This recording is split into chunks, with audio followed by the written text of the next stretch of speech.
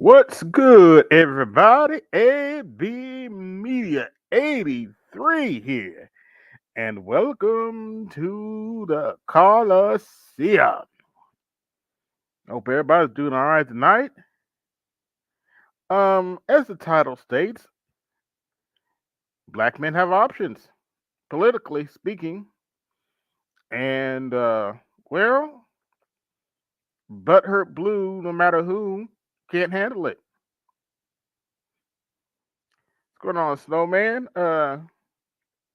There's been a couple instances this week where we were essentially minding our own business, critiquing Kamala Harris, and we had some butthurt blues um, trucking in the chat and in the and in the live stream, and made a fool of themselves. So, but it doesn't matter because black men have options politically. You don't just have to kiss the Democrat Party's ass.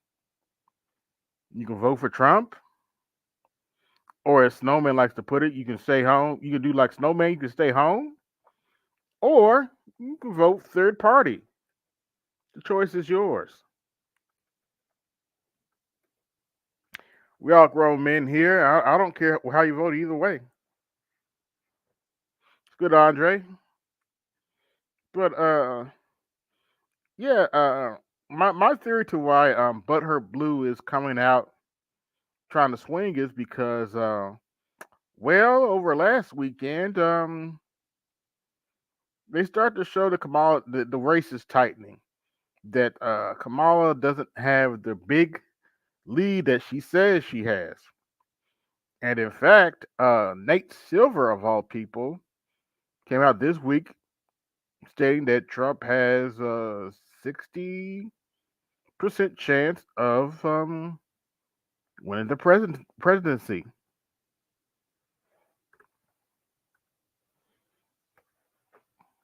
So it's going to be interesting to see what happens. But yeah, we've had a couple of instances of people being butthurt blue and, you know, trying to defend the case for Kamala Harris. Yeah, no, defend the case for Kamala Harris with a straight face. Well, also this week we covered oh, how can I say this? We covered sassy roly poly, which reminds me, this episode of the Coliseum is brought to you by Sweet Sassy Rolling Vote Blue Sauce. Now with extra sassy blue juice. Get your Sweet Sassy Rolling Vote Blue Sauce. Sold on Amazon. Not really, but but you get the idea. And you can always put that sassy blue sauce on your roasted coon pigs, as seen here.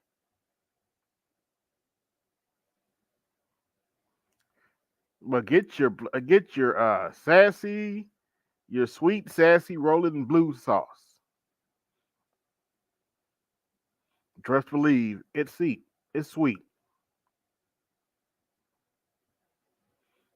Or you can also but they want y'all to pretty much want y'all to vote for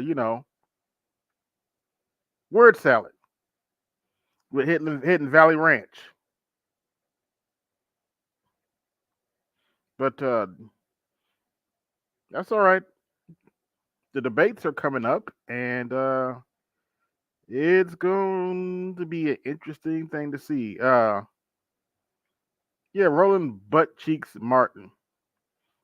Peace, good brother Art Newstall. Good to see you. Uh, Links in the chat if y'all want to come up. But yeah, we had to deal with sassy roly poly today, poly too, this week. In fact, give me 1 second. I'll play that video for you guys. First, put the link in the chat now. Uh, actually,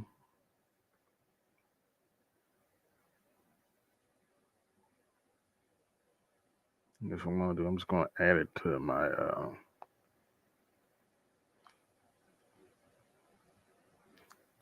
list. All right. Save, and we're gonna put that in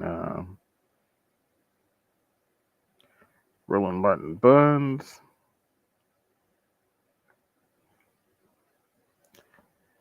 All right, we're gonna go back to my channel. Give me 1 second. I'm just setting something up here for you guys. Go to a playlist and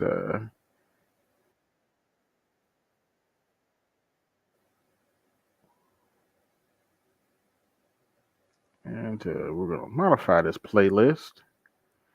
And we're gonna put this first. All right. Now I can share this. All right, share screen. And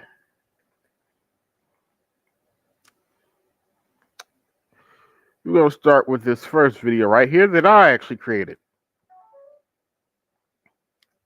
Y'all, check this out.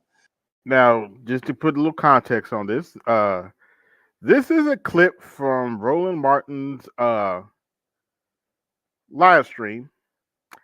And, well, he made a little boo-boo. Also on this live stream, if I'm not mistaken, he was hating on Tyrese for criticizing the Biden administration.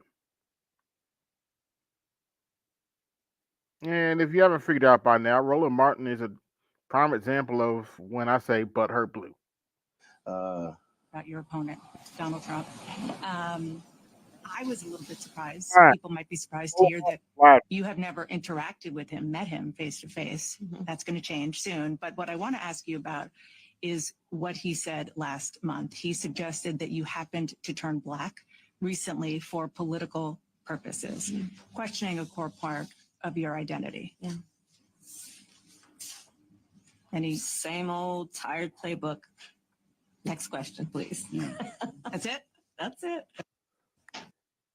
Now, as you can see, the bottle of Vote Blue sauce is covering it up for obvious reasons.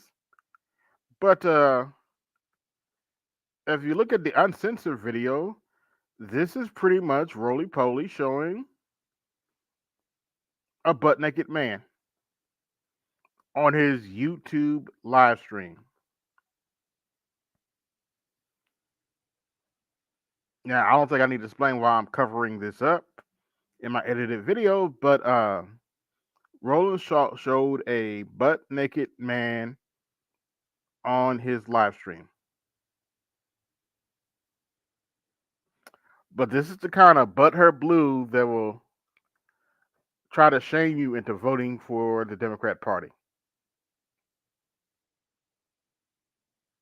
He showed a butt naked man on his live stream.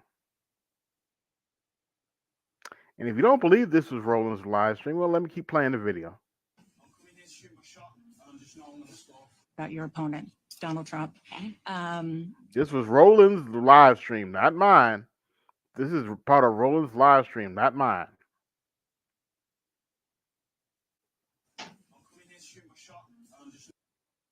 Now, Roland, I believe it or not, came out with an excuse talking about B. Okay. B, that's just part of the algorithm. B, that happens all. You can't control what pops up next. B. So you were watching a butt naked man? Really, Roland? Really?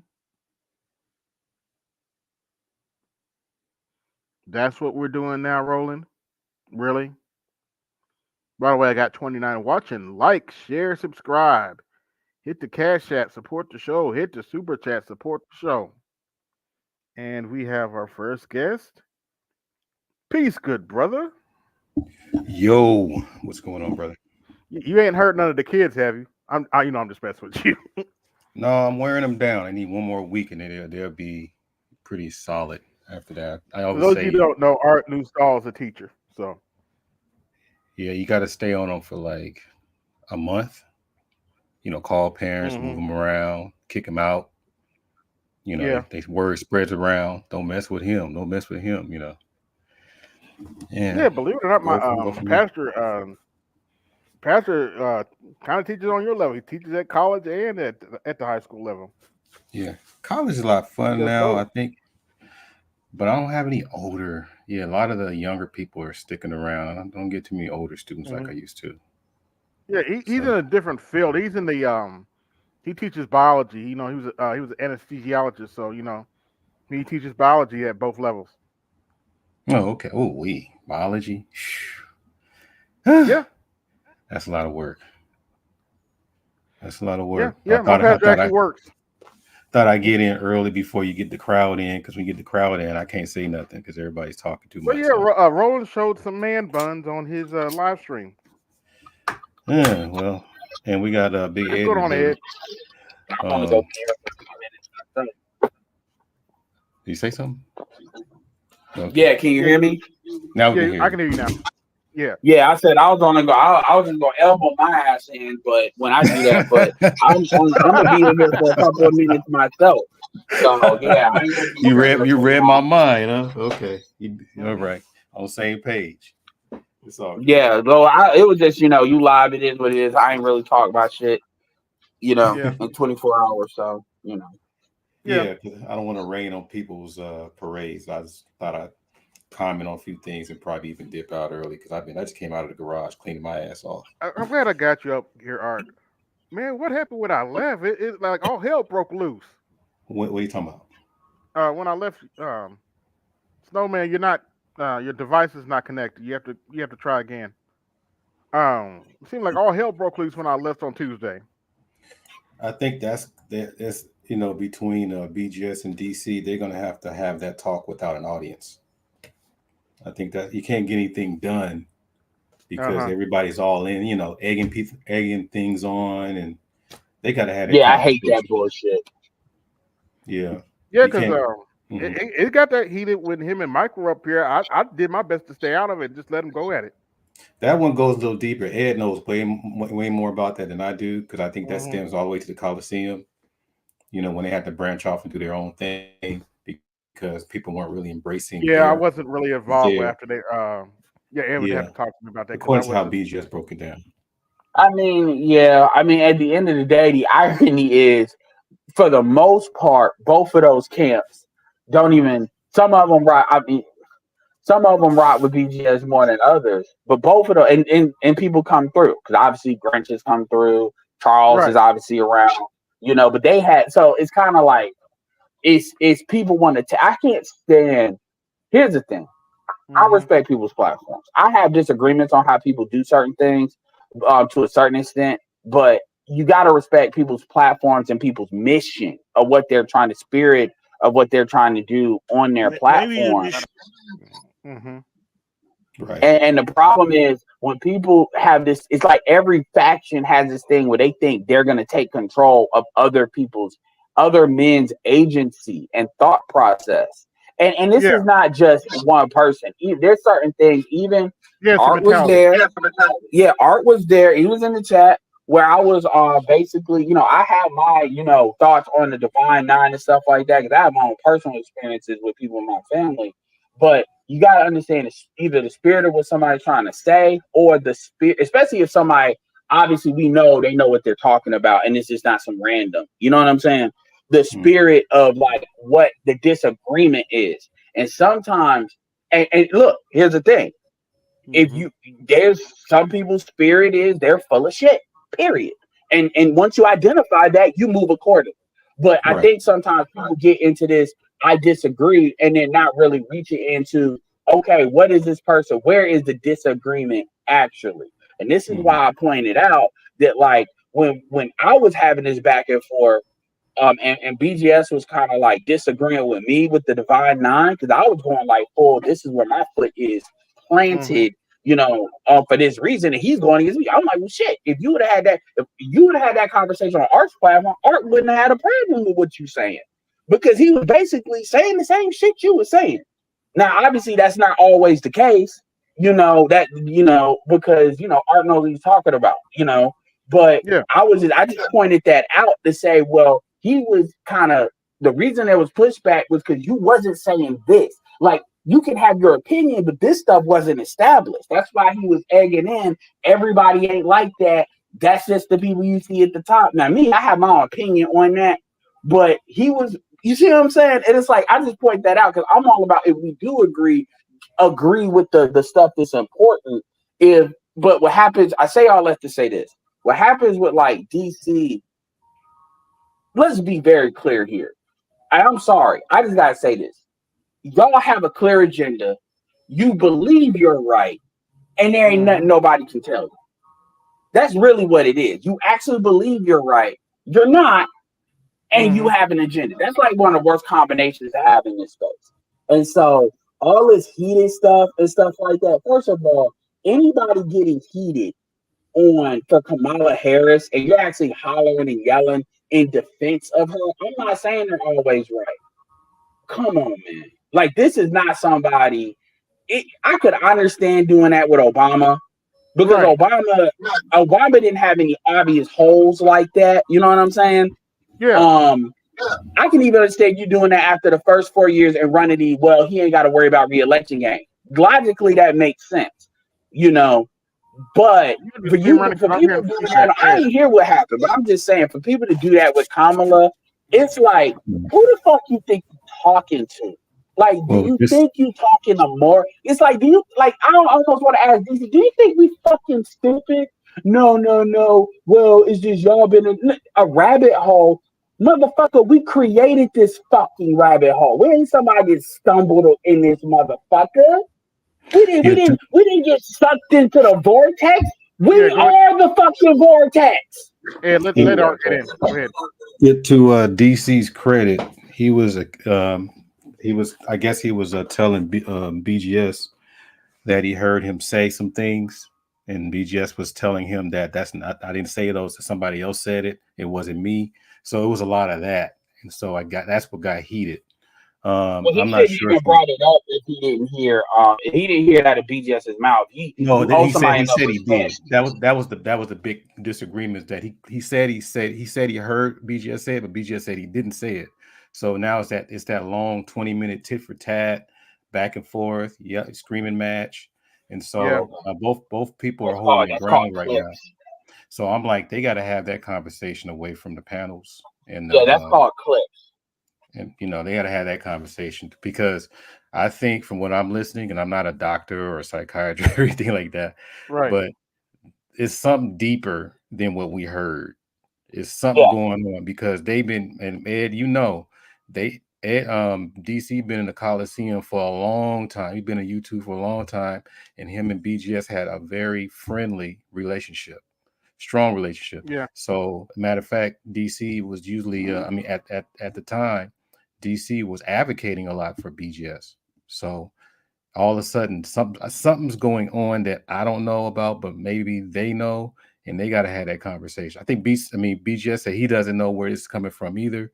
So, they got to have that conversation. To me, it's always Art. It's the same. It's the same story, and it's been the same story with every person that is either kind of, I don't want to say a social media alpha, but they got influence on here, or they're doing stuff in real life that's big, or a combination of both, right? They have this thing where they think they're entitled to the minds of Black men, and the frustration comes. See, me, I can be on that. We're going to see. I can disagree with BGS is saying. He can throw all the facts and stuff out there. I can say, that's fine, that's noted, time will tell. And I'll revisit this, when we actually hit that kind of event horizon. Versus, it's like people are like, I gotta be right. and thinking you're gonna get a 62 or 63-year-old man, especially somebody that's like as deep in the information that he is, to like heal. Like that's really what that is. It's kind of like you're older, you're not BGS's age, you up there, Art.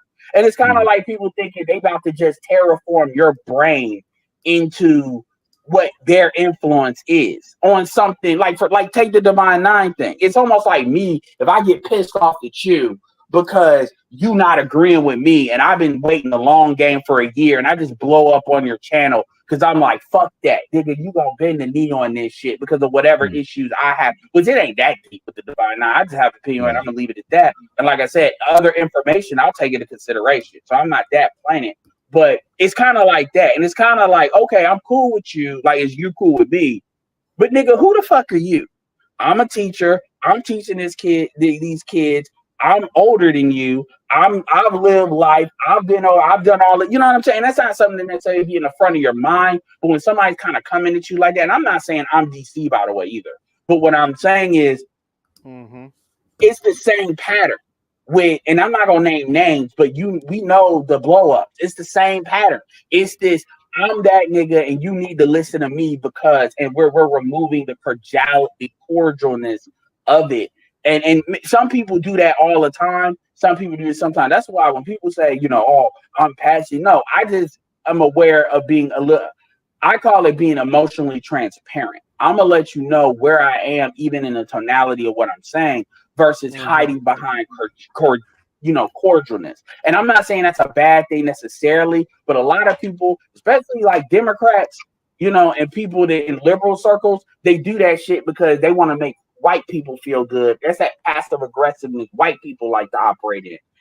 And fuck that, and I don't do it with them either.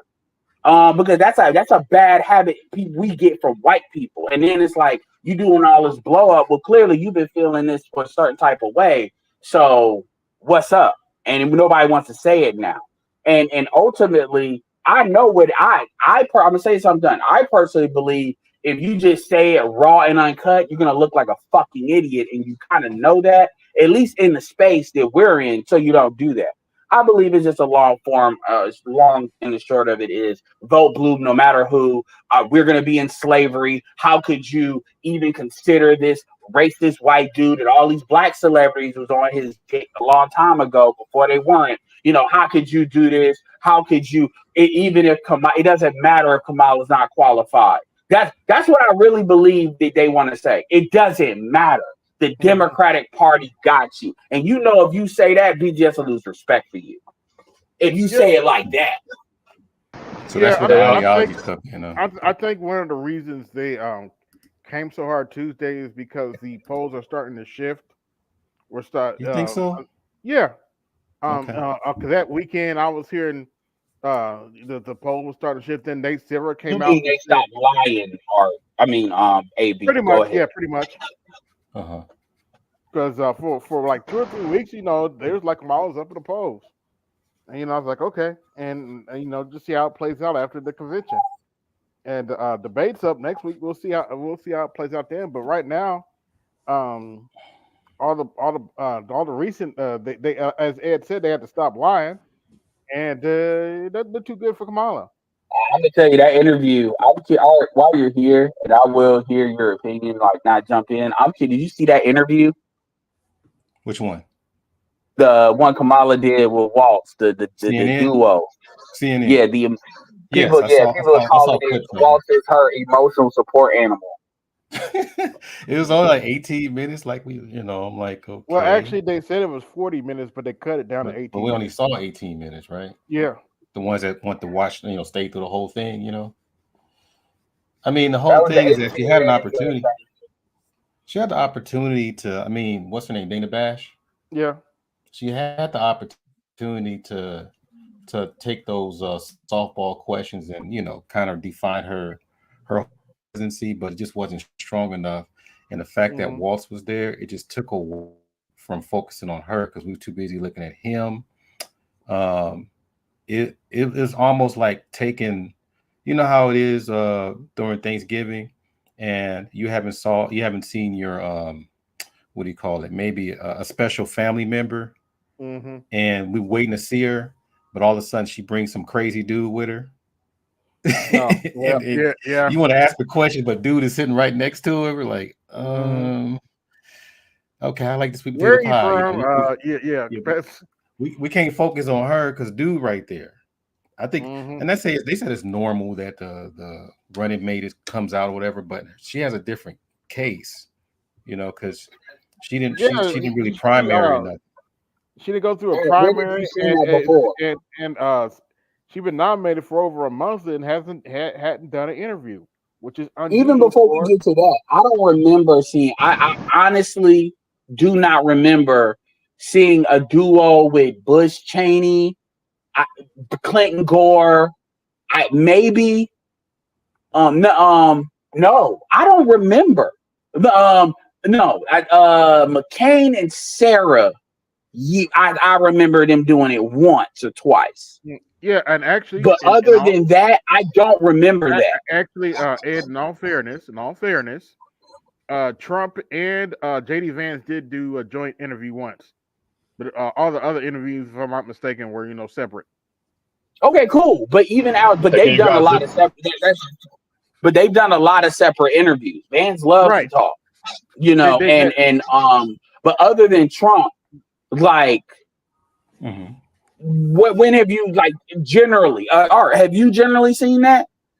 No. Usually, let's go back to Obama. I mean, everybody know most of his interviews and appearances. He was alone, or he with his wife. He was with his wife, right? Yeah, that was the duo. That whole thing with Biden, that came way later. Remember when they chased him down and Biden was trying to deny that he was going to be the VP running mate?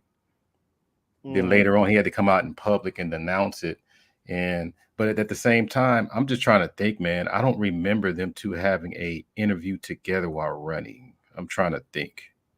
Because everything. I don't remember them having an interview while they would trip off of. I think they would trip over each other. I actually think, depending on how personalities mesh, even with Paul Ryan and Mitt Romney, I honestly do not remember that. Yeah, you may have some one-offs here or there, like with Trump and Vance, because there's an age difference. People might want to see how they mesh together. It's not going to hurt because they do their stuff separately anyway. And that's probably one of the reasons why Trump low-key likes him too, where it's like somebody, I ain't got to hold his hand. I can kind of predict what he's going to do versus like Pence, you know what I'm saying?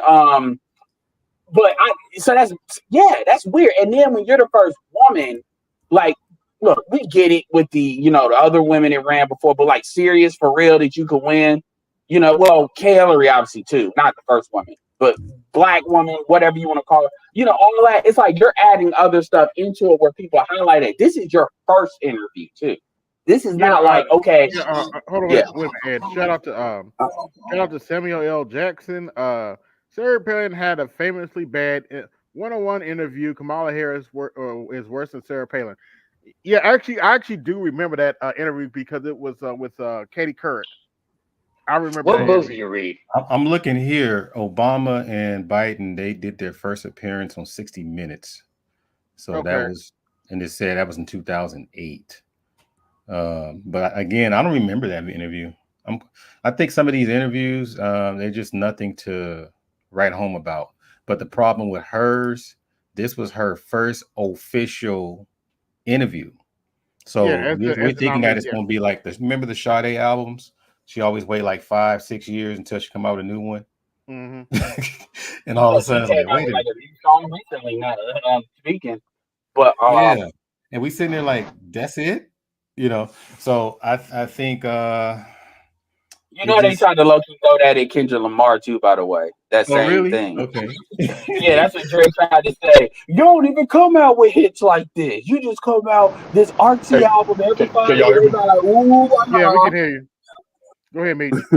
Yeah. Hey, so here's something I'm thinking. Y'all let me know what y'all think about this. I don't think she wants to be president. I think she's feeling pressure to be president. I don't think she actually wants to. I think it's overwhelming to her. I can see that too. Yeah, I can see that. We said that earlier too. We kind of said that. Matter of fact, DC kind of allude to that as well. Yeah, it just seems like she's not in a place where she wants to be. So she just BGS says, I think that's a strong possibility because she doesn't look, from what I've seen from her recently, she doesn't look like she's prepared to take on that job. No, not at all. I mean, she's not even campaigning like somebody that wants that job. Remember, every other person that you've seen that went for president and actually got it, they campaigned their ass off. Before Trump got elected president, he was all over the goddamn place. Right. Trump was everywhere. Billboard. Barack Obama was everywhere. Different. He had like what do you call it? Subtitles in other languages. It was pretty crazy. That dude was. I mean, he's still everywhere right now. Yeah. Yeah. But I think that's another reason with Vance. Vance likes to talk. Yeah. Yeah, And the Vance thing is, is smart. I remember I did the interview about her donor money is going to be going to other people in the party to help their campaigns. Yeah. In my opinion, I'm not in the rooms or in the meetings or anything. It's 10-4 to anybody that's trying to hold me to, but be an insider. I don't know anything. It really looks like that she kind of knows that there's a strong possibility that she's not going to make it. So therefore, that money is going to just go down to people that are her party, so it can help the whole down ballot thing. Possibility. I think that might be the thing, because remember, they gave us enough money out there for us to pocket watch. She earned this much money. Couldn't you pocket watch pretty much? And then on top of that, if she loses, well, you know what they're going to say? Where the money at? We didn't see you much. You didn't do blah blah blah. So where is all the money? So I think they kind of planning for the future as far as like worst case scenario versus victory. And then last but not least, I think that, AB, you keep talking about policy. I think eventually they're probably going to just roll over the Biden policies and she'll claim the ones that fit her, in my opinion. I think that's where it's going to go. If she got to find out what people are talking about that they don't, the stuff that the public don't like and the stuff that they do like, and she try to claim it. And if she's doing that, that might be a bad strategy. Yeah. But I think that's probably what's going on. That's why that website is usually just a donor button, I think. Pretty much, yeah. How can you be a Democrat talking about anything that has to do with JD Vance and the newborn tax credits and shit when your party is literally the party of abortion? Your party is literally the ones that are helping to hold the laws.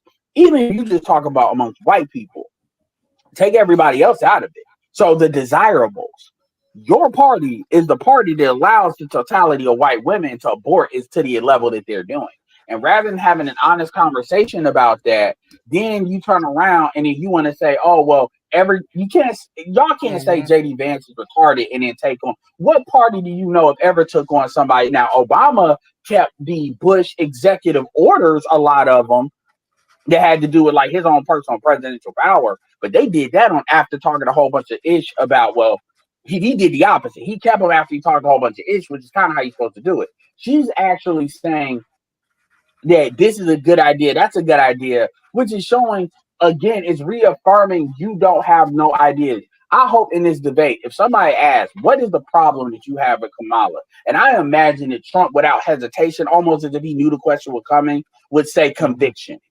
She has no conviction. Like at the end of the day, if you say, what is the problem with Kamala Harris, no matter what political position she has, and then Trump should say, I've been thinking about this a while. And I look her right in her eye and say, I don't believe you believe in anything. He's probably going to get her on. I don't believe you believe in anything. Like, not even like whether I agree with it, disagree with it. I just don't believe you care that much. I really don't. And dare her to make an emotional response to show she does. And I bet you that she can't even cry. He's probably going to get her on the immigration and the job rates, the what do you call it, the unemployment. He's probably if you want to finish her. Yeah, if you want to finish her, you got to jam her harder than that. Yeah, that's a good baseline, but everybody knows that's coming.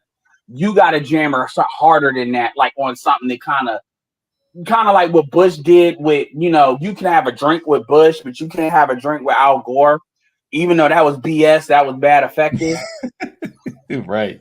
They did on Saturday. And They did on he's the Saturday weirdo Live. that talks about climate change. Wow. Yeah, they did the reenactment of that on Saturday Live. I don't know if y'all caught that, with the whole beer and everything.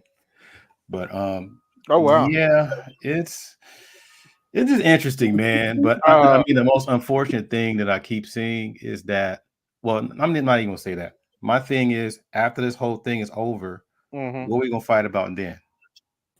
That's what I want. Project 2025. Probably. You know, this They stuff gonna is pull pointless, that man. cat out of the hat. It's all point. I mean, the angst is pointless, man. And then on top of that, I think I call it, sometimes I call it selective outrage, because every now and then, all of us, well, most of us on the panel, we talk about other people that's not to say the same things we say. So and they do have what do you call it, chat rooms too, where they can click, you know, put comments, but they don't go over there. And we always tell them, you know, AB, you talk about Savvy Savs. I talk about Lisa Cabrera. You know, these people say the same stuff we say, and these are black women. You know, but they don't go. I mean, it's always like, go ahead. It'll be EVs versus gas cars. And guess who's going to be blamed if you know, Miss Harris loses? Yeah, black men, of course. Yeah, and Professor Black Truth, is it Lisa Cabrera? I think, because I think he shouted her out, and you know he don't shout nobody out. Yeah. So him, Tareen Rain, and so Tareen Rain too. And Tareen Rain used to be, I mean, he you know how these do, they graduate to doing their own thing. Shout out to him, shout out to Cut to the Chase. But they come over here every once in a while. Tareen Rain comes in my chat every once in a long while, you know. So you don't argue with them, and BGS don't be agreeing with everything that, like, for instance, Professor Black Truth be saying. But it's like he don't go out of his way to kind of cut him down either, because why? You know, but when it comes to but you're right, they only got smoke for like BGS and the people that seem to be BGS adjacent. And it's kind of like that's how I know it's really about quote unquote control of the space. And the thing about it is, I'm not BGS, me, you, we don't think about it as we control. We don't control it. You say, do we control the Black Manosphere? Most of us we're gonna say no. We give our opinion, people agree or they don't agree. I control and my if they agree, then they agree. I control my channel, but that's about it. I don't control anybody. Well, I'm talking about like the space as a whole. Yeah, we don't think of it as we control the space. We're trying to maintain control. That's not what it is. I mean, look, Angry Man has 700,000 subscribers. Do you see people? You know, you don't see that. People are happy for him. Happy he finally got it to the other side, because Lord knows he campaigned and worked hard for it and fought wars for it. Same thing with O'Shea. Now, BG has to talk about that when O'Shea be on that bullshit, you know, doing that kind of back and forth stuff like what happened with Pearl. Shout out to O'Shea. But so it's not that we won't call people out, but we're not out here on some, oh, look at him. He doing gossip. He ain't serious when he does try to talk about some serious. Like, we don't do that from this angle anyway. Well, see, now what you're dealing with here is it's an issue of gravitas. People gravitate towards the message that y'all are putting out, right? And so there's other people out there, they're putting the message out, but people just don't gravitate towards it. It's like you said one time, if it's like you're just reading out of a damn, if it just looks like you're just reading out of a book. BGS in the shadow ban for like 5 years. Ain't nobody, him and LAR are the only two people I want to hear. I hear what you're saying, but when anybody tries to make that complaint, the people you're talking about, I only hear that from a couple of people, because LAR ain't no reason to be doing shadow ban like he is. Yeah, give me a minute. Snowman, you gonna love this one. This geez. Colosseum is brought to you by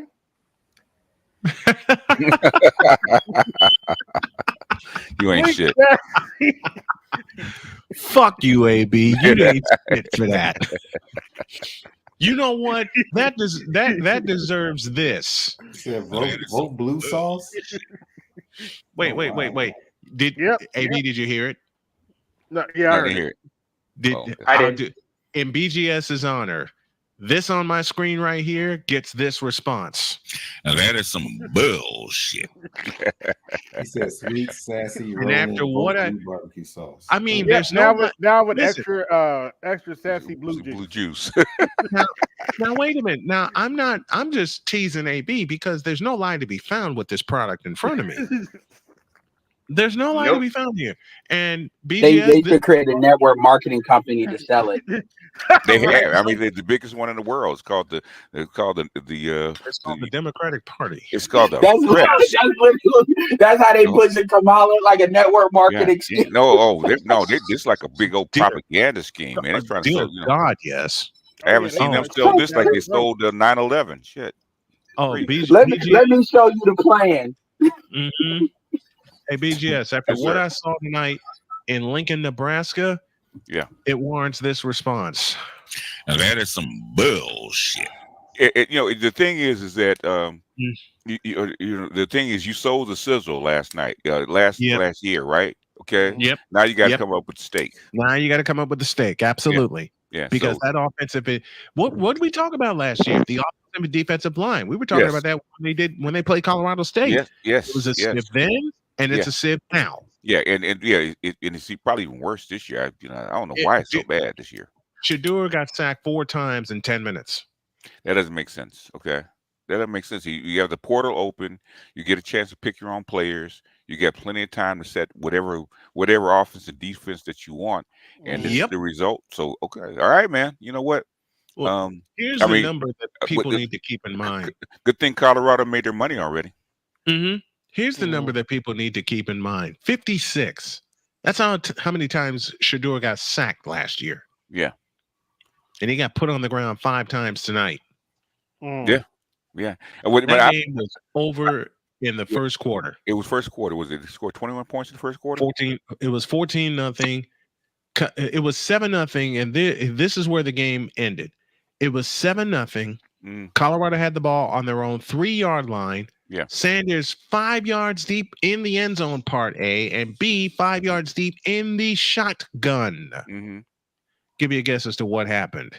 2 Stop words. talking about that debacle. Stop talking about that debacle. When you do not try to even attempt more than 5 rushes in the game, no screen passes, no draws, no power options, nothing. You want to sit back and look at So basically, they're trying to do what Kamala Harris is trying to do, trying to still sell the sizzle.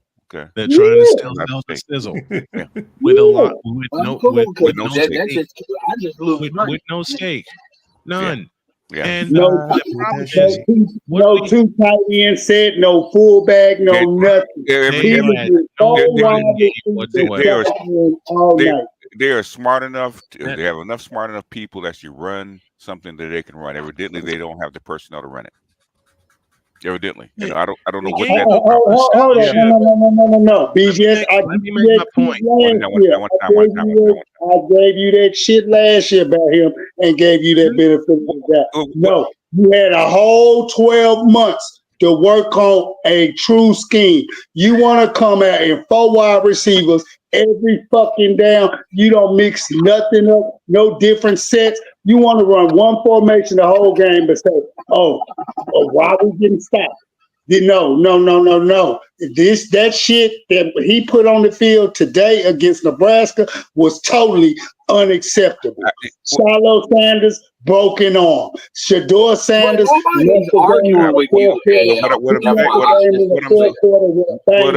what I'm saying is you had the whole year to get the personnel in to actually run whatever scheme you're going to run, and evidently you failed at that. Okay. Most, I mean, I've been coaching long enough to know that when any reasonable football coach will actually put in schemes that his players can run, and evidently they don't have the personnel to run the shit that they should run.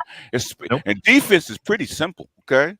The defense if you get scored upon, it's pretty simple. If you get scored upon on defense, it's not your scheme. It's you don't have the players. You don't have the personnel. Not the personnel. There's a running back they have by the name of Charlie Arfadal, and BGS and I touched on this last week. Yeah. You know how many times he touched the ball last week? 4.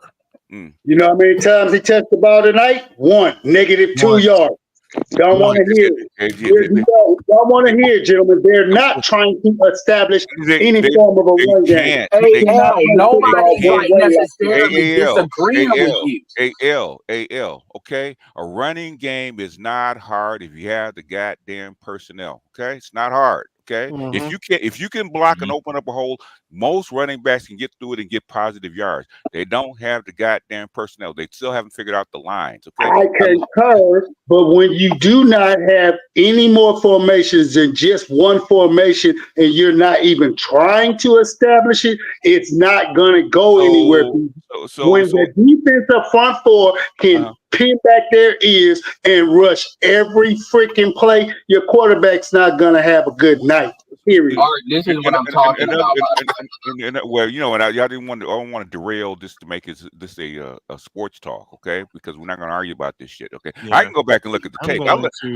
I looked at the first game and saw that they did a D2 team, right? Not even D1 team was running on you, okay? Yep. On your defense. Your defense was almost 200 yards. Yeah, that was.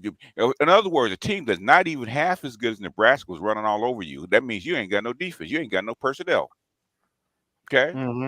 And I can finish tonight's game by which saying is still his fault. Nobody's making excuses for nobody makes excuses for him. Yeah, because you had you have enough swag, enough money, and enough pull to get decent players in to run your scheme. And whatever happened, you did not do it. Okay, meaning he didn't do his job. That's his job. It's like you said, BGS. It's a good thing they made their money already. They made their money already. They actually did a better job last year than they did this year. So I don't know what's going on this year, because we should see some kind of improvement. Okay. And we've seen none, even in the victory last week. Yeah, I think to me it looked like they've gone backwards instead of forwards. Yeah, that's just me. I'll actually go back and look at the game again. All right, let's what do we got here? Oh yeah, I got to show Snowman this. Hold on, let me get in. This, believe it or not, is a clip from Roland Martin's live stream. Huh? That thing? Yeah. Yeah. What? It's raining. Oh, wait a minute. Wait, turn the sound on. I still believe that's a setup, but that's just me.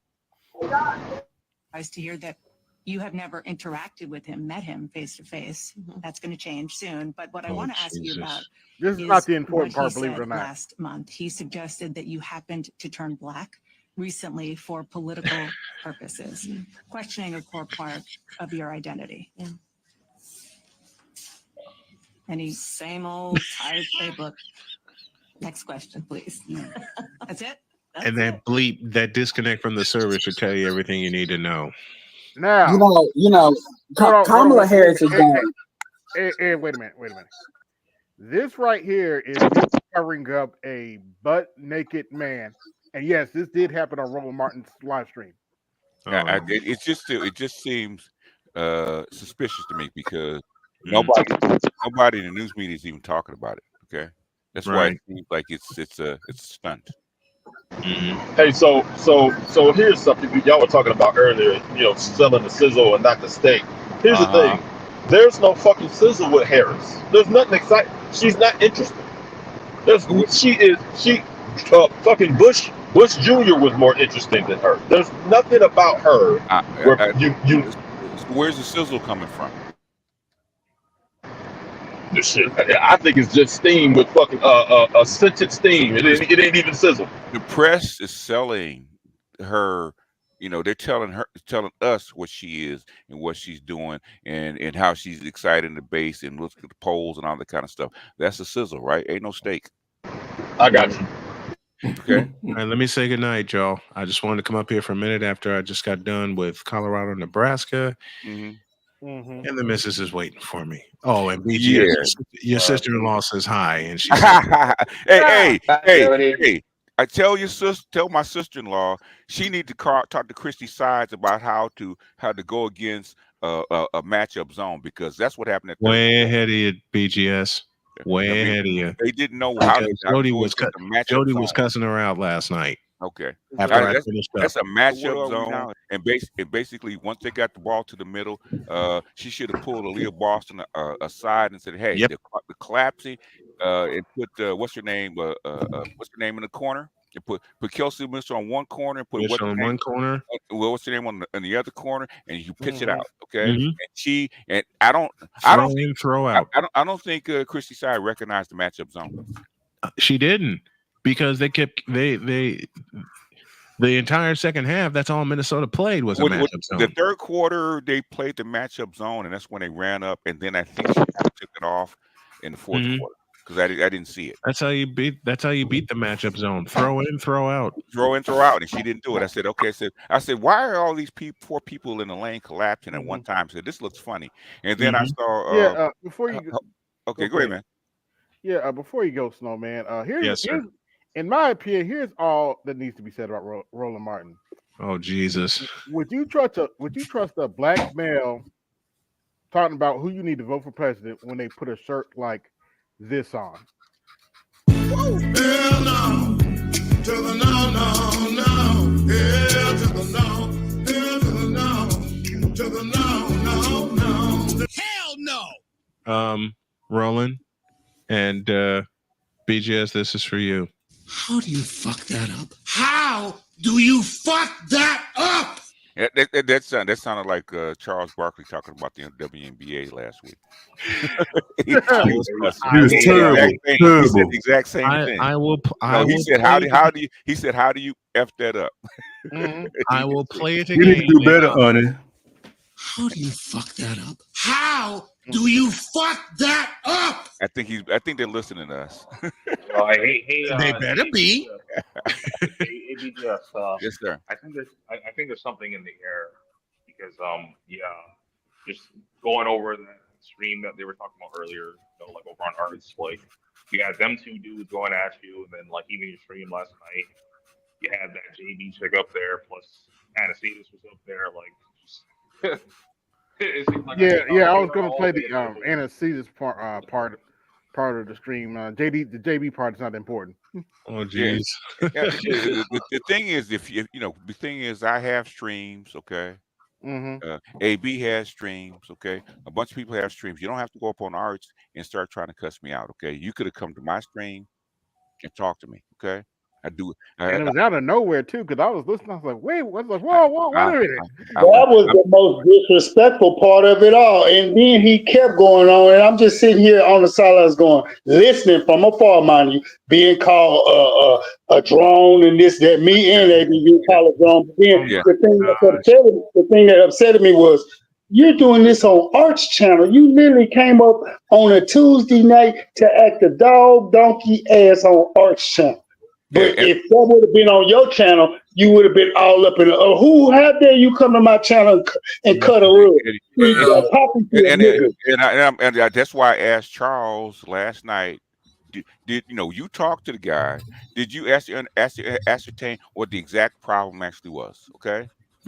Because I had 5 people that vouched, man. Because that's why I asked me. So you got people up here to tell you that what you're asserting, I didn't say, okay. But I don't want to hear from them, okay. So I said, what is the actual problem that you're having with me? Because evidently this is not it, okay. This is not it. Because you said more disrespectful stuff to me on air than being called a show.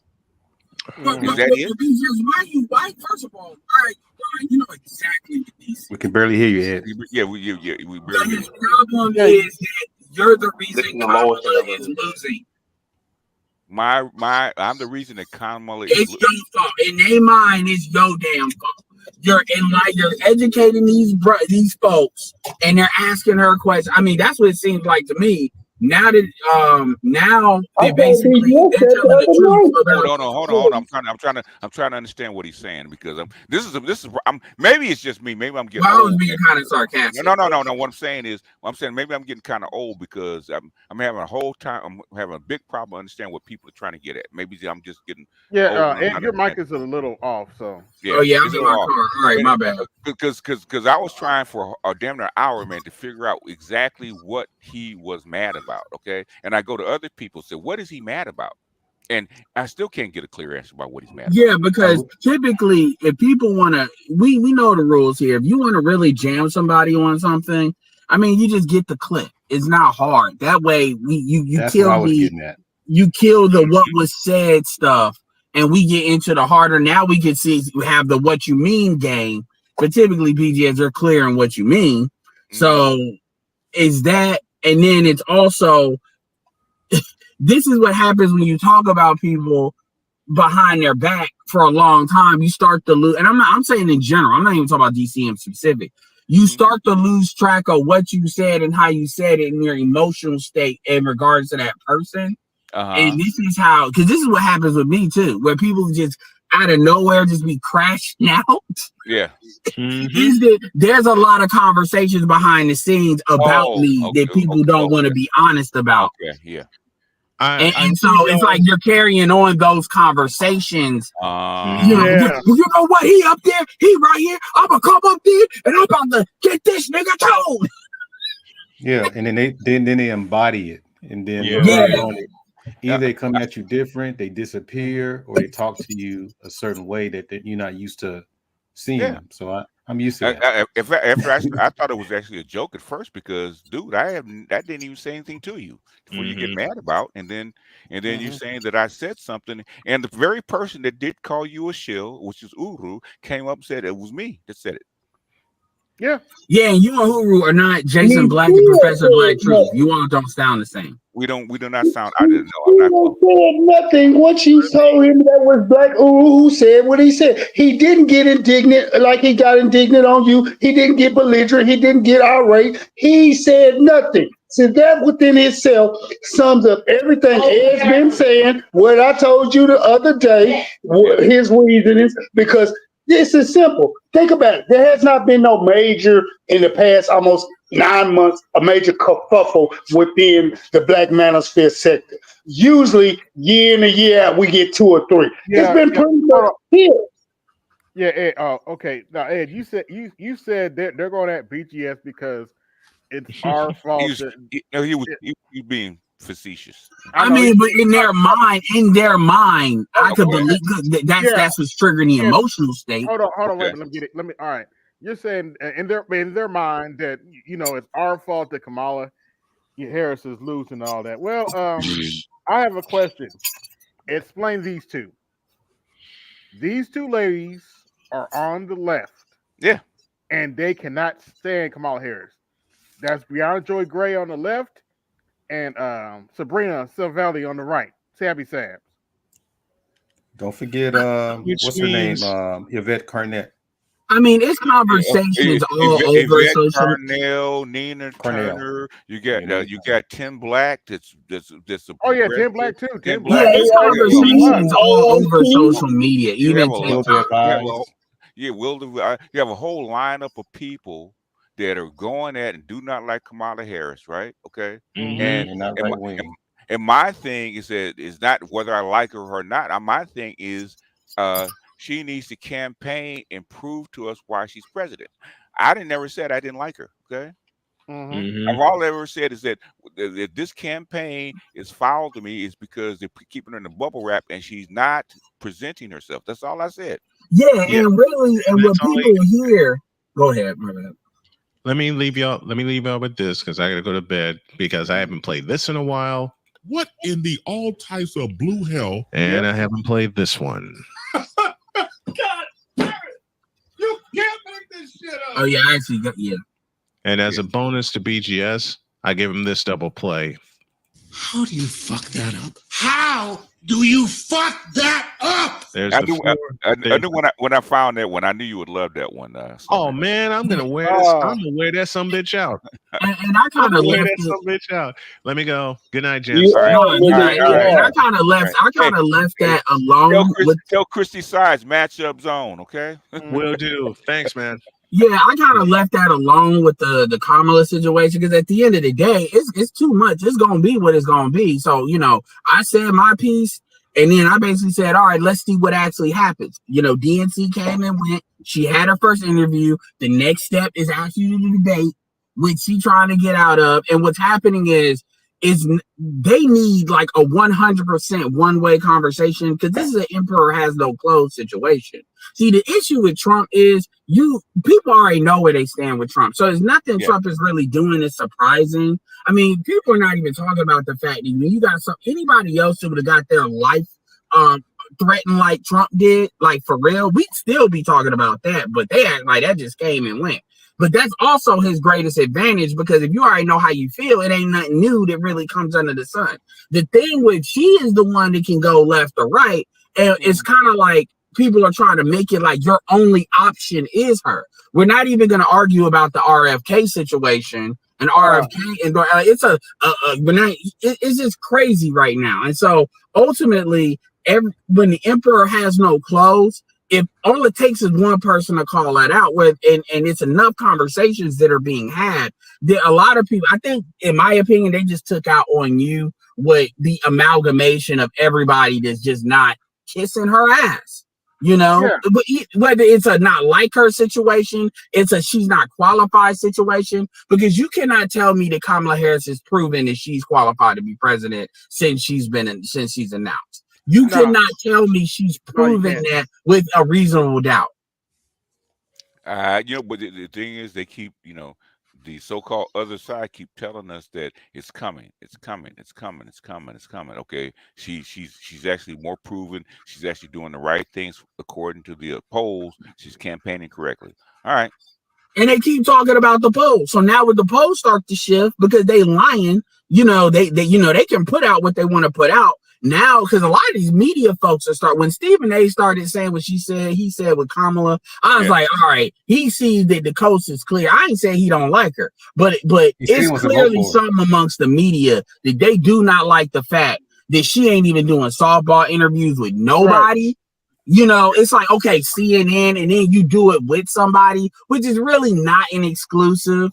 Because they can talk to walks anytime if they want to talk to walks. Hold on, wait a minute, just a minute. But we're the only ones that are not feeling Kamala. Is that why Savvy Sam says when people try to get her to vote Kamala, she literally said, "I wish I could find that clip. All I have to do is stay black and die." I was like, "Dang, that is true." Like, yeah. Well, go ahead, Andre.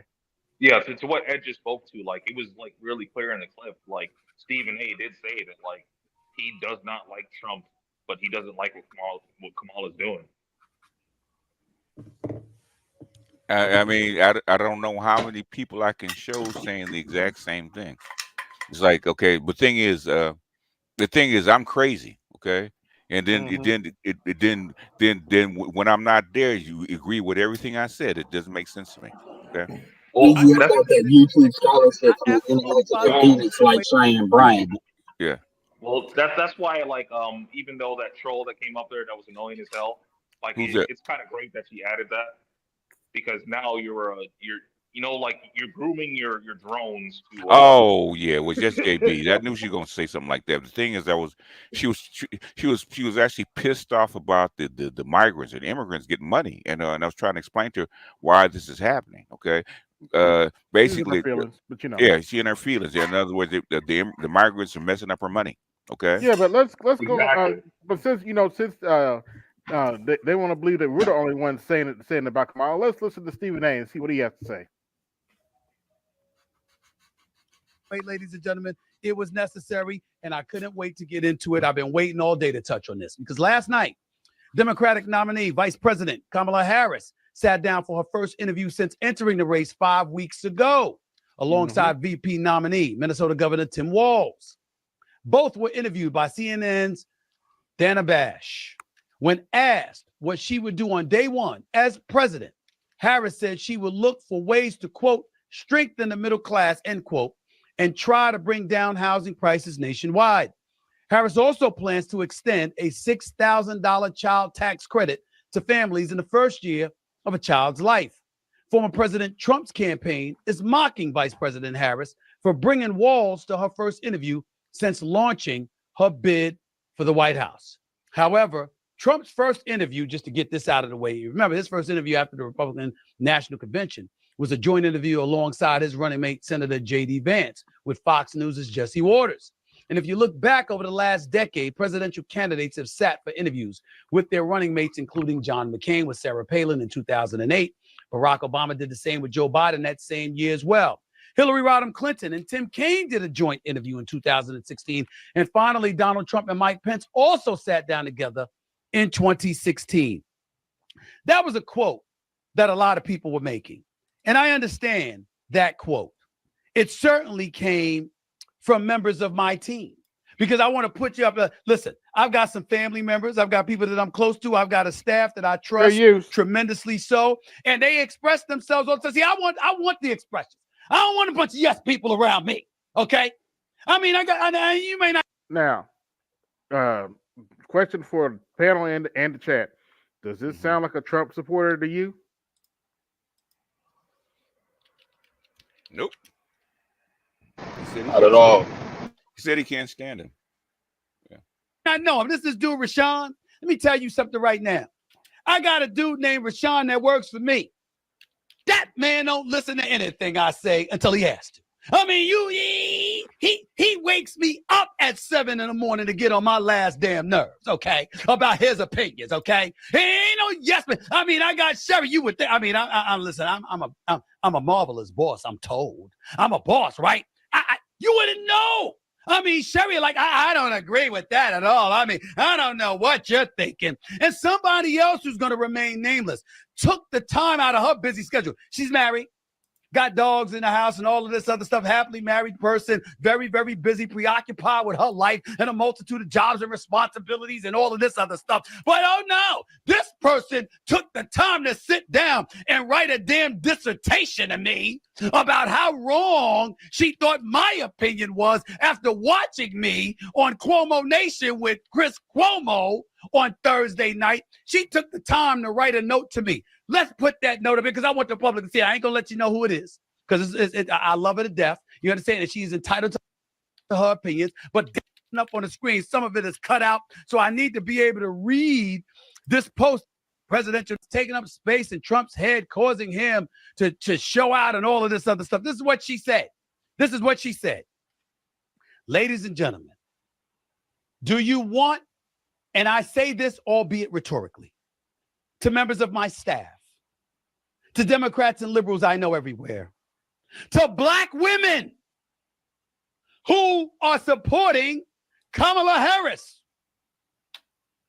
to graphic folks working for me like Shagun sitting there looking like Patrick Beverly, talking to me and you know, swearing up and down on my Lord. You know, Kamala, Carol. I ask one simple question. Do y'all want to hug and sing kumbaya to one another, or do you want to win the damn election? Because you want to look at me, Rashawn, when I'm talking to you. If you want to win the election, listen to me, America. Listen to me. All of that rhetoric y'all talking don't mean a damn thing, including the text that I just read to you on the air. Sit up, Sherry, when I'm talking to you, please. I got stuff on my mind. Honor free, I can't read that. You're right like a kindergarten person. Come on, man, I can't see that. Here's the deal. Listen to me, y'all. Listen good. We're trying to win an election. And I don't say we like I'm some liberal because I'm a registered independent. I say we, people who don't want Trump to win. You bring up all of those presidents and all of their sit downs with vice presidents. Did any of them avoid a primary? Was any of them vice president when the president, the incumbent, literally had the path paved for him and everybody was moved out of the way so he couldn't be exposed for being cognitively declining? In other words, the Democrats didn't have any debates during their so-called primaries. Did that happen with Barack Obama and Joe Biden? Did that happen with Trump and Pence? Did that happen with Hillary and Tim Kaine? Did that happen with Clinton and Gore? Did that happen with HW?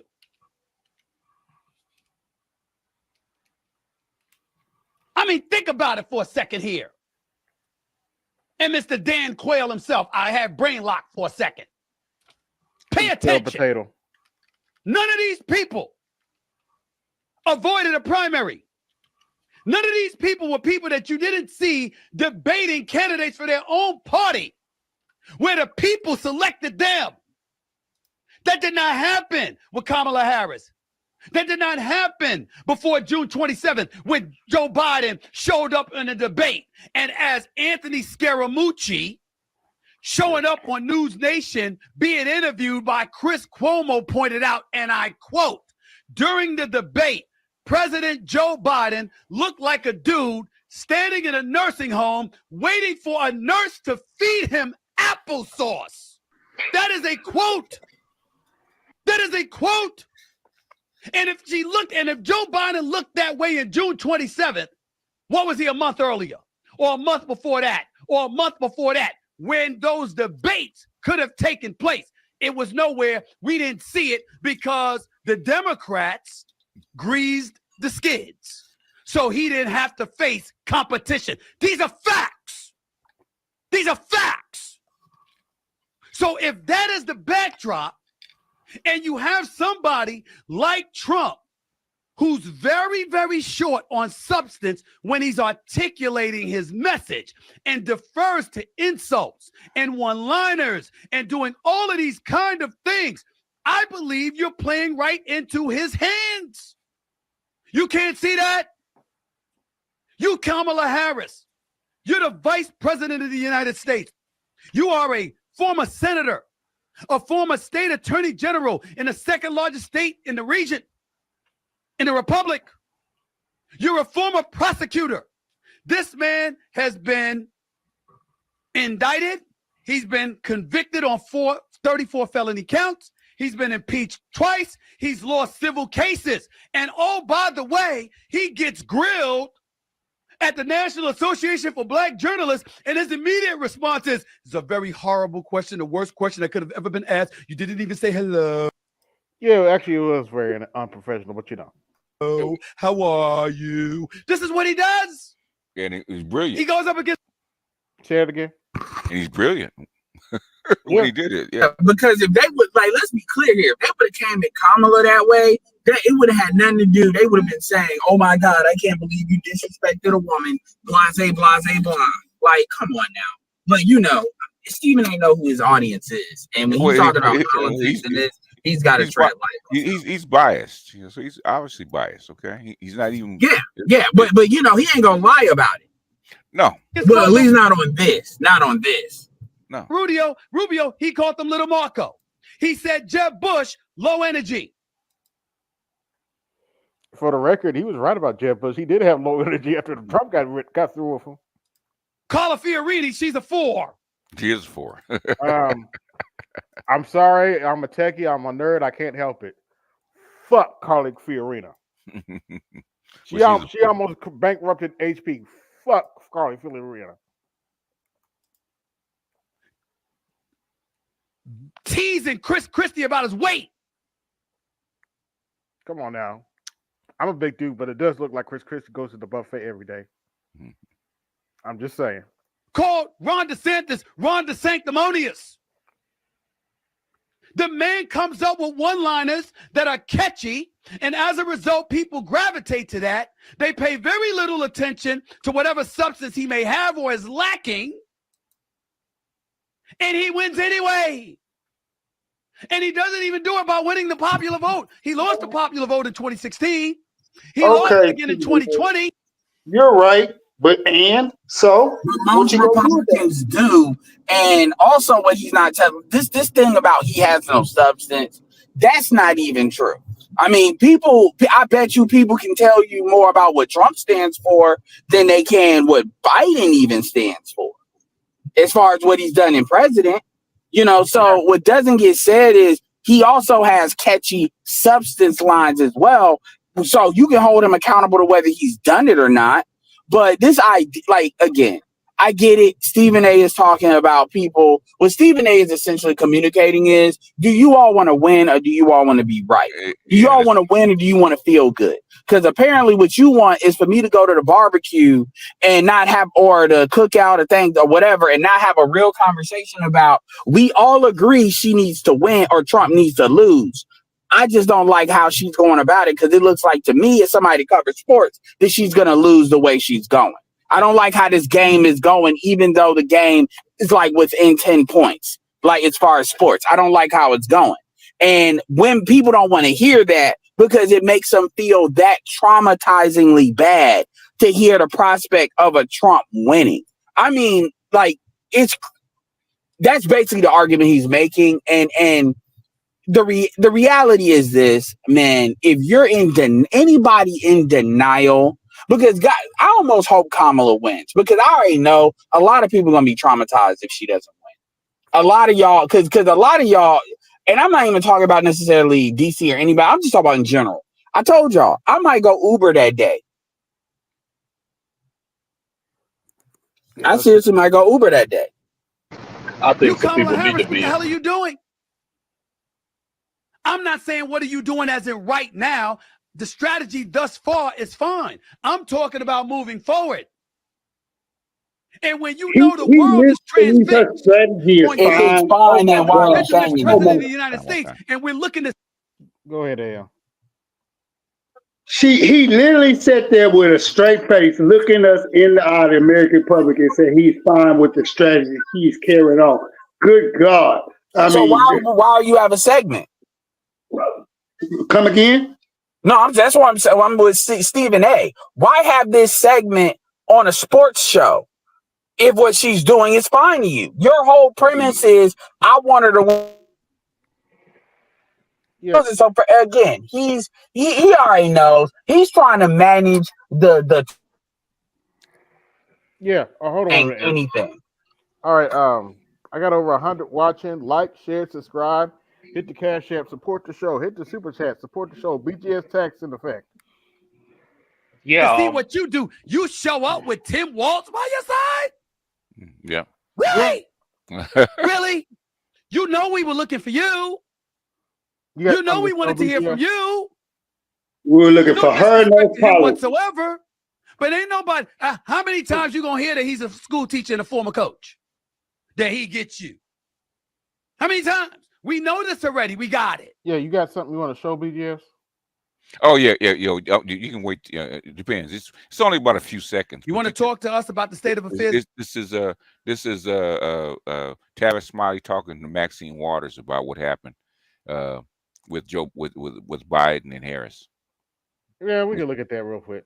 Okay. Because we got Yeah, take a break from Stephen A's bullshit. Okay. Yeah. Stephen A. Smith.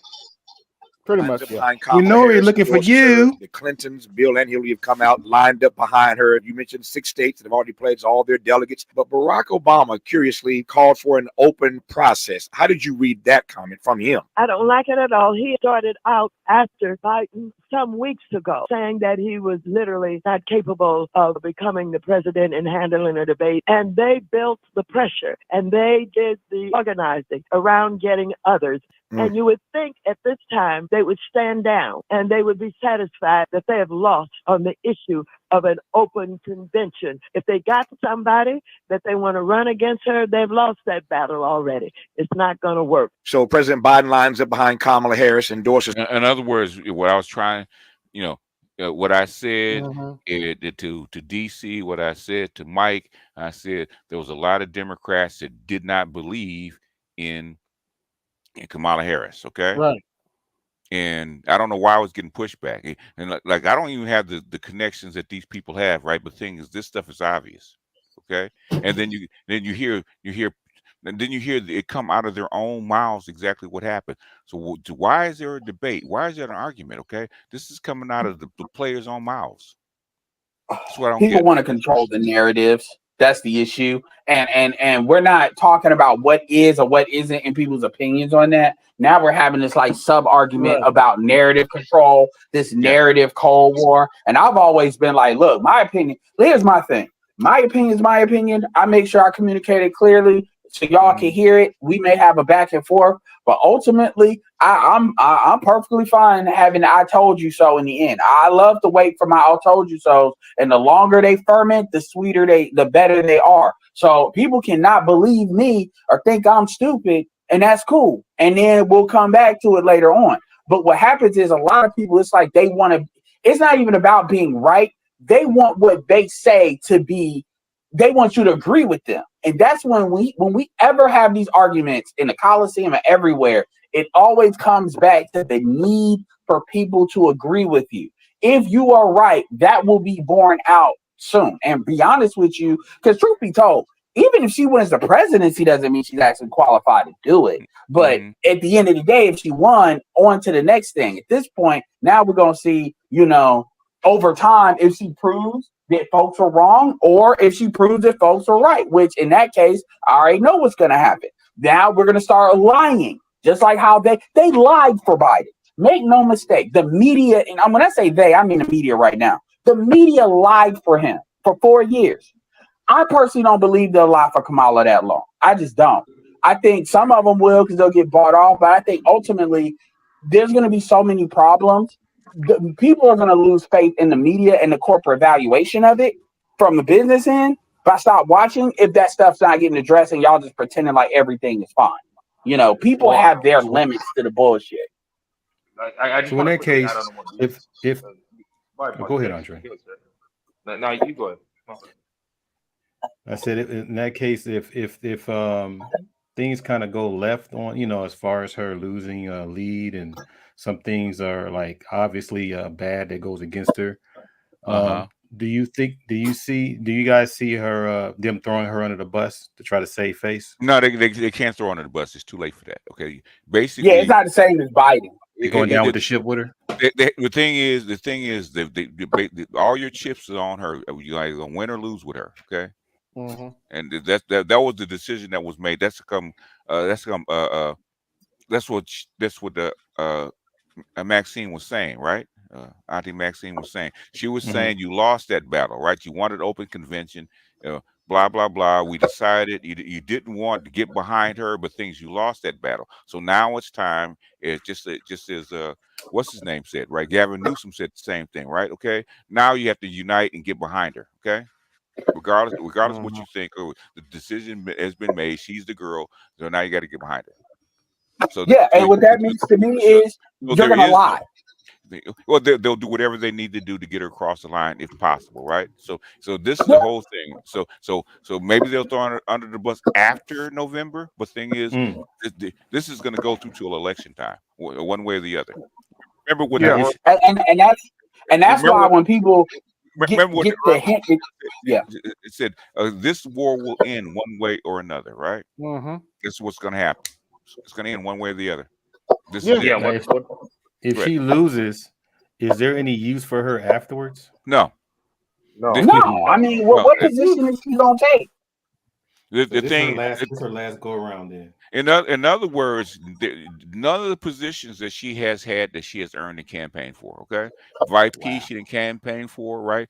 This she didn't campaign for. In other words, the only time that she did campaign for president, she got less than 1% of the vote. Okay. Yeah, and the thing is, and my channel is not about politics, but I'm gonna tell you, like this, people want to say, well, they think they go put up all these jazz hands. I'm talking about like politicians, all of that. I don't trust you. Like this shit with Newsom, like on certain things, I don't trust none of you because now I know y'all are willing to boldface lie. In the state that we're in right now, y'all are just willing. Because here's my thing. Again, let's say Kamala wins. Okay. You think the line's going to stop BGS? You think there's going to be a whole bunch of breakoffs once she is in prison?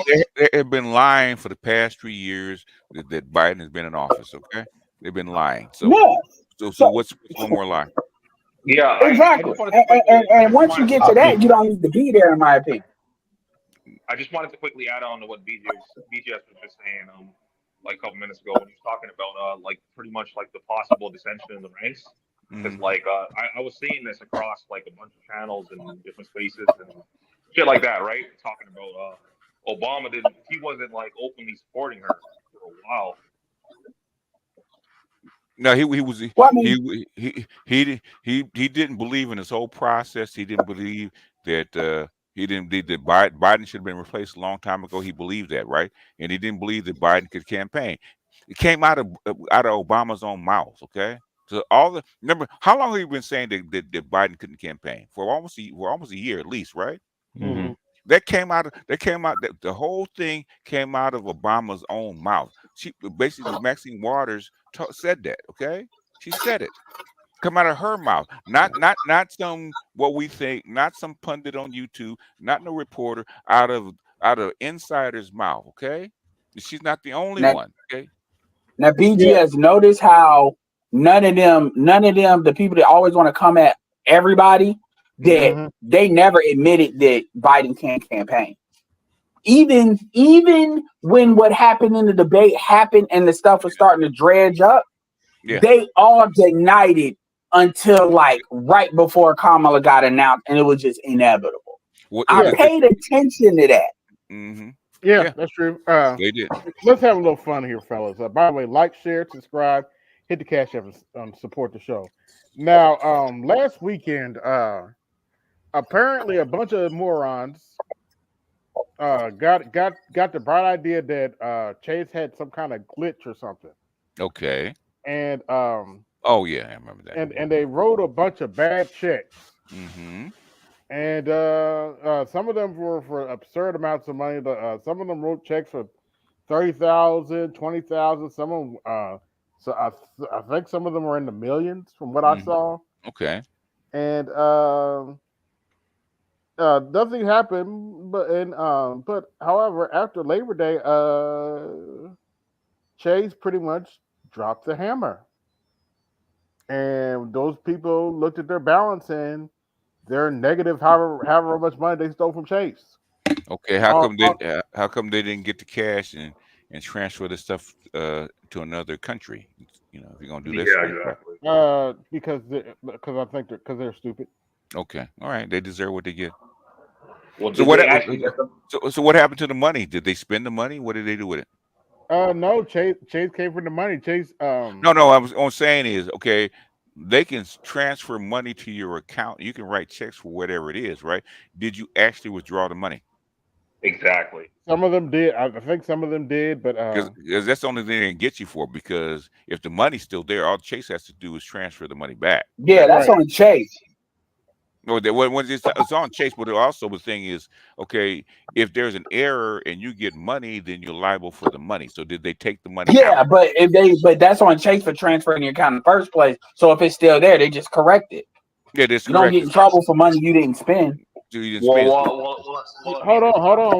Wait a minute. Now, it's my understanding that they took the money out.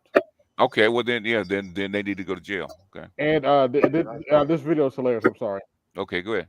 Chase bank CEO will be like, "Oh, crap! What happened?"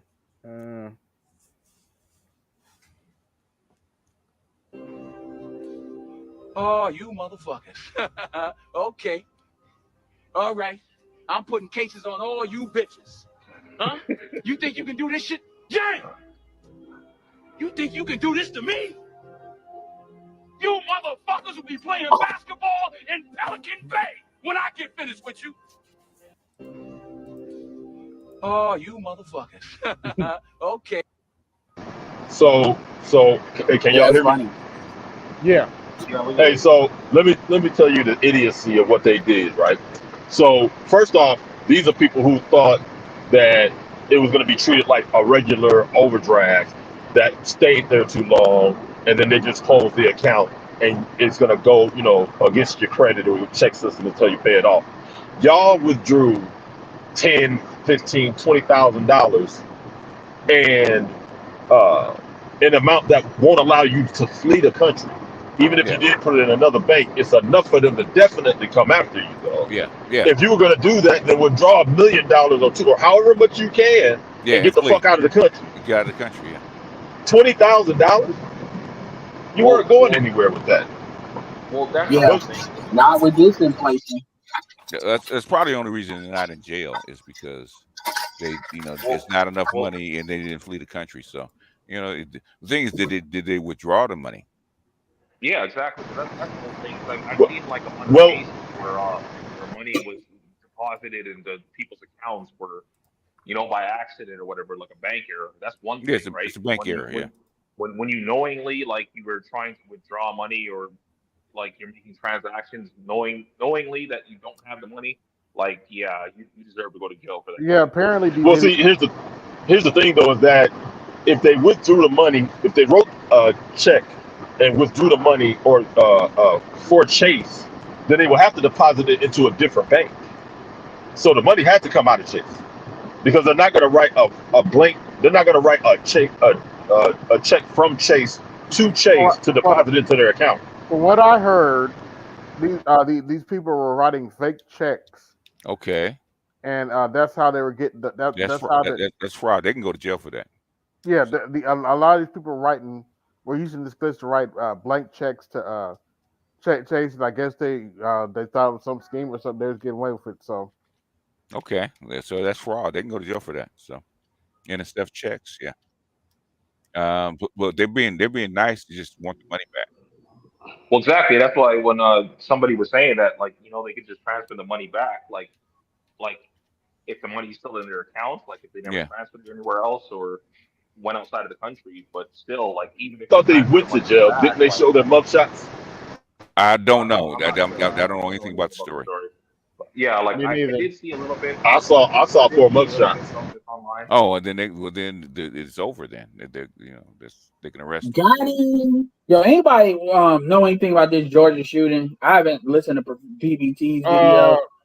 Apparently, apparently they going after the dad. Yeah. They went after the dad, and he got charged. Yeah. Here's what I know. Apparently, this kid went to a school and killed 4 people, 2 students and 2 teachers. Okay. And, shot, injured 9. Yeah. And they arrested the dad. Hopefully he's white. Yeah. No, he's white. He's white. Okay. He's white. Oh yeah, they tried to. One place tried to say he was black. And possibly transgender. Oh God! How old was he? Hold on. Let me finish the story. Go ahead. Sorry. 17. Yeah, let me finish the story. Here's the thing. Here's why they arrested the dad. Apparently, this kid was 14. Apparently, a year ago, he had threatened to do this kind of shoe schooling, and this is a few months before Christmas. So what did the dad do? Okay. He bought him an AR-15 for his birthday. Okay. To protect himself? I guess. I don't know. Okay. Oh well. Okay. And so now he's being charged. Yeah. Well. Yeah. You are responsible. How old was the kid? 14. Oh. Yeah. We'll see. Well, so like your question, BJ, well, not your question, your statement, where you were like, hopefully he's white.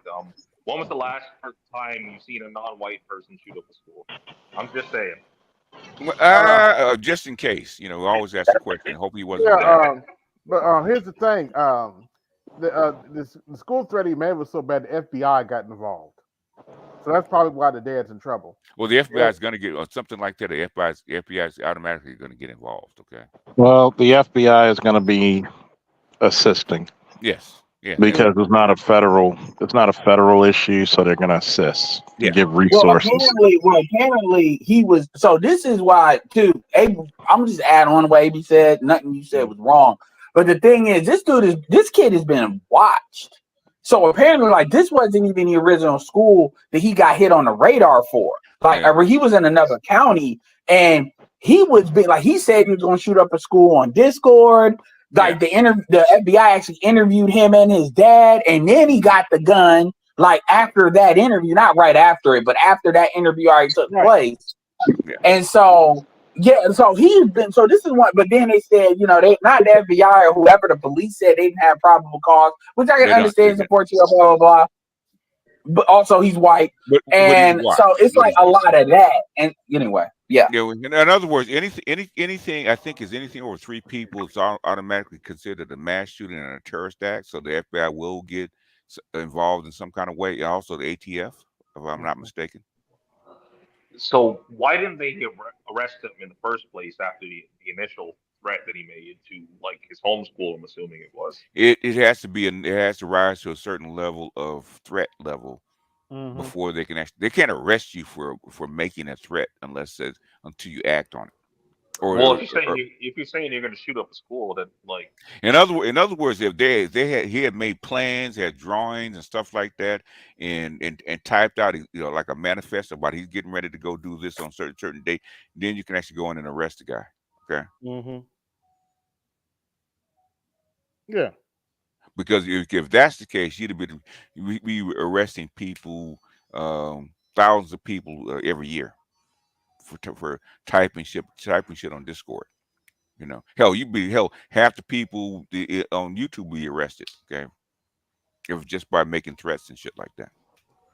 Yeah. Oh, well, on that topic, somebody mentioned earlier in the chat that apparently in Kentucky there was a mass deletion that happened today. Yeah, the thing is, you got to drill down into another one. You got to drill down into if he's transgender, that means he's on some kind of psychotropic drugs and shit like that. And so basically, you got to figure out what's he up to and get into his medical history and see what kind of psychiatric drugs he was on. 9 times out of 10, these kids that do this kind of crap were on something, but they keep that shit quiet. So you have to wait for the details to come out. Yeah, just quickly looking it up. Apparently, what I just said was apparently either on a highway or along a highway. Anybody got any questions?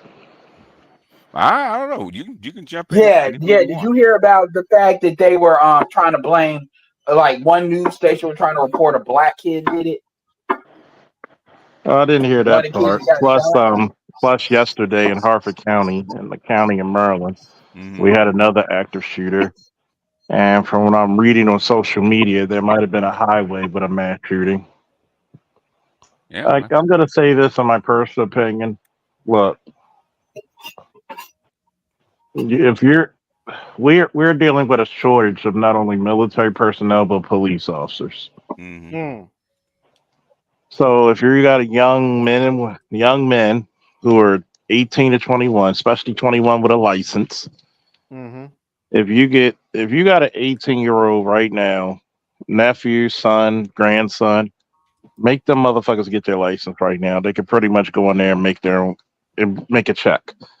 Number 2, security companies like mine would gladly take contracts from the state around the country to protect your kids. You put more security towards money than your children.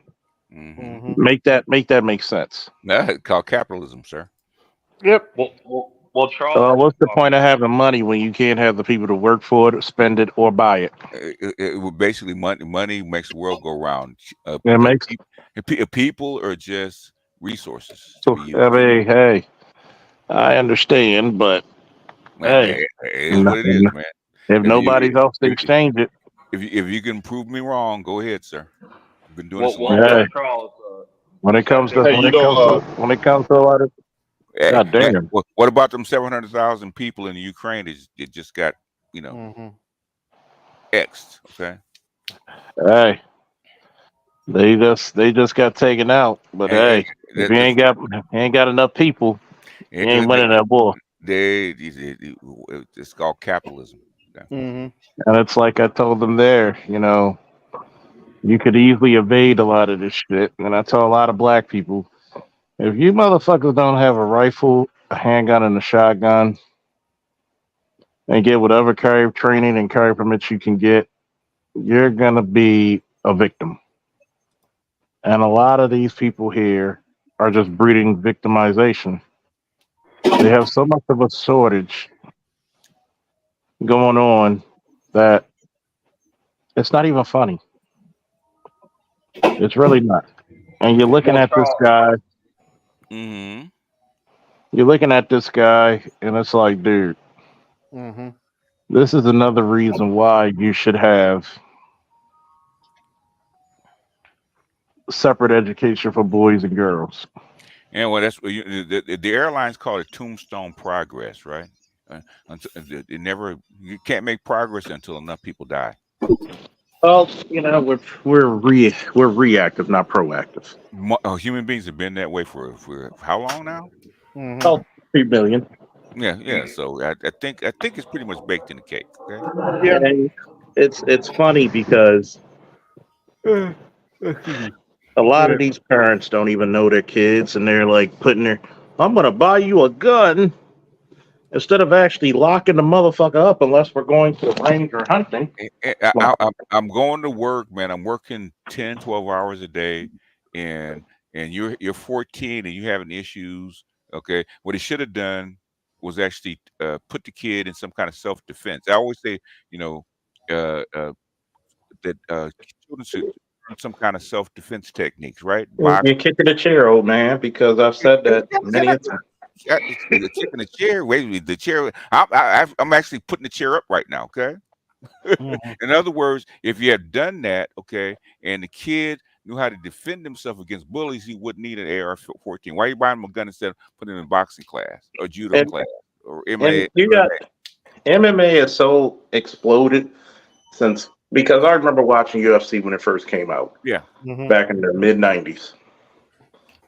Literally, I owned the VHSs of UFC 1 through 6, actually 1 through 10. And I've said to myself, this is the reason why you need separate education. If it's an all boys school, get the boys, get some gloves, get some headgear, do about 3 2-minute rounds. Controlled environment. Start giving classes on learning how to defend yourself. Yeah. Well, Charles, real quick, we were talking about a shortage of police officers and or sorry, I might have missed this, but and or like military men, right? And coincidentally, there's been an influx of them over in the U.S., even though they might be mostly of Venezuelan descent. Okay, say that again, this time in English. So I was saying that you were saying that there's a shortage of police officers and or military people, you know, and coincidentally, there's been an influx of them in the U.S. Unfortunately, of Venezuelan descent. Like I don't know, it sounds like a coincidence to me. They have to be vetted, and they have to be made at least to get a green card before they can actually participate. Okay, and there's a process to that. You can't do that shit overnight. Okay. Yeah. Let's switch topics for a minute, fellas. This is a little interesting.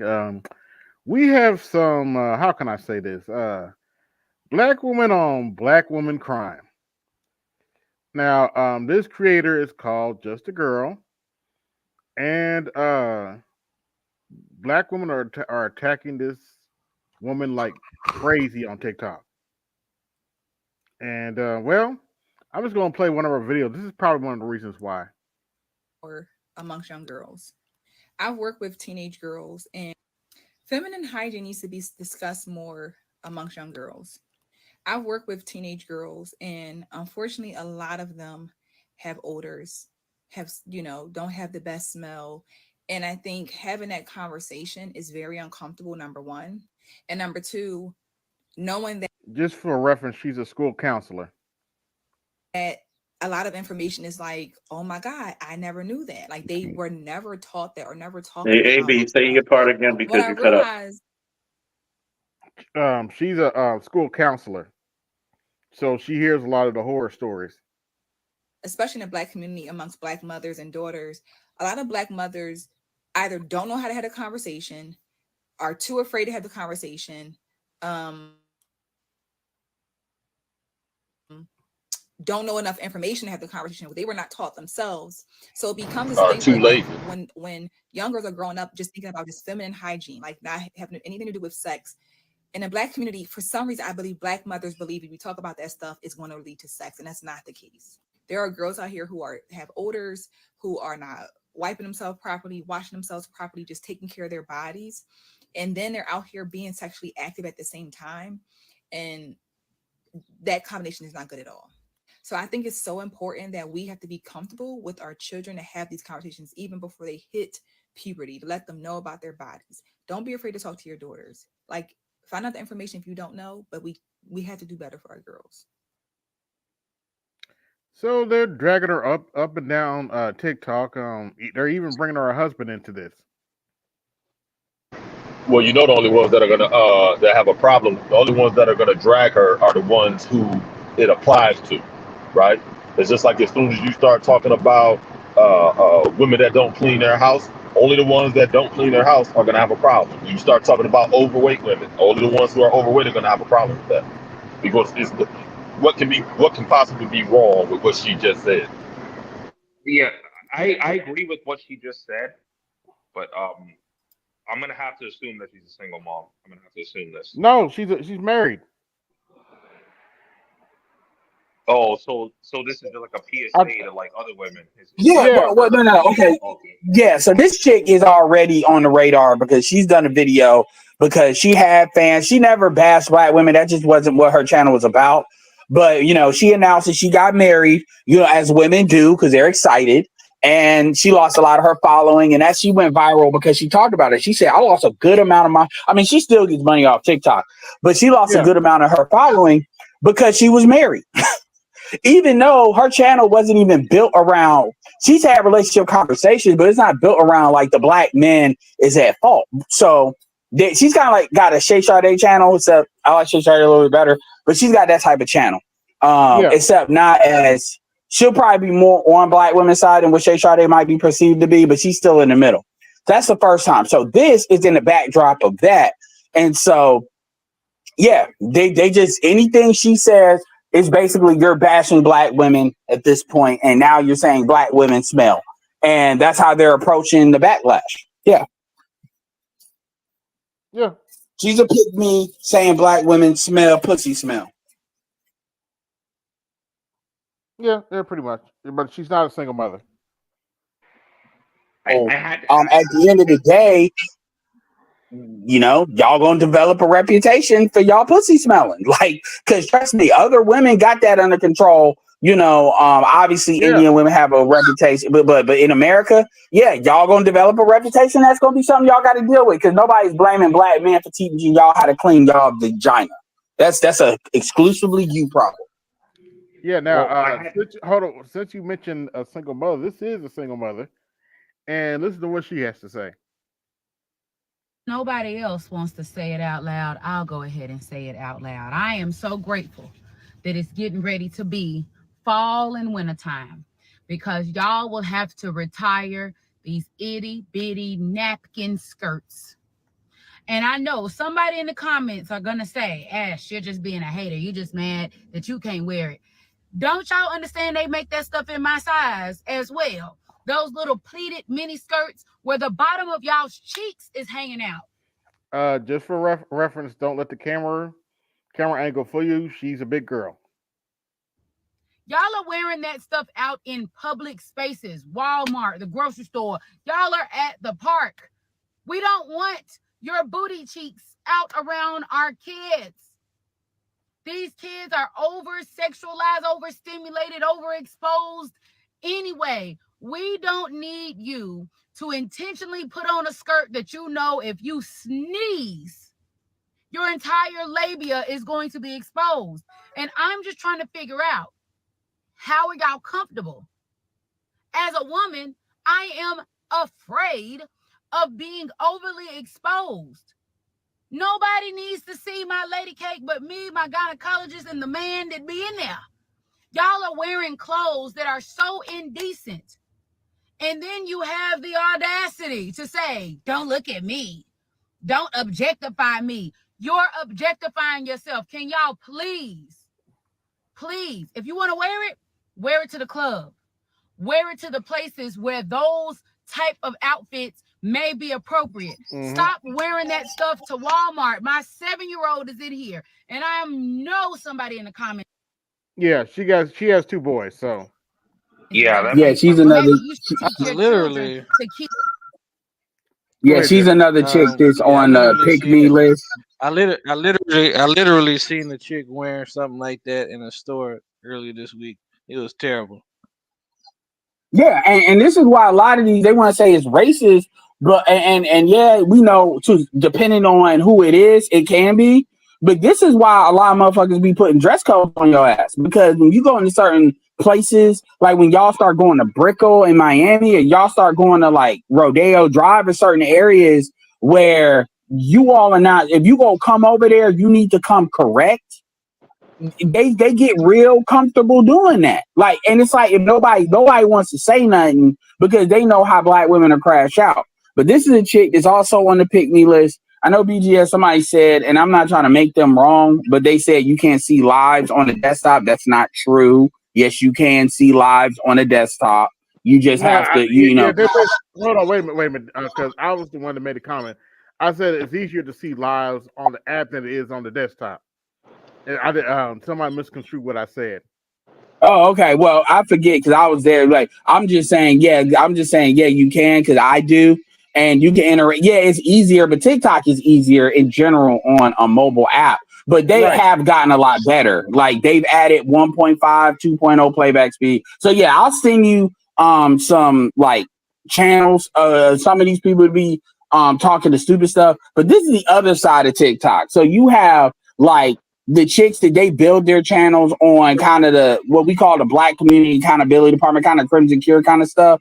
And then you have a lot of the other chicks where, hey, one of these chicks is real big on TikTok. That she's kind of, I call her the poor woman Stefco, the chick with the forehead. I'm sure you know who he is, AB. She got a black man. She's married. And that's what makes it crazy. It's like, how are you married to a black man, but you built your channel around bashing black men? And you got a couple of chicks like that. So obviously it's the lie to me economy. But as far as these chicks and smelling, I mean, again, that's that spirit of rebellion. When black women are doing that, they're rebelling against being black. What they'll say is they're rebelling against black men. And they don't understand you all are developing a reputation. Y'all not, here's the thing. This is what I would say. It's not about, because black men are going to take it or leave it, whatever. It don't even matter. You all are sentencing the alphas and the younger Z's. They're going to have to deal with the shit you doing now because they're going to have a reputation. Because you all are this ain't Freaknik where you got to buy a DVD or whatever. This is on social media. Like, this ain't even on World Star Hip Hop anymore. Like, TikTok, it was a white dude that literally said, if he said, and he ain't somebody I agree 100% because he was trying to be stupid, but he said, if he says like good things about black people, like he tries to talk about the history, he tried to say, I'm not like a Black Lives Matter. No, but he was talking about the other stuff with Black Lives Matter, but he also ain't for reparations, so fuck him. But he was saying, even when he talks about the historical reasons why black people do stuff, as far as like the reputation stereotype, so at least he's better than most. I'll give him that. He says his stuff, and he has like a 300,000 sub channel on TikTok. He says that stuff does not get a lot of views. It gets censored. But if he puts up a video reacting to like some crazy stuff black people doing, his channel is not just around black people, by the way. It always does well. And he said it's consistent. He said when he noticed it, he said he literally can test it. And he literally guaranteed if he says some real stuff or he talks about Robert Smith or Reginald Luke or something like that, it's a problem. And this is a white on white dude. And it's funny. And he said it's not just that people are not seeing it, because even people that are my audience will say they don't see this video. So it's not just they're not reacting well to it, because I can tell if that's what it was too.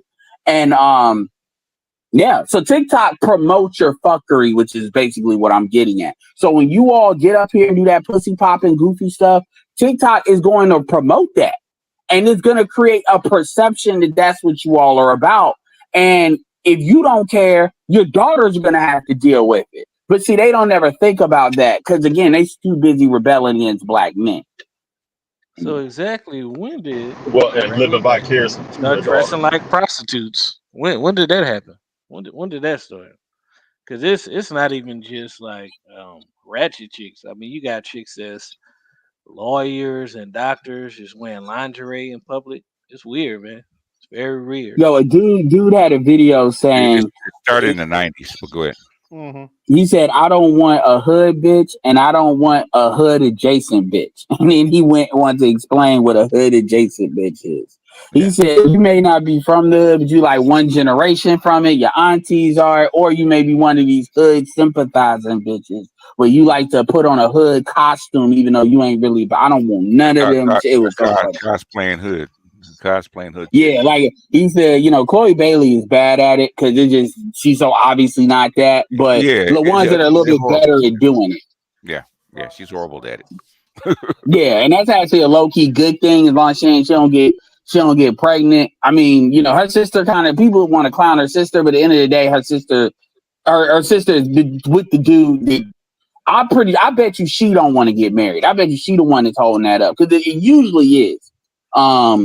But but the chicks that are a little bit better about it, better at doing it, those chicks, because again, it's always like anytime somebody puts a label on them, now you're being racist. And the thing is, black women people are getting tired of that shit because they're crashing out too much too often.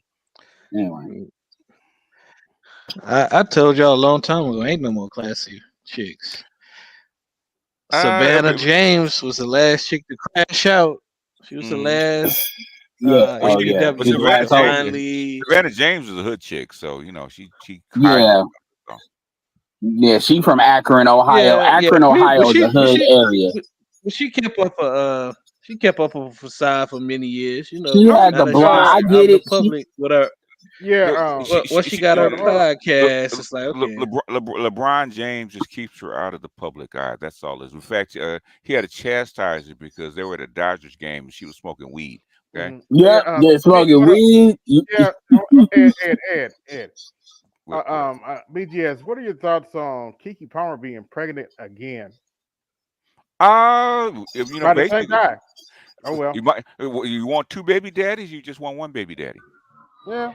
Whatever. I mean, the reason you're having a baby by this guy is because of the way he looks. Okay.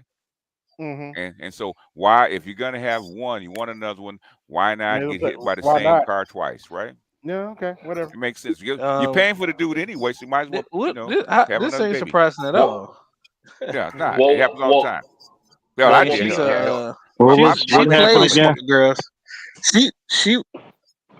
She plays smart chicks, but she's a straight up ratchet.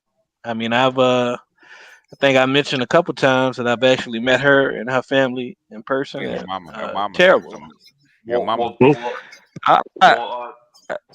Well, I ain't even gonna say that on air, but okay. Her mama's been in the press, man, going off and stuff like that. Her mama's a piece of work out of Chicago. Okay?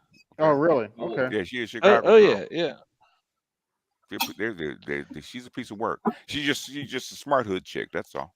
Oh, okay. I mean, the ghetto. She's a ghetto princess, just like Cheyenne Bryant. No. Kiki's not a ghetto princess. BGS. Okay? Yes, sir. You giving her too much credit. I'm not even gonna say she's a smart hood chick. Okay, gotta remember, I'm in Los Angeles, right? I see chicks like her all the time. Okay, she happens to be a smarter hood chick and with talent. That's how come she can do what she does, right? The thing is that if it wasn't for her, she'd be in the PJs, man, having babies. That's where she would be. She's not pretty. She's not pretty, but thinks she's smarter than the average hood chick, and she's got a little talent. So that's Who's that? And Keke Palmer. Oh, Keke Palmer. Oh boy. She's a smart hood chick. But thing is, got to remember, I don't know how many hood chicks you talk to, man, but you can, when you mix smart with hood chicks, man, the hood's gonna dominate. Okay. To what BGS said, like that is it's very, very, very factual. Like what happened was it's like dudes on the block. Like obviously she probably offered him some shit in that scenario since she's a millionaire and he's not up to that level, even though like it's his brother or whatever that's famous, right? Yeah, and his brother got one of the Insecure chicks pregnant because she wanted that. She wanted that look. Okay. Yeah, I mean, and they don't want to be honest about that. At the end of the day, when they was talking, I knew that shit was bullshit when they was talking about her hitting her. Like what this shows is that's bullshit. they fight each other. And if anything, she's probably the more aggressive one, and he be trying to get her off of her, that's what it is. and basically saying, "Don't come at me like that again." And then now that's called he beating her ass. No, in other words, I'm paying for you, Negro. Okay, you wouldn't be shit without me, and you need to stay the fucking line. Okay, The Whitney Houston effect. The Whitney Houston effect. Bobby. I was just trying to chime in on what like I was actually like offered that. We can barely hear you, Andre. I don't know where you at, but we can barely hear you. Yeah. Yeah, I was actually offered that same bullshit. Yes. Not in that same scenario, obviously, but it was you know, Yes. well, even if you ain't fucking with me, like I don't want to have multiple baby daddies. So, I am a witness because it happened to me. That's why I know. Okay. We should start calling that the 360 deal. Yeah, I'm like, the Keisha 360 deal. That's pretty good. That's pretty good. Ed. You should coin that one, man. Keisha 60. The 360. I'll add that to the Edward Andersonism. Because that's literally what it is, man. Basically, yeah. And I didn't, I took it because I didn't want to have a whole bunch of kids by a whole bunch of different women. So. Yeah, I was tempted at one point. That's why I did spin the block, but I didn't do that. Well, sometimes the block gets spun for you. Okay. Yeah. The block was spun for me. I ain't gonna go into detail because my kids love their mother, so I don't really go into detail. But the block. Well, that's another thing.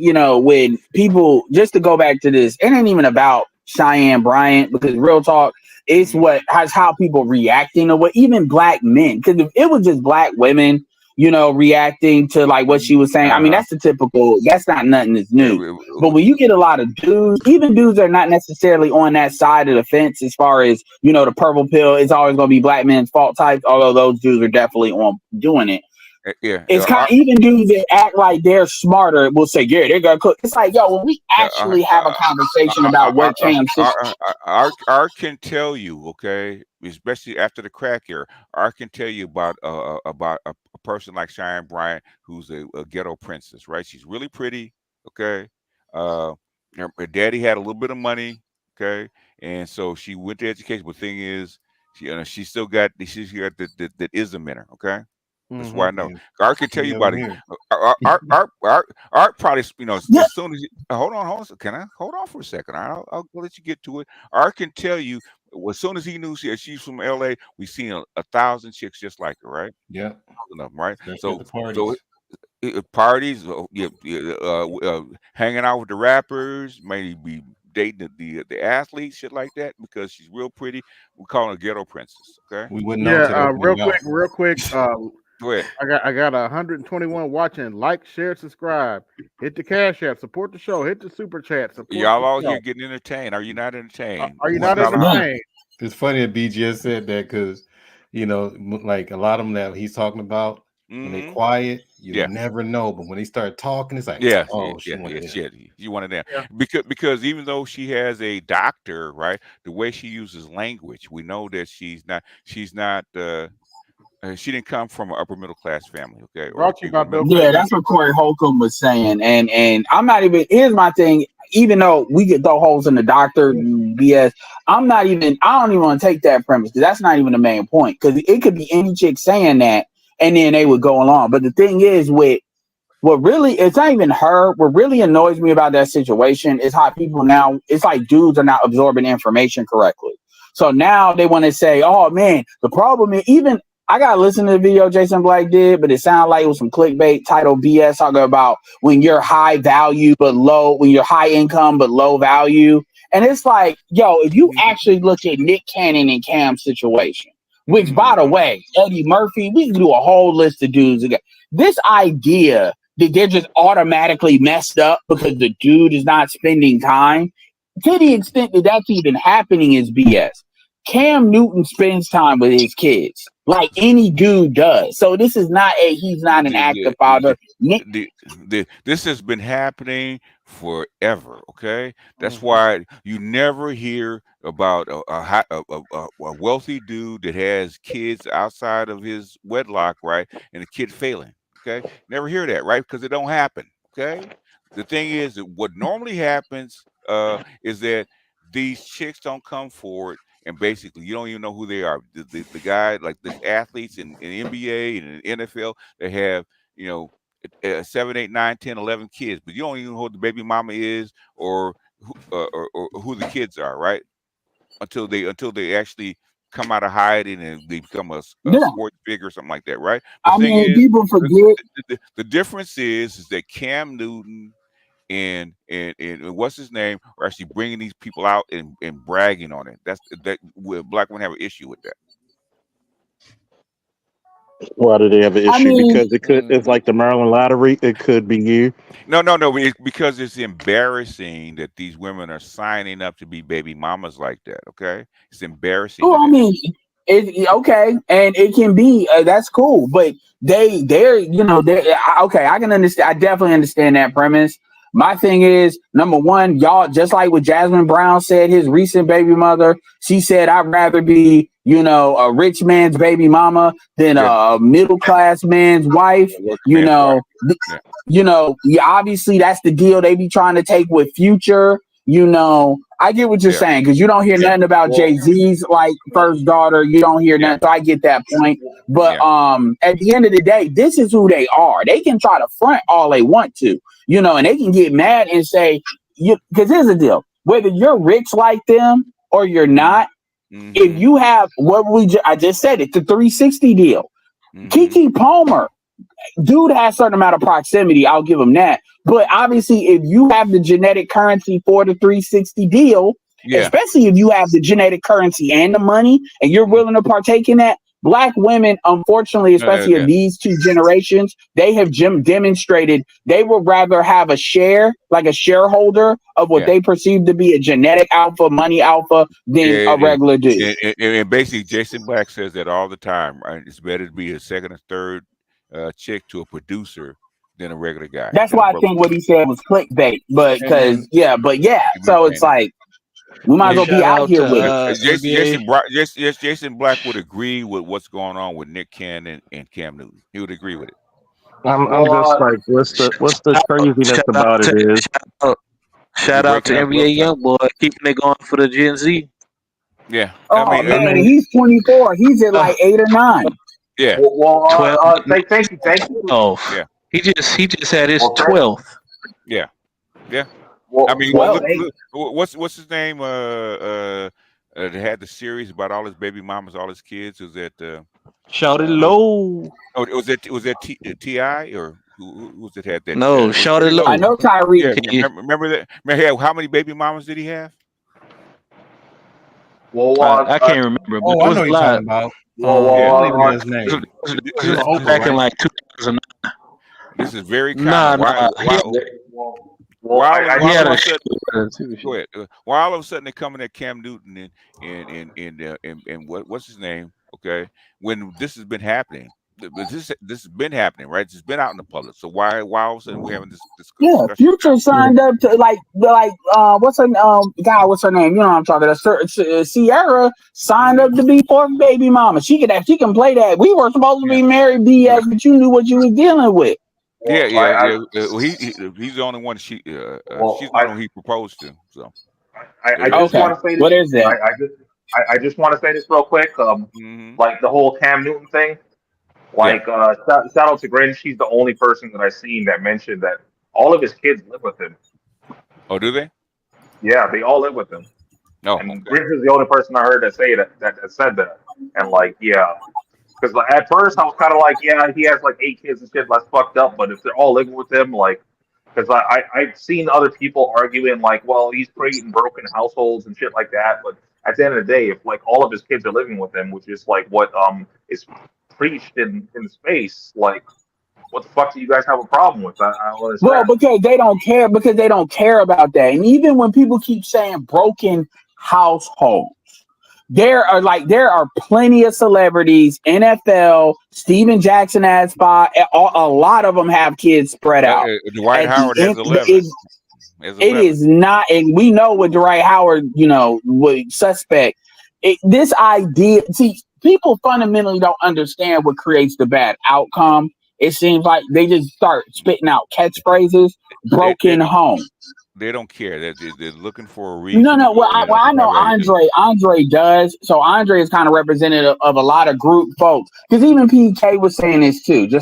I'm not trying to come into Andre. And it's like the principle. Like the thing is, it's like, so what creates the home that's broken? Is it that they're in another house, or is it that the father is not active at all? It's having a baby out of fucking wedlock. That creates a broken home. But So technically, if they're cohabitating, so I hear that part, but I'm talking about like as far as what creates the outcome, because by definition, if you're living with this chick that you have a kid with and you're not in wedlock, that's technically a broken home as well. So how about the fucking chick that gets inseminated, man, and has a single mother and has the kid on her own? Ebony K. Williams. Hey, look. What about her? They don't care about it being a broken home. These women don't care about their fucking children. You can see by the reading levels, how they're doing in school. You can tell by how their children are turning out. We're talking about them not being in their hygiene and how the boys are out here running wild right now. They don't care about the children. This is just another reason to go at black men. That's all this is. Yeah, and I get that.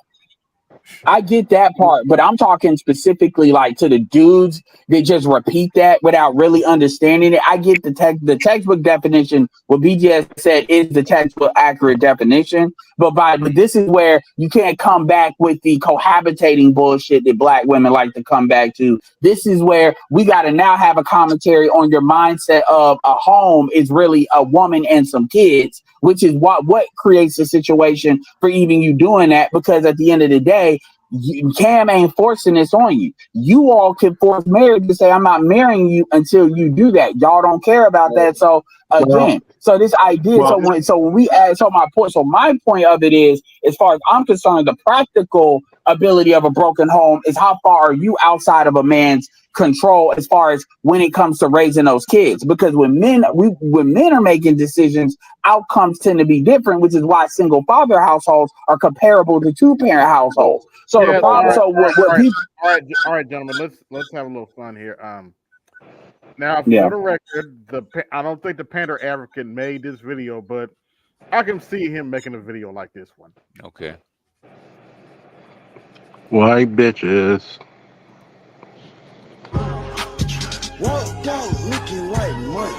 Oh, see the flat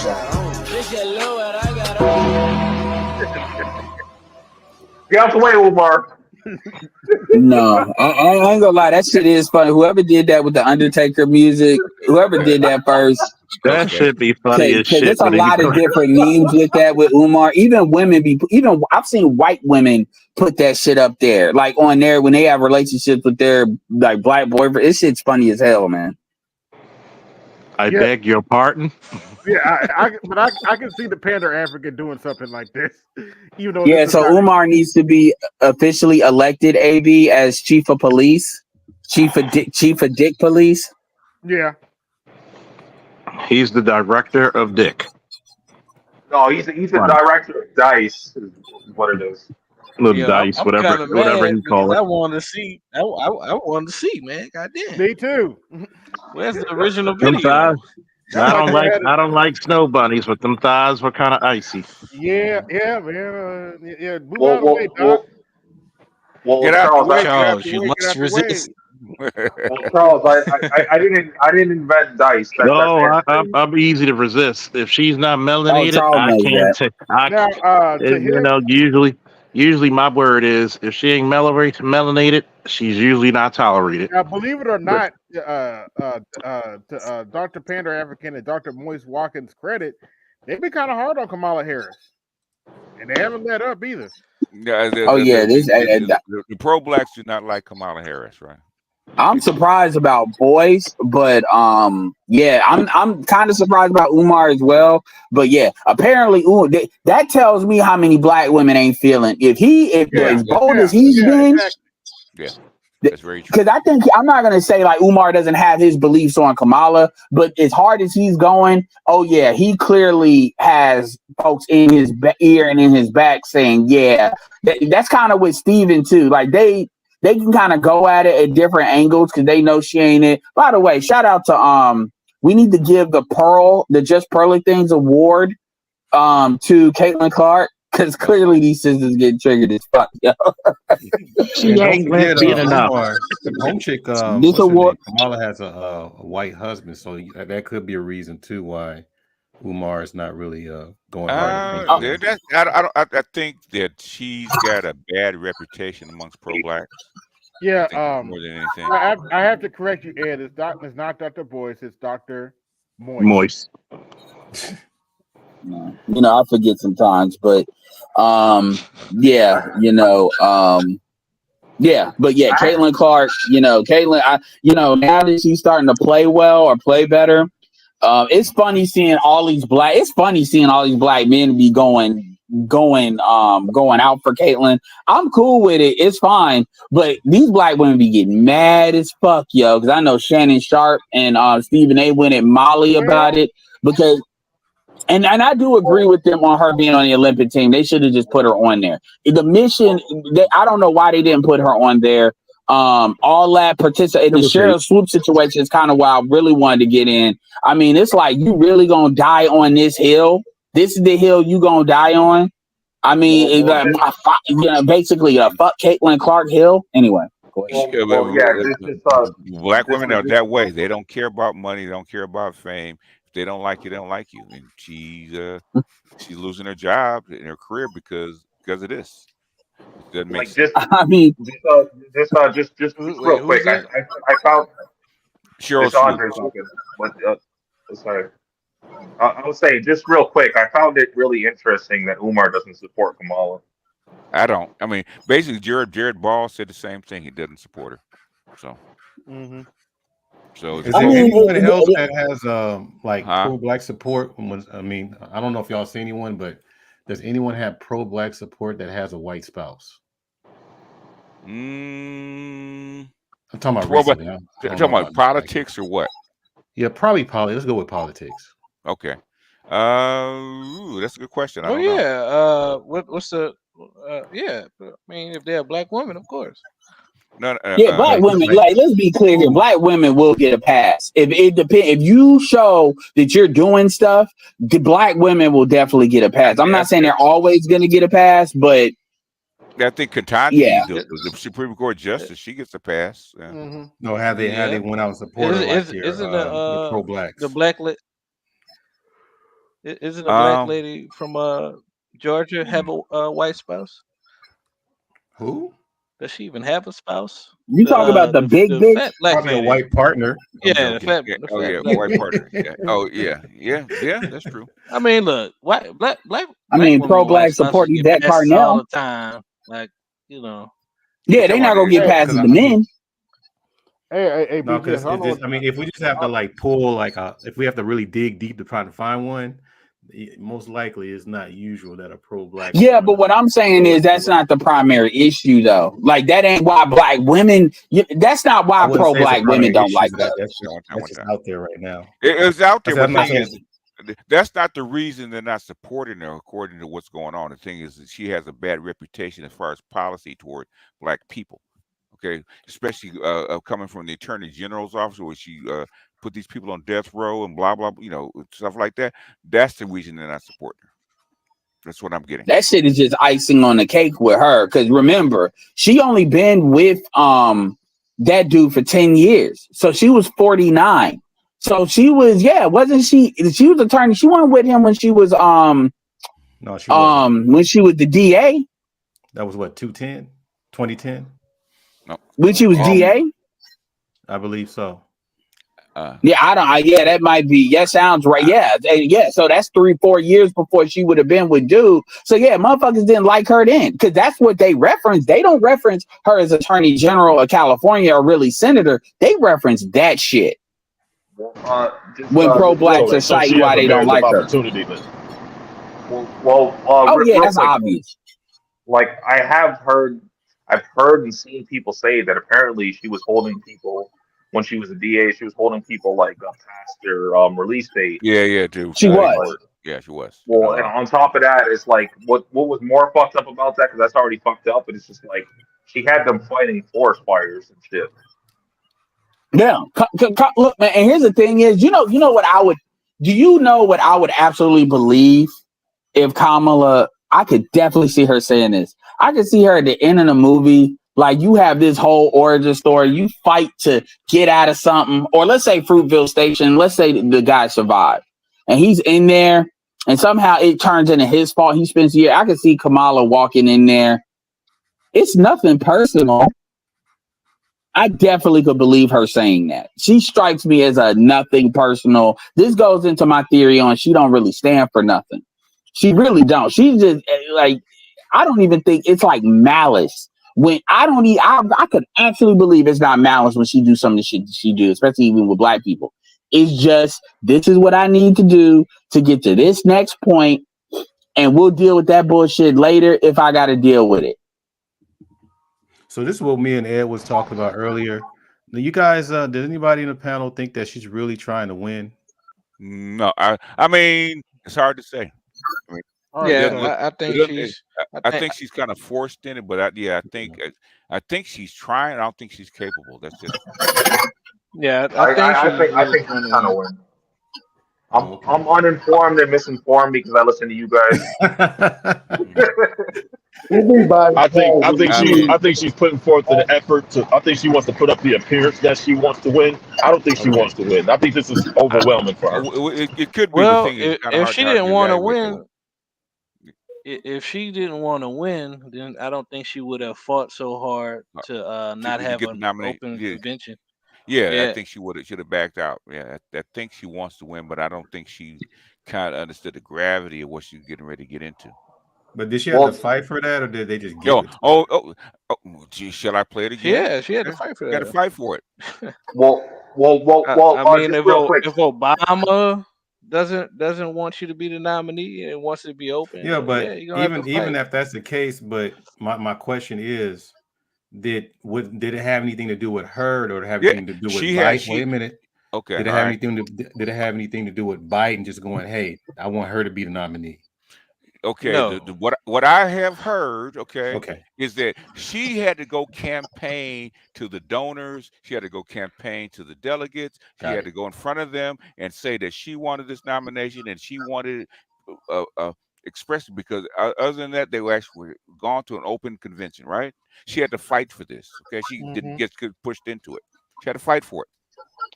Okay, well, that's the same thing I heard. Well, Art. I'm not sure if it was your last stream or the stream that you did like before that.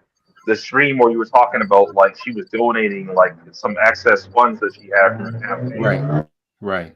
That's the down ballot people. Yeah, that's what I said earlier. Okay, this is something that's been going around, and it's been talked about. Some candidates are talking about it, right?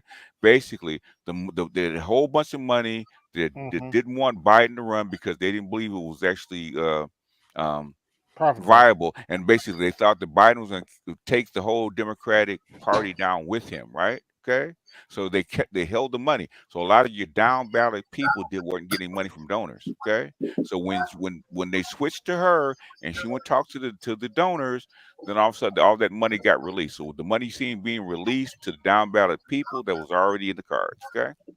Well, the reason why I brought that up is because like my opinion on that was that it wasn't that she thought she was going to lose, so she just like donating the excess money. It was no, it was already in the card. She's getting all this money and everybody supporting her. It was already in the. It was already AOC talked about it. It was already in the deal. Okay, the whole point of them picking her in the first place and getting behind her is so that down ballot people would get money from the donors. Okay, so this $25 million going to other races was part of the deal. For the sake of skilled listening, mainly I believe I was saying is that, actually let me ask everybody this. Okay. Based on how we see, I'm assuming that we're just, we're what do you call it? Voters and concerned citizens, not insiders. Right. So we're outside looking in, so to speak, and experienced people. My question on that is, is it a possibility that people, when they do these things, they have a plan A, a plan B, and a plan C, just in case this doesn't work, this we Right. have this in place, and Right. so on. That's what I was getting at as far as the donors.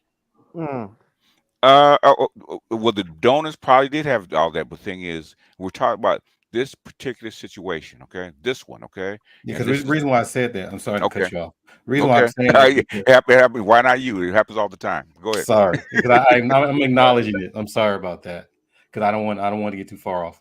The reason why I had when I was saying that, because what I'm hearing repeated is what I'm not saying, is because I think people are saying is or understanding that what I'm alluding to is that you're just going to get the donor money so you can just give it off to all the people that's running in the Democratic Party.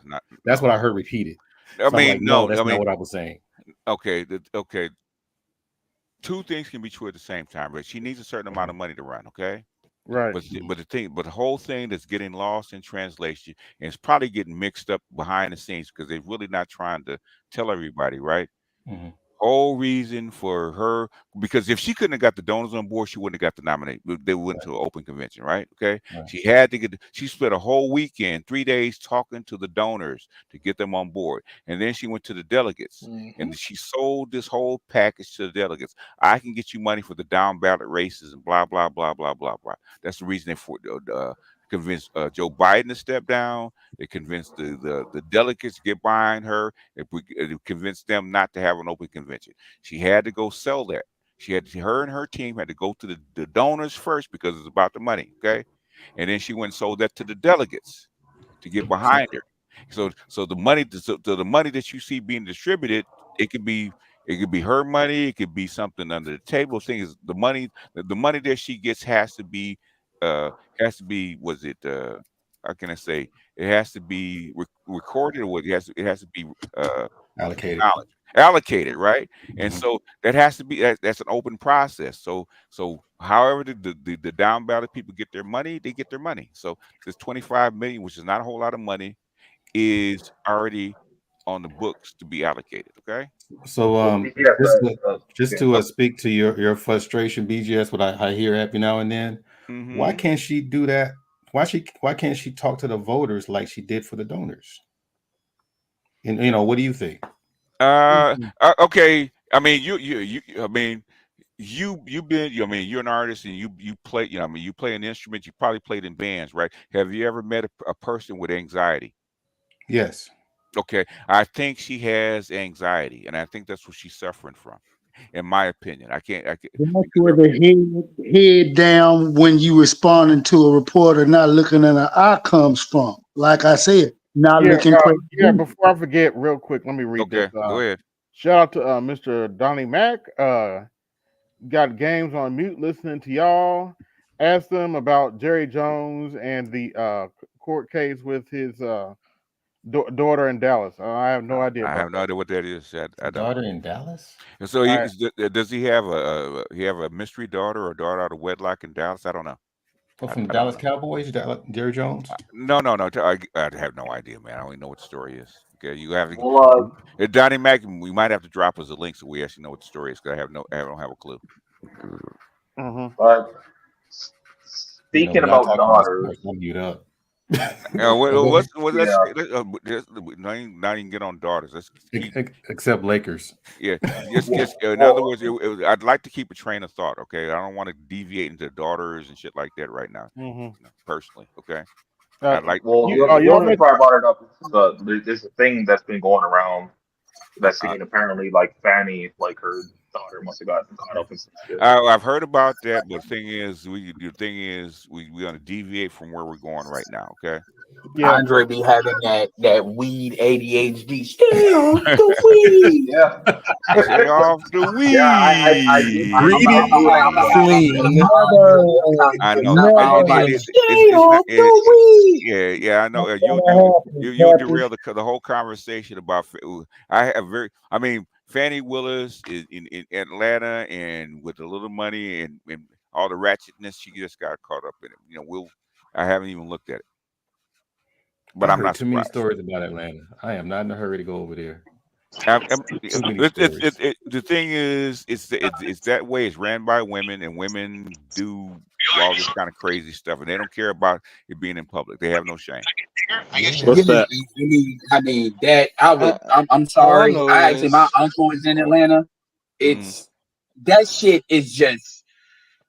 I even told him, he got mad at me because I told him, I said, dude, you can't tell me shit living in there. The fact that you went from Chicago to there and I'm a lawyer.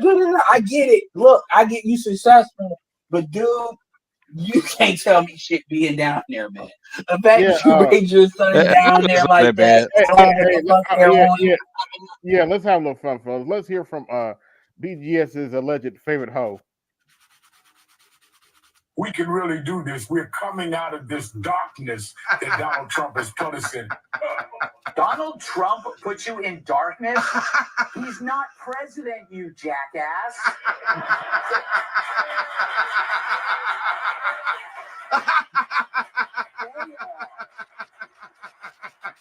The darkness you've experienced. He laughed like that dummy from Twilight Zone. If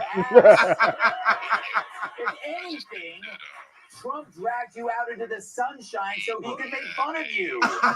But imagine if this kind of coverage happened. We can really do this. We're coming out of this darkness that Donald Trump. Yeah. I'm sorry, that shit is funny as hell. He says darkness, yo. I need that clip. But it's darkness. He said, what if a white dude said that sounds like how I felt when Obama was in the White House? But that's when you think about it, Ed, that's their whole stick. Be afraid, be very afraid. President 2025 is coming. Oh my gosh. Okay, so I just want to quickly get pretty much. I mean, go get out of the way, Andre. What do you want to talk about, man? Because you will keep bringing this up. What do you want to talk about, real quick? Oh, I'm about to drop down because I got some shit I got to deal with. But real quick, like what I want to get off was I'm happy like that one of the last conversations that Trump had where he mentioned how is Kamala going to have a conversation, like a face-to-face conversation with Putin if she was to be the next president. And like I thought that was interesting because like I've been saying this across many channels and nobody. Because they can't. Stephen A. Smith said the exact same thing. He's actually one of Kamala's friends. Okay, the exact same thing. Yeah, exactly. That's all. I'm happy that you played that clip because that's what I've been thinking for this while now. Tina Turner, Sabby Sab, Tim Black, whole bunch of other people said the exact same thing, right? And the thing is, just like we talked about Colorado Buffaloes and what they're running, okay? They can't run this shit, okay? You can only run what you can run, okay? Evidently, she can't sit down and do this for whatever reason, okay? She can't do it. Otherwise, they would have her doing it. Yep. In my opinion, okay? Because that's what I was thinking. It's just like, how is she going to sit down with these like world leaders in these like patriarchal countries? Well, I have. Well, the thing is, sitting down with a world leader is much different than sitting down in front of millions of people trying to express yourself. Okay, right? It's different. So, I'm not saying it is different. But the thing is, you can't get confidence from the people that you want to vote for you if you're not willing to get in front of them. It's called pressure. Okay, pressure busts pipes. Can you stand the pressure? Evidently, you can't. The president of the United States is not is actually there for a very few people. Okay, 99.999% of people cannot hold that office.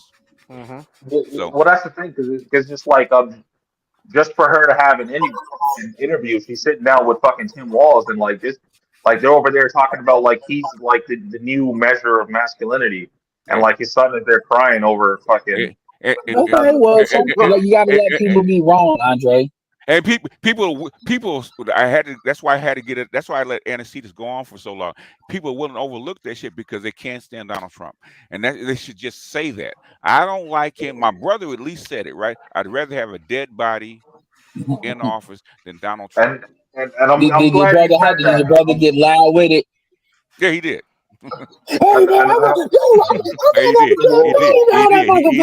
He did. He actually said it that way too. well, BJ, I'm glad that you actually said that that you were just like, you would rather have a dead body than have Trump in office. That's why I asked him that particular question straight Yeah, up. I was Okay, dying. and he kept saying, he kept trying to deflect. No, I want to answer. Okay, would you rather have a dead body in office than Donald Trump be president? And it took him like 5 minutes to say, no, I guess I'd rather have Trump. Man, get the fuck out of here. And did you tell him? Did you ask him? Did that feel good? No, the thing is, I said, why got did that off his chest. I said I don't believe the last statement that's true. But thing is, I think you're actually trying to save face. But thing is, at least just say I don't. Reason I'm fighting so hard for Kamala is because I don't like him, and let that be that. Because I think that's what's coming up. Is this an older brother or a younger brother? I'm the oldest of 5, so he's younger. Oh, okay. Oh, okay. And that's why so no matter evidence, no matter talking, no matter what she does or doesn't do, it doesn't matter. At the end of the day, I don't want Trump in office. Let that be that. There's nothing else to talk about. There's nothing else to talk about. Okay. Yeah, because all this, because like I said, it's only an issue, Andre, when they trying to cajole you. Because I mean, like if people trying to cajole you, they trying to give you at work. Thank God I work from home, but they be trying to give you that look like you one of them niggas with an opinion. So it's not necessarily that they do want you to agree with them, but when they this is how I kind of understand why people be going to BGS the way they do.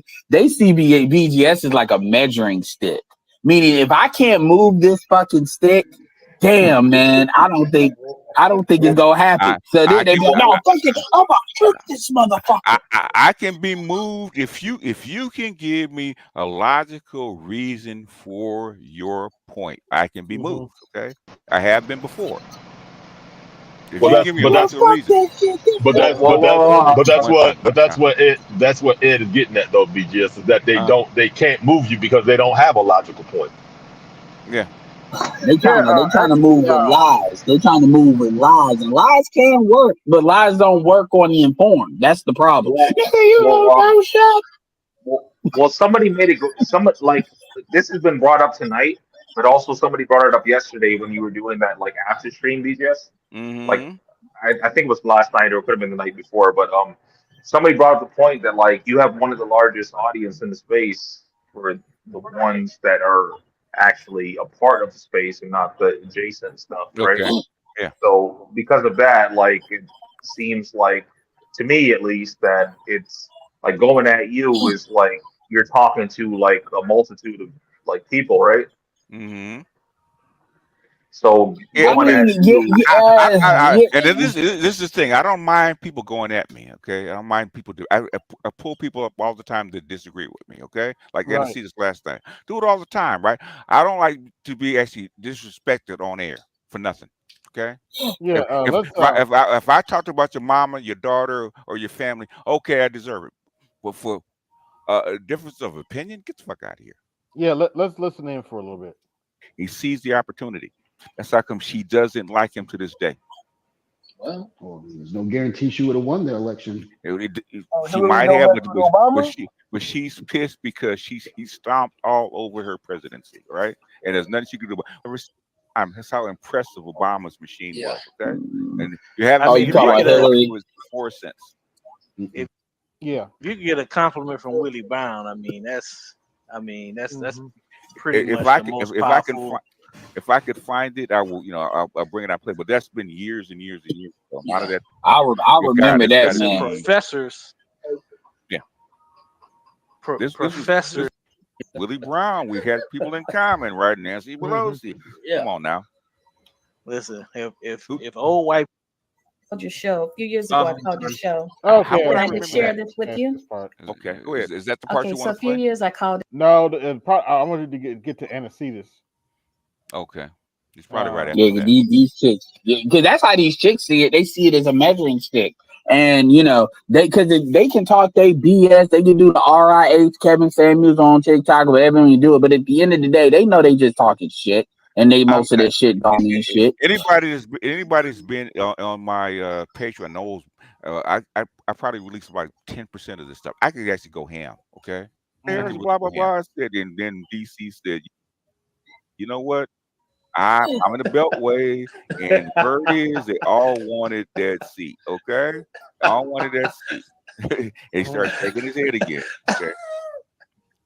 And we have been saying the same stuff that's happening right now for months, even before the debate. Okay, I said if they can't take Trump out and he don't send him to jail, then I said Biden probably cannot campaign. That's how come they cleared the whole deck. Okay, Yep. and then Stephen A. That's why I brought on Stephen A. Smith.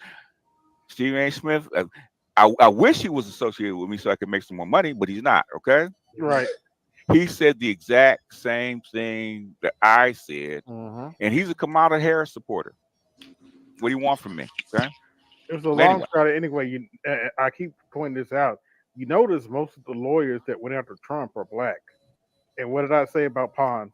They're black, and also they are Divine Nine members. All of them. Oh, women, black women.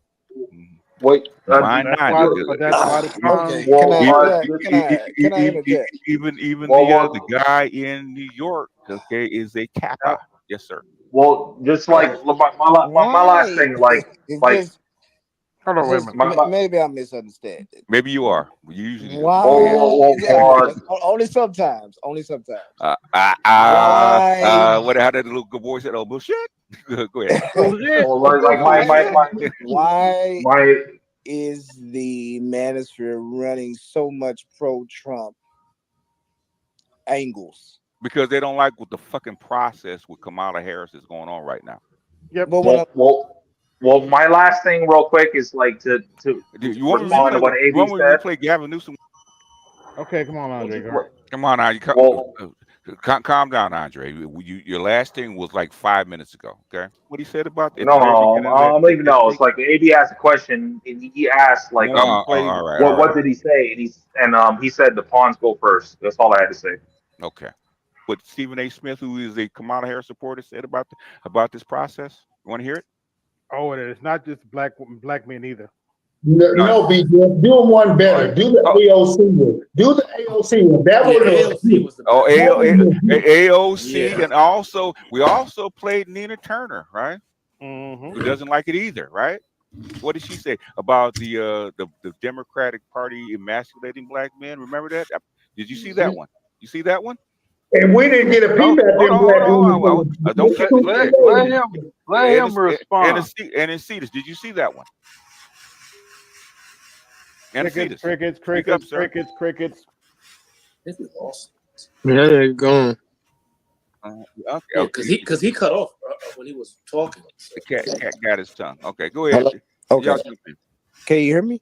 Yeah. Okay, so and my rebuttal to that is on the other side of the aisle, right? I asked you answer the question first, then give me the rebuttal. Yeah, I saw what you speak of.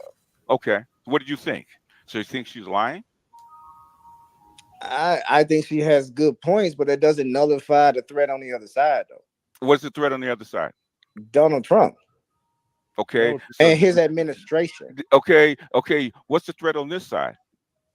The threat on this side is maybe some economic peril, maybe. So, like what? Take. Like what? And well, you gotta unless you get this rope from around our neck, which being Israel, and that whole debacle. Israel is not your problem, okay? No, I'm saying it's a whole bunch of white and black feminists. Hold on a second. If you think Israel's your problem, sir, then you don't know. Then this is probably not the panel for you, okay? If you think that Israel is your problem, okay? Israel is a means to an end, right? Israel is a proxy to get other things done. And were we closer to nuclear war in the Trump administration or in the Biden administration? Don't worry, we'll wait. Really? Wow. Somebody started 3 wars, basically. Go, y'all jump in, man. Let him. Well, the thing is, someone starts 0 wars versus somebody basically starts 3.5 in a trade war, and we're closer based on who?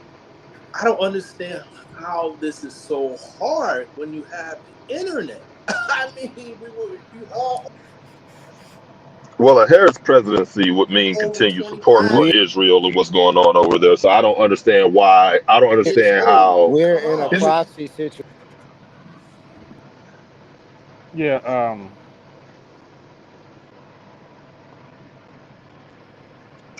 Where's that background noise come from?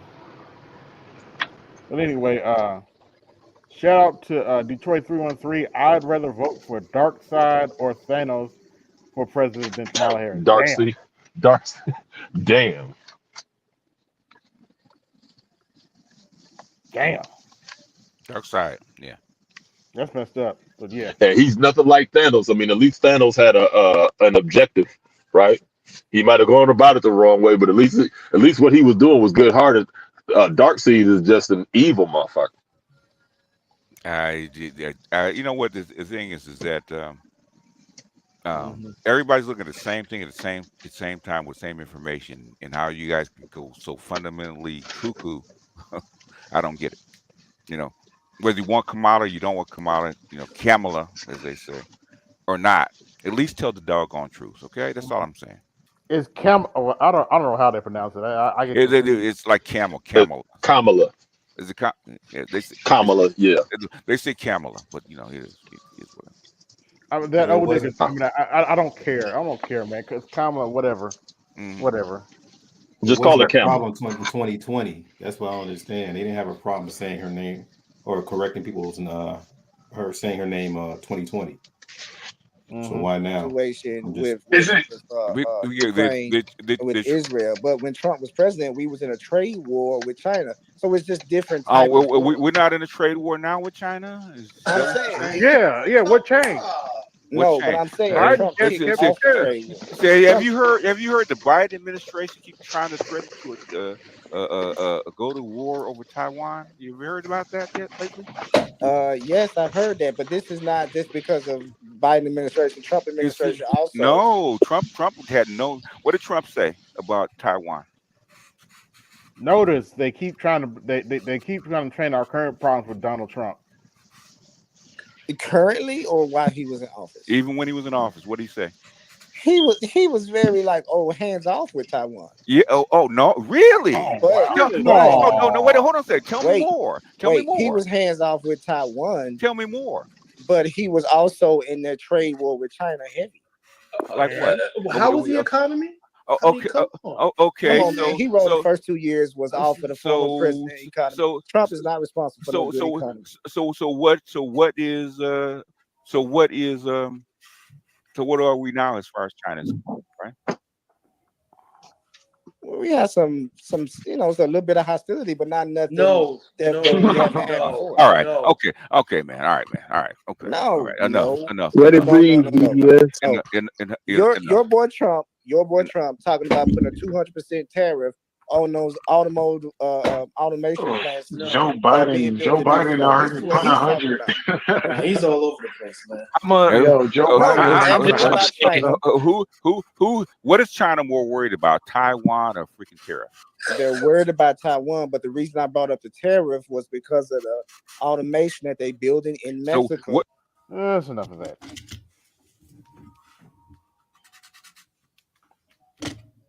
That's like the Colosseum days. I mean, that's. I think that's the main thing that people like is the Colosseum when people going back and forth. Got to bring your facts out there. I like a lot of us appreciate those exchanges. It just when it get too personal, it's like, come on, man. People were trying to get personal. Hey, man, that's not what we do.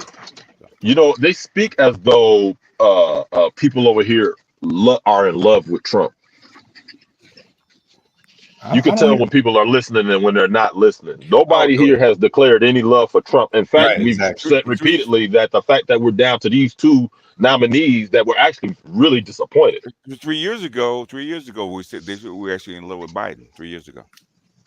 Well, they don't know what the hell they flop back and forth like, oh, well, you guys, we're Republicans and we believe in Trump. The vote was stolen, blah blah blah. And remember that like a couple of years ago. Yep. Oh, I do. Me and Valdez broke up. Kind of split because of that crap, man. Yep. I think people they just love to hate this sector. Is all it is. They love to hate this sector of YouTube. Is all it is. If they have their facts and they have their research and they can actually go through it and make it make sense, I'll accept it. Just like when Mike said about RFK Jr., right? Okay. I was gonna bring that up. I mean, when he all the stuff he could have picked, he picked that one because I said they could have, if they had RFK Jr. on the bench, they could have brought him off the bench. Okay. Well, he wasn't really listening either, because when you said if they had him on the bench in the first place, they could have brought him out. The first thing he started talking about was usurping Kamala Harris, but he was missing the fact that if they had RFK on the bench, Kamala wouldn't have had to run. It wouldn't have been any usurping her. She wouldn't have been running in the first place. Or she would have had to compete. You had a number of people to compete with. Okay. Exactly. Yeah. But yeah. What I asked them, what do you have problems with? So what they always pick the smallest little itty bitty thing to have a problem with, right? Not the overall thing, but the little bitty tiny shit. Because I said something about pulling RFK Jr. off the bench. I said, really, nigga? That's what you have an issue with, right? You know, because somebody else that wasn't me call you a shield. That's what you have an issue with, really, nigga. You know what I don't get is that if you really don't rock with somebody like that, if you don't like them, you don't rock with them, why even bother listening to their channel? Is what I don't get. People can just not. They can just ignore it. I mean, there's so many people on YouTube. I've listened to the channel before. I don't really rock with them like that. I just don't fucking listen to the channel. You know what? As far as the Black Brain Trust, okay, and as far as even lately with this Kamala Harris stuff, man, with the with DC and the and the code breakers, I don't listen to them. Okay, I don't want to get triggered and go off stuff like that. I don't even listen. Exactly. I want to hear it. I only listen. Okay, and the only time they even get brought up is because somebody else brings them up. I don't bring them up. In fact, AB can tell you I told them not to even send me their shit anymore. Okay, AB can tell you that because I don't want to hear it. But now I'm looking to go in on them and just slag them. Okay. Well, you got a stream to look at tonight. Then they on live now. Oh, they on live. Okay. Tune them up. What are you talking about? I don't know. I think the Dick Cheney thingamajig, you know, him endorsing Kamala or whatever.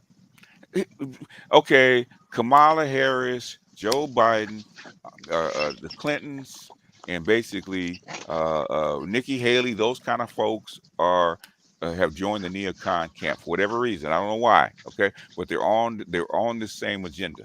So Dick Cheney just makes sense, does it not? Yeah, it does. So all the stuff that's going on, Dick Cheney would be on board 100%. That should tell you something. Hey, BJs, I did want to ask this. So I was listening to a clip that you put up from Jack Rasmus, right? It's been that way. It's what I'm saying. It's been that way since Reagan. When Reagan was telling you it was his deal when he went to Philadelphia, Y'all had to cash out, support promised the show. these people, I'm gonna take care of you. It's gonna be trickle down. Don't worry about it. I got you. But I'm gonna go give these niggas hell because I'm gonna take all these money for these black neighborhoods. They gonna starve. I'm not gonna give them Nathan. You feel me? Like Nathan. We gonna. Well, if you look at the 80s, if you look at the 80s into 2024, white people who were poor back then, they're still poor now. Yeah. But it's like we said, you just keep them above. You just keep them above the basement floor. They're not. They're gonna stay what? They're gonna stay loyal to what? The actual establishment, and they have done what? They've stayed loyal. Like you said, that's why I think people get confused with the titles of Republican and Democrat. By the way, people get confused by that. Where do most of the social welfare come from in these particular states? Mississippi. Think about it. Alabama. These people don't make enough money to live off of. I mean, let's keep it real. And it's spread. Since they're not consolidated and they're spread out amongst about 50 million acres of land over 50 states, it allows you to kind of play with the numbers and kind of play with things a little bit because they're not consolidated. They're not. Man, one place of employment. Most of these people don't got like no white collar skills. They didn't suck the factories out of these places. You have to subsidize these people to live properly. Everybody knows that. If they don't work for the police department, post office, some kind of that's what I'm saying. They have done social engineering for years, man, both financially and mentally. But that's Yeah, what I'm you didn't saying. go back. You didn't go back and get trained. These people on the left, they talk about capitalism, but these are the biggest capitalists. That's what I'm saying. They're the biggest ones. They're the ones doing venture, United Healthcare and Aetna and all of these people got all these big brands and money. That's them. That's where the money is. That's where the flow of the money is. Shit. There's no Even doubt tech is supposed to be left. There's no Silicon Valley is supposed to be lefties. You know what I'm saying? That's what I'm saying. There's no doubt about it, bro. That's what I'm saying. Mark Cuban. Let's think about it. Mark Cuban and all these guys. Like, come on, man. Like Bill Gates, all of them. They're not automatically. And trust and believe me, right? all those lefties over there do not want labor to do anything. They do not want labor to organize. They do not want labor to unionize. No and strikes. then you start right. No right. strikes. Yeah. Right. So, but my point was saying all that was just that people, like you said, as you understand those layers, though, I think it can get a little bit complicated when you say, well, I'm a Republican or I'm a Democrat or I'm on the left, right? Because there's so much more going on besides just them titles. It depends on where you stay too. So like in states like the Blue Wall, they live a very conservative life. So like in places like Michigan, Wisconsin, what's the other one that I'm missing? Minnesota and Pennsylvania, right? Those four, right? Those four states there, you're thinking that the Republicans, but there's really no major difference between the two outside of the unions, and the thing that those particular areas, they're pro-union. Those areas are very, very pro-union with the Democratic Party. So the Democratic Party gets the support of those unions on the Blue Wall. That's why they call it the Blue Wall. They call it a Blue Wall for a reason. Now, these are not extra liberal people. We know this. That's a fact. I'm sorry. I need to correct DC on that. They get the support of the union leaders, not the union rank and file. There's a difference. They don't want the left. They don't want the extra left to come in and just kind of dominate them and tell them what to do. They don't want that part. They rather deal with the actual. Well, like you said, I think the issue too, like that, right? And it gets complicated because you have multinationals that you're dealing with and globalists that you're dealing with, and so now it scales on a different level. And I think that's where the worker feels left out, and the politician is trapped because of the money. How do I serve all these masters in a sense? So it gets very tricky. So I'll be so curious to see Kamala and Tim, because of their background, how at this level, how do they deal with that? Because it's not going anywhere necessarily. You're not getting money out of politics with the snap of a finger, of course. The House and the Senate is going to be pretty much split down the middle, right? And you have a lot of people who are owned by who have corporate donors who are not going to just. I don't know what kind of convincing it would take to turn all that stuff off. Are you talking about billions of dollars flooding into that system? So something has to be dealt with and tolerated on the level as well. You know what I'm saying? Because very difficult dealing with these companies, I think, because they're so strong and they're so large and so influential and so powerful. And a lot of people, like you say, even the American people, a lot of them don't collectively. I don't think we don't have a huge issue with corporate power like we probably should. I would always think that labor would be more upset collectively across the country, but I believe that they've given us enough for it to be somewhat in check. And then you have so many disaffected workers who are not a part of any of it, right? So it's very, very it's very interesting. I was trying to see that she respond to this Dick Cheney thing, but I don't know. Stepping up to make this public statement, I think, is courageous, but also for people like the folks I was just talking with, it really reinforces for them that we love our country and we have more in common than what separates us. So. Thank you, Mr. President. Thank you, Pastor. Yes, I am. Yes. Best part of debate prep for you? What's your favorite? Being at the spice store, I finally. Yo, you know what? You know what somebody said. Well, I was like, well, why has she met Donald Trump? She ain't met Donald Trump, and she's the vice president. This and that, this and that. And then somebody was like, yeah, because he had an insurrection at the damn at the Capitol building and did not transfer power and did not did not do the normal meet and greets and stuff at the White House and that's showed them everything. People just that didn't even happen. It just pretended it didn't happen. It just pretended it didn't even happen. We just pretend. That's what I'm saying. Like, yo, we cannot just. Yeah, I mean, I guess we can, but you know, Like you said, you have to look at the people. The people is what creates the tolerance to allow it to exist, not necessarily him. He behaves badly or he behaves good, and then depending on how people respond to it will dictate how everybody else has to deal with it. And since he runs 40% of at least 40%, if not 35, 40% of the Republican Party, he's allowed to misbehave and disrespect tradition, which is just strange when these people are claiming tradition. It's just perverted. Yeah. When you think about it, on every level, it's unusual, bro. But it proved, like you said, I think it does prove to us when we look at America that you just have a lot of people who are I don't want to say lost probably, but just are, I guess, just burnt out. I don't even want to say it was burnt out. I watch a lot of videos on just regular MAGA people, just to try to get into the how brain. you do it. I cannot. I've tried, man. I just can't. It's easy. It's just people talking. No, man. But you already leaned out.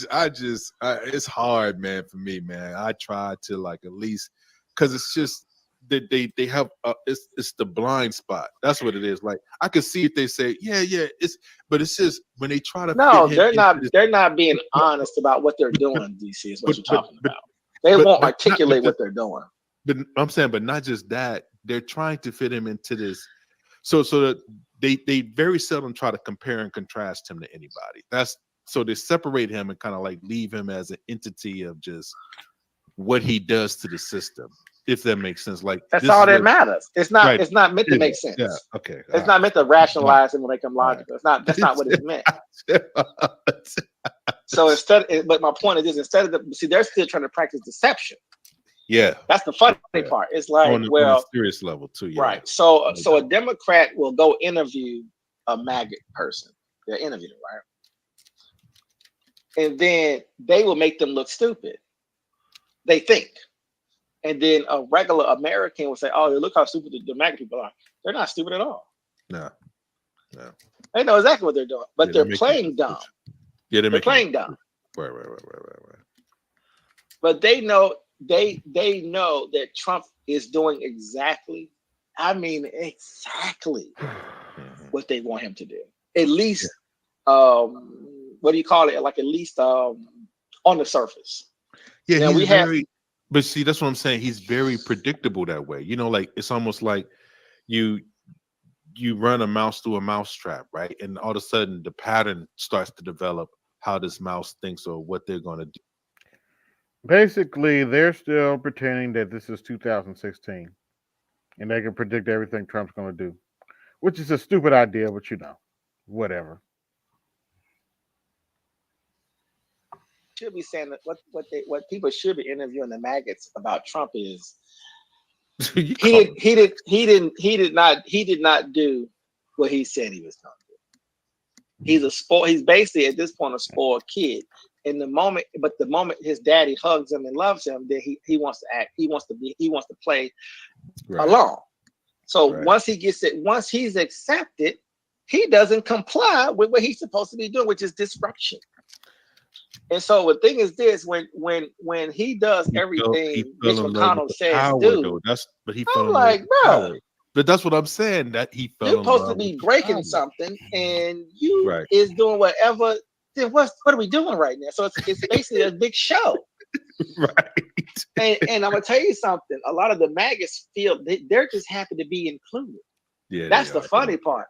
They don't. So like you said, you have January 6th happen. They didn't do anything outside of the Confederate flag and putting and smearing feces everywhere, of course. But my point is, beating up cops and stuff. So they did do something. But my point is that these are well-armed people. So they wasn't there to actually really go to work like that, obviously, right? So it's interesting that it almost feels like this, right? Y'all haven't bothered to care about us in 30 or 40 years. We found someone who listened to us because he literally said he listened to them and he's responding to that, right? Yeah. So it's like I told you, it's like he's doing what the system needs to be done to keep about 70 or 80 million white people in check, happy, excited about life again. He's reinvigorated these people, right? They're relevant, right? It's very funny when you think about it because it keeps them from doing something stupid, in my opinion. Yeah, You know it it's massages that group. It massages. It's like this. I think. Okay, I got 130 watching. Like, share, subscribe, hit the Cash App, support the show. Hit the Super Chat, support the show. Thank you, Aquateki, for the Cash App. Are y'all not entertained? Or is this like paint drying? Yeah, of course, I'm just joking, but I'm just saying. Yeah, it's kind of like paint funny drying. to me Yeah, that I got you. the system know it very, very, very smart. Fair It almost seems to know that when Yeah. it's time, when enough people get upset and they need something to want something, okay, fine, we will unionize. Okay, fine, we'll give you civil rights. Okay, fine, women can vote. Okay, fine, you can be gay. Okay, fine, if y'all want us to break the system, give us Donald Trump. We can whine and complain, and he can act stupid, and we can laugh at how y'all are mad at him, and we can play these games with y'all. And at least we're a part of. At least we feel like we're a part of something again. We're a part of America again. So it's just kind of funny how it all plays along. Because like I said, he gets in the office, he hires all Republicans. I mean, like it didn't. And it's just like it's like, come on, man, you didn't break anything. This is ridiculous. You're worrying about doing deals and getting credit for the deals. Like you're worrying about, I'm gonna show them how good I am. It's like that's not what you're supposed to be. now, actually, from what I heard, he's going to make RFK the head of the health department. Okay. Which should be interesting. That would be interesting. I'd like to see him go at Fauci. Oh yeah. So are they evaluating this particular clip, there's a or lot, but, so what's their thought on her doing this? On the I think device. they're evaluating this clip. Okay. It's time to. They haven't heard very much about this clip. Chart a new way forward. All right, let's go, press. I'm sorry, it's been reported.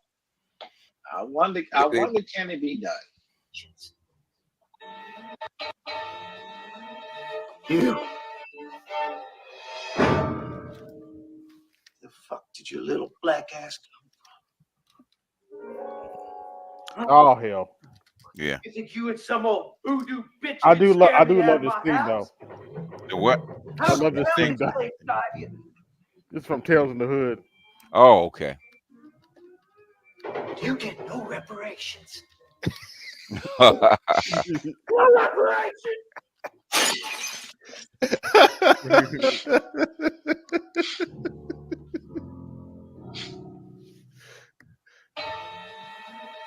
You.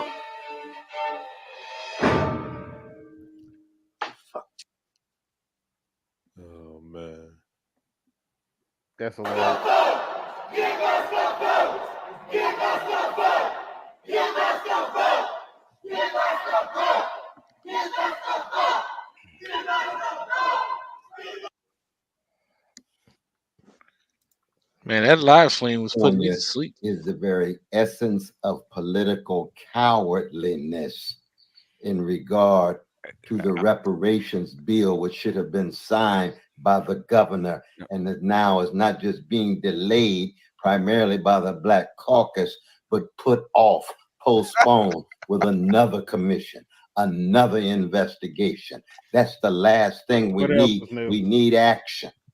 The governor's too obsessed with his presidential ambitions, and the politicians are too preoccupied with finding some position or status on the Democratic Party plantation.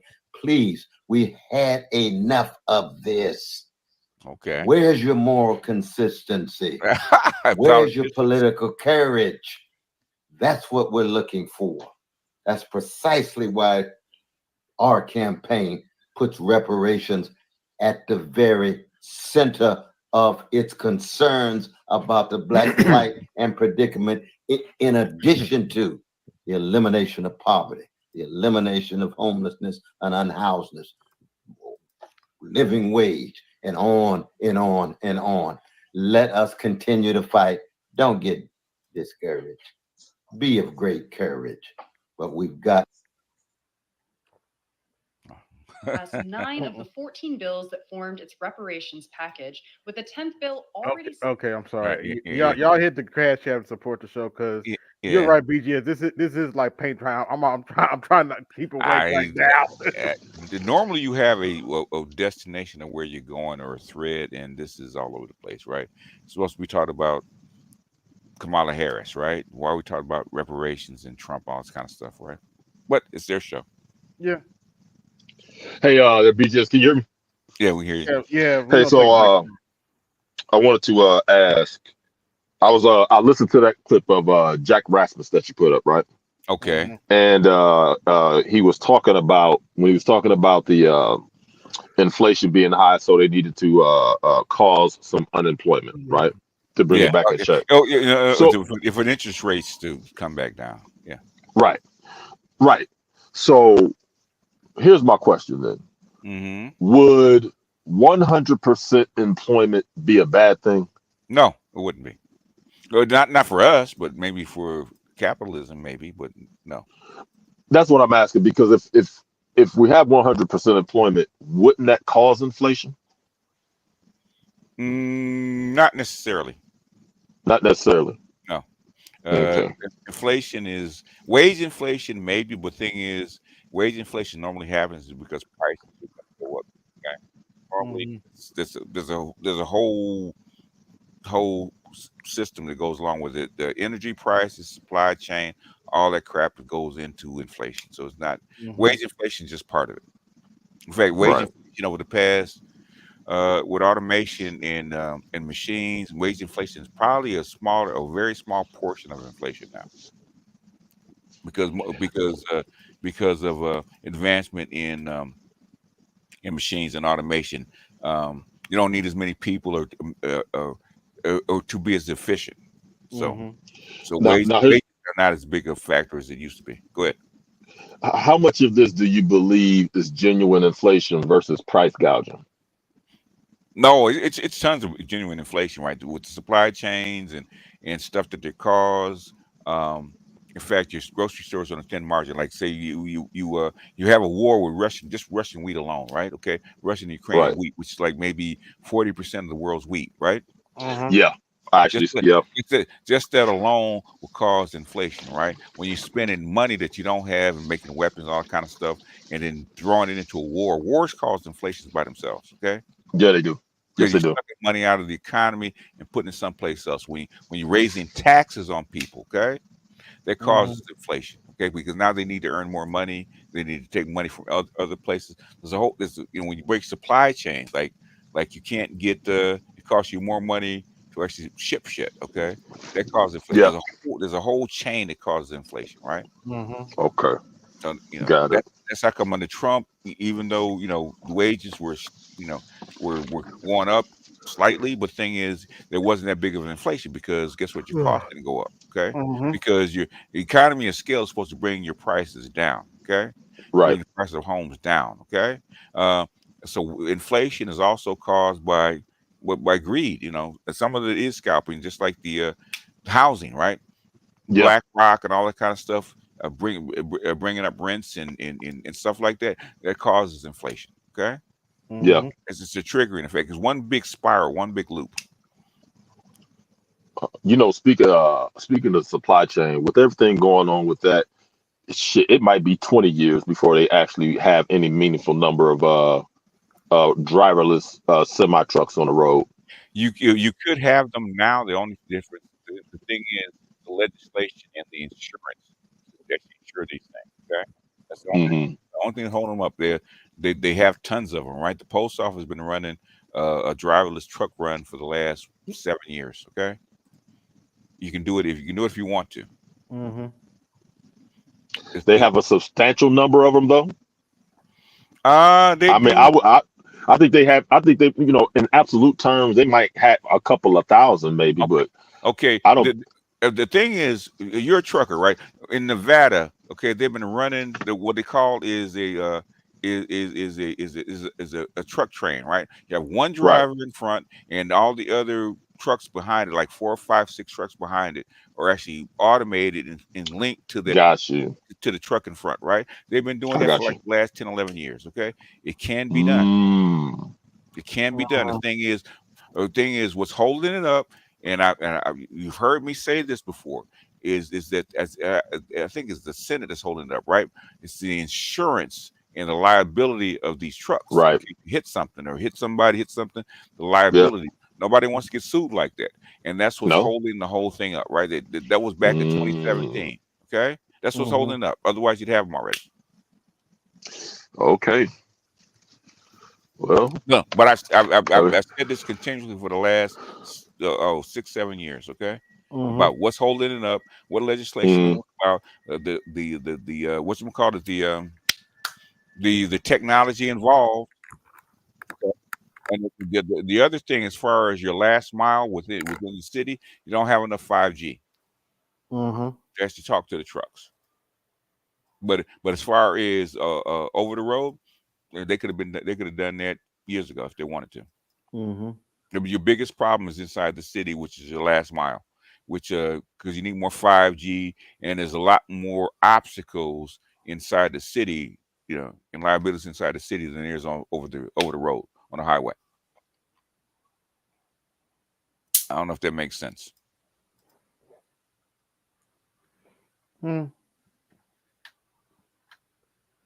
It's complicated, yeah.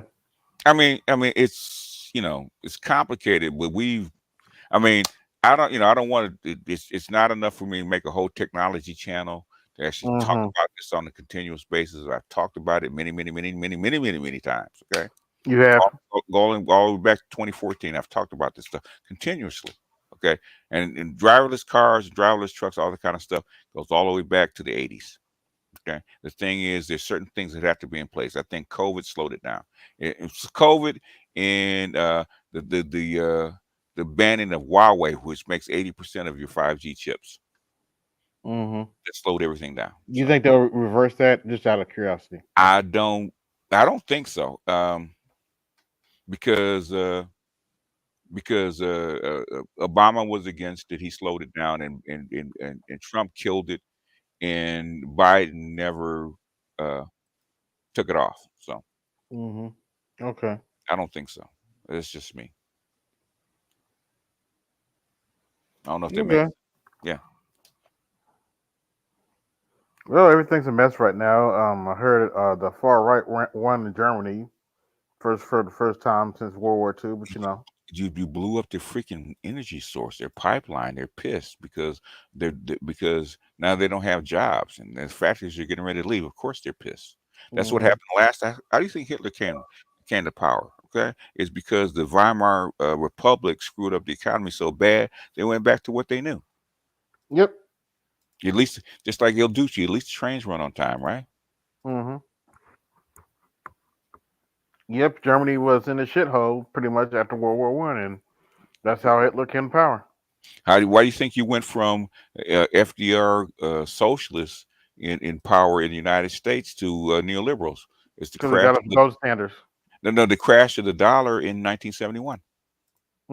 When Nixon took you off the dollar, you were basically in austerity measures from 1972 to 1983 when Reagan borrowed like $4 or $5 trillion from the Social Security Trust Fund to stabilize the dollar.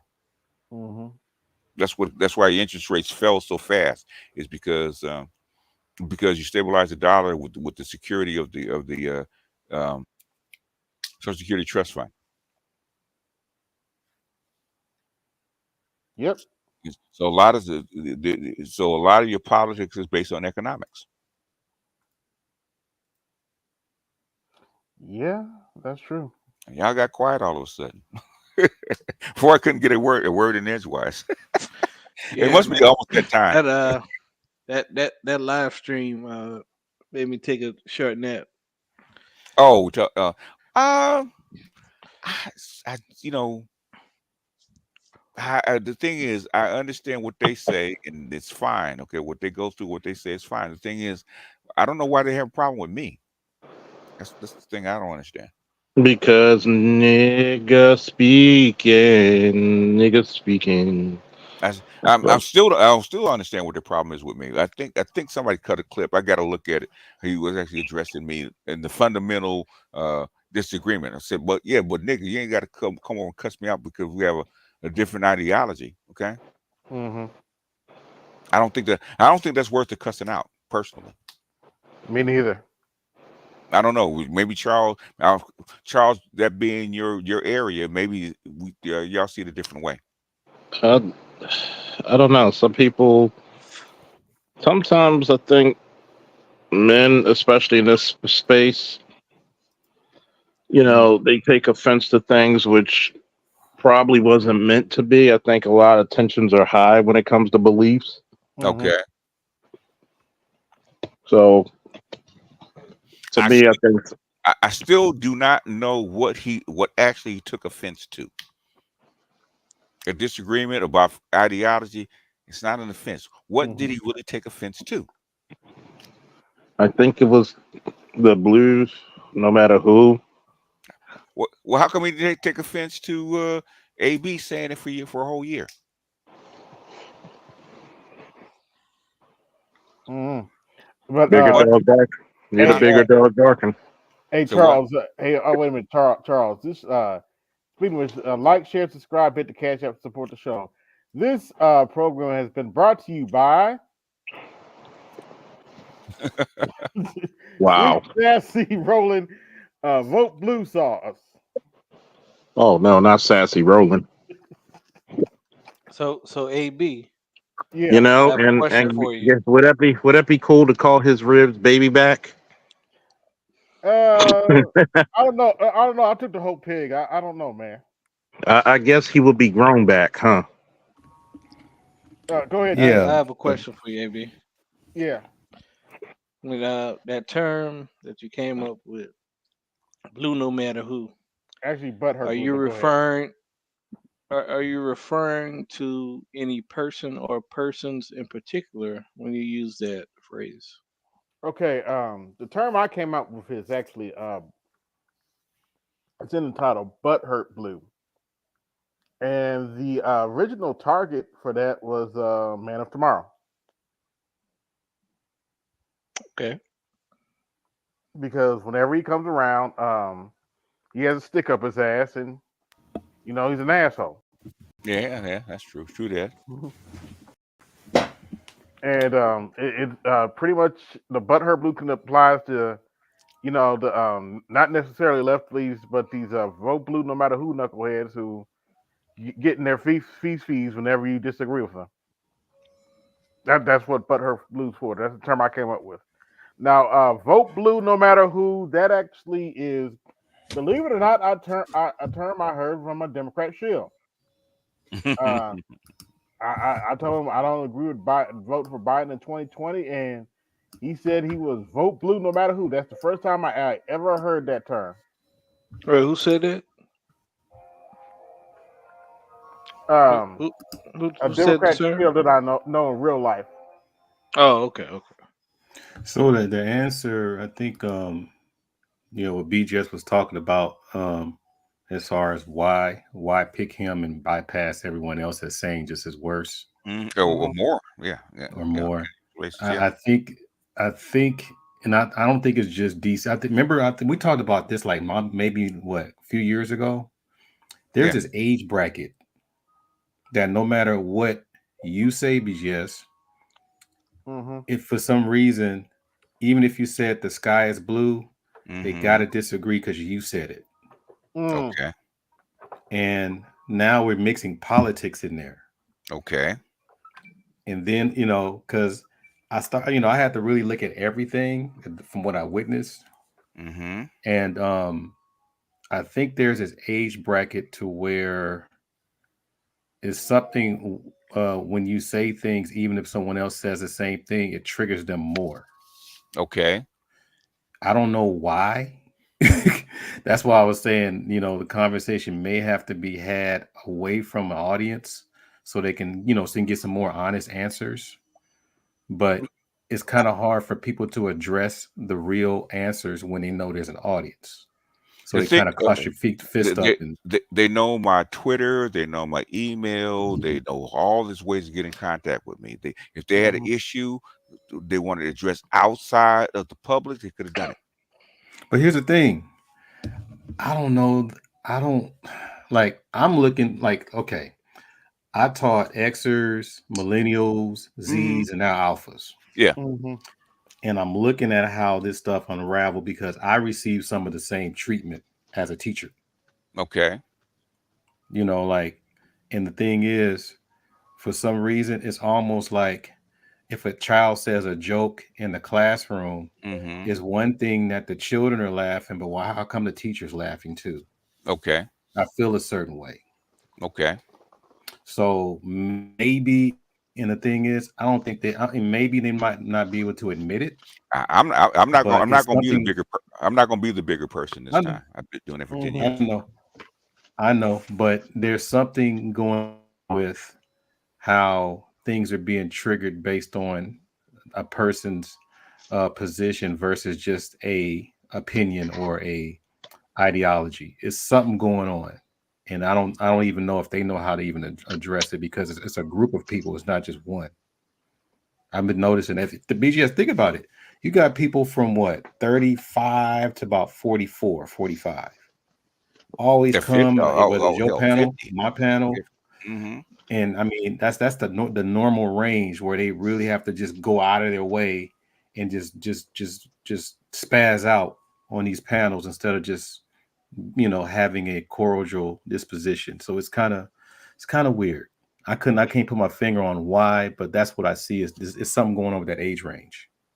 I mean, basically these, I know what it is. These are the kids who grew up with gangster rap and the rap, okay. The rap where they actually go in and they call battle rap, right? Okay.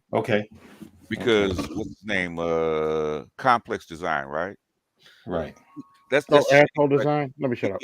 He's the one that tries to do the so-called battle rap, right? I'm gonna call you out. I'm gonna dish you. I'm gonna treat you like Drake and call you out in lyrics, right? Because that's how I'm actually gonna make my fame. Okay. What's his name? Did the same thing. Okay, we're doing the same shit. Marcus was doing the same shit. Okay. What's his name? What's the homeboy's name? The one. I'm not gonna say what he did, but he was doing the same thing, right? This battle rap shit. Okay. You want to meet me on the field of battle. You want to diss me, call me names, all kind of crap. Instead of having a conversation, because that's what the rappers did back in the day. And I think this is the battle rap stuff. They're doing the 50 Cent method. Yeah. I think also is that I think that something was said they didn't like the blue, no matter who, whatever was said on the panel that you were on. Okay. And because everybody's your quote unquote drone, as far as they were concerned, it was as though you okayed them saying it, even if you didn't say it yourself. And I think I know you didn't, but I'm saying for them, be fucking man enough to actually stop being a fucking bitch and a woman. Okay, that's what women do that shit. Okay, if that's the issue that you have, say that shit. Okay? Yeah, but see, here's the problem is that people will sit up there and get people will get so triggered and so angry by that. In his mind, he probably really believed he remembered you actually saying it. People get so triggered, their emotions, they will literally make something into something that isn't the case. When I tried to bring up evidence that I didn't say, he didn't want to hear it. Well, here's the thing. He's supposed to prove you guilty. You're not supposed to prove your innocence. Right? If he said you said that, he should come up with the clips. It's not for you to go through all the clips. The thing is, I try really hard. Okay. I try really hard to support this space, right? I've been trying to support art for years, okay? I try to support a whole bunch of people for years, right? Okay, Oh, I yeah. really do. Okay, people think I'm on here. I'll go to Arts every week because I need the publicity. I do not need the publicity. I get 600 people views on my own for an hour. I don't need art for views. Okay, I go there to support art. I go to AB. Yeah. I'm here to support you guys. I'm not here because I need the money. I'm not getting paid. Okay, I'm not getting Yeah. any more viewers on my channel by coming here. Okay, I'm probably getting No. less views by coming here. Okay, because I'm supporting people. Okay, I Yeah. get blackballed. I get black because I am supposed to try to pull up a space with right, because I got coattails, right? Okay, why the fuck you coming at me? I'm not doing this for me. You know what I think it is though, BGS is particularly with black asshole design and Mike V and them. They're upset because I hear him say it multiple times that you don't quote unquote promote them. Okay, number one, this goes back years when they first started. I promoted them. I actually Yep. had them on my channel. I promoted them. I went to their channel, and one day they said they didn't fucking need me. Okay, because they said they're in competition with me, and they said their knowledge and their information was superior to mine. Right? And you mean I said, okay, y'all, you know what, y'all, good luck. And I left. Okay, and every time I come on there, I get disrespected. Okay. I'm not coming on your channel to get disrespected. I'm not going to do it. I just had to dump a Kev, Black Man being brutally honest, right? Man, I can't keep coming on your channel and this shit keeps happening to me. I said, I'm trying to support Kev. I'm trying to bring him up. I'm trying to bring eyeballs to him. And you guys are making it really hard for me to do this by doing this kind of crap. Okay. I'm not coming up here to be a target for you.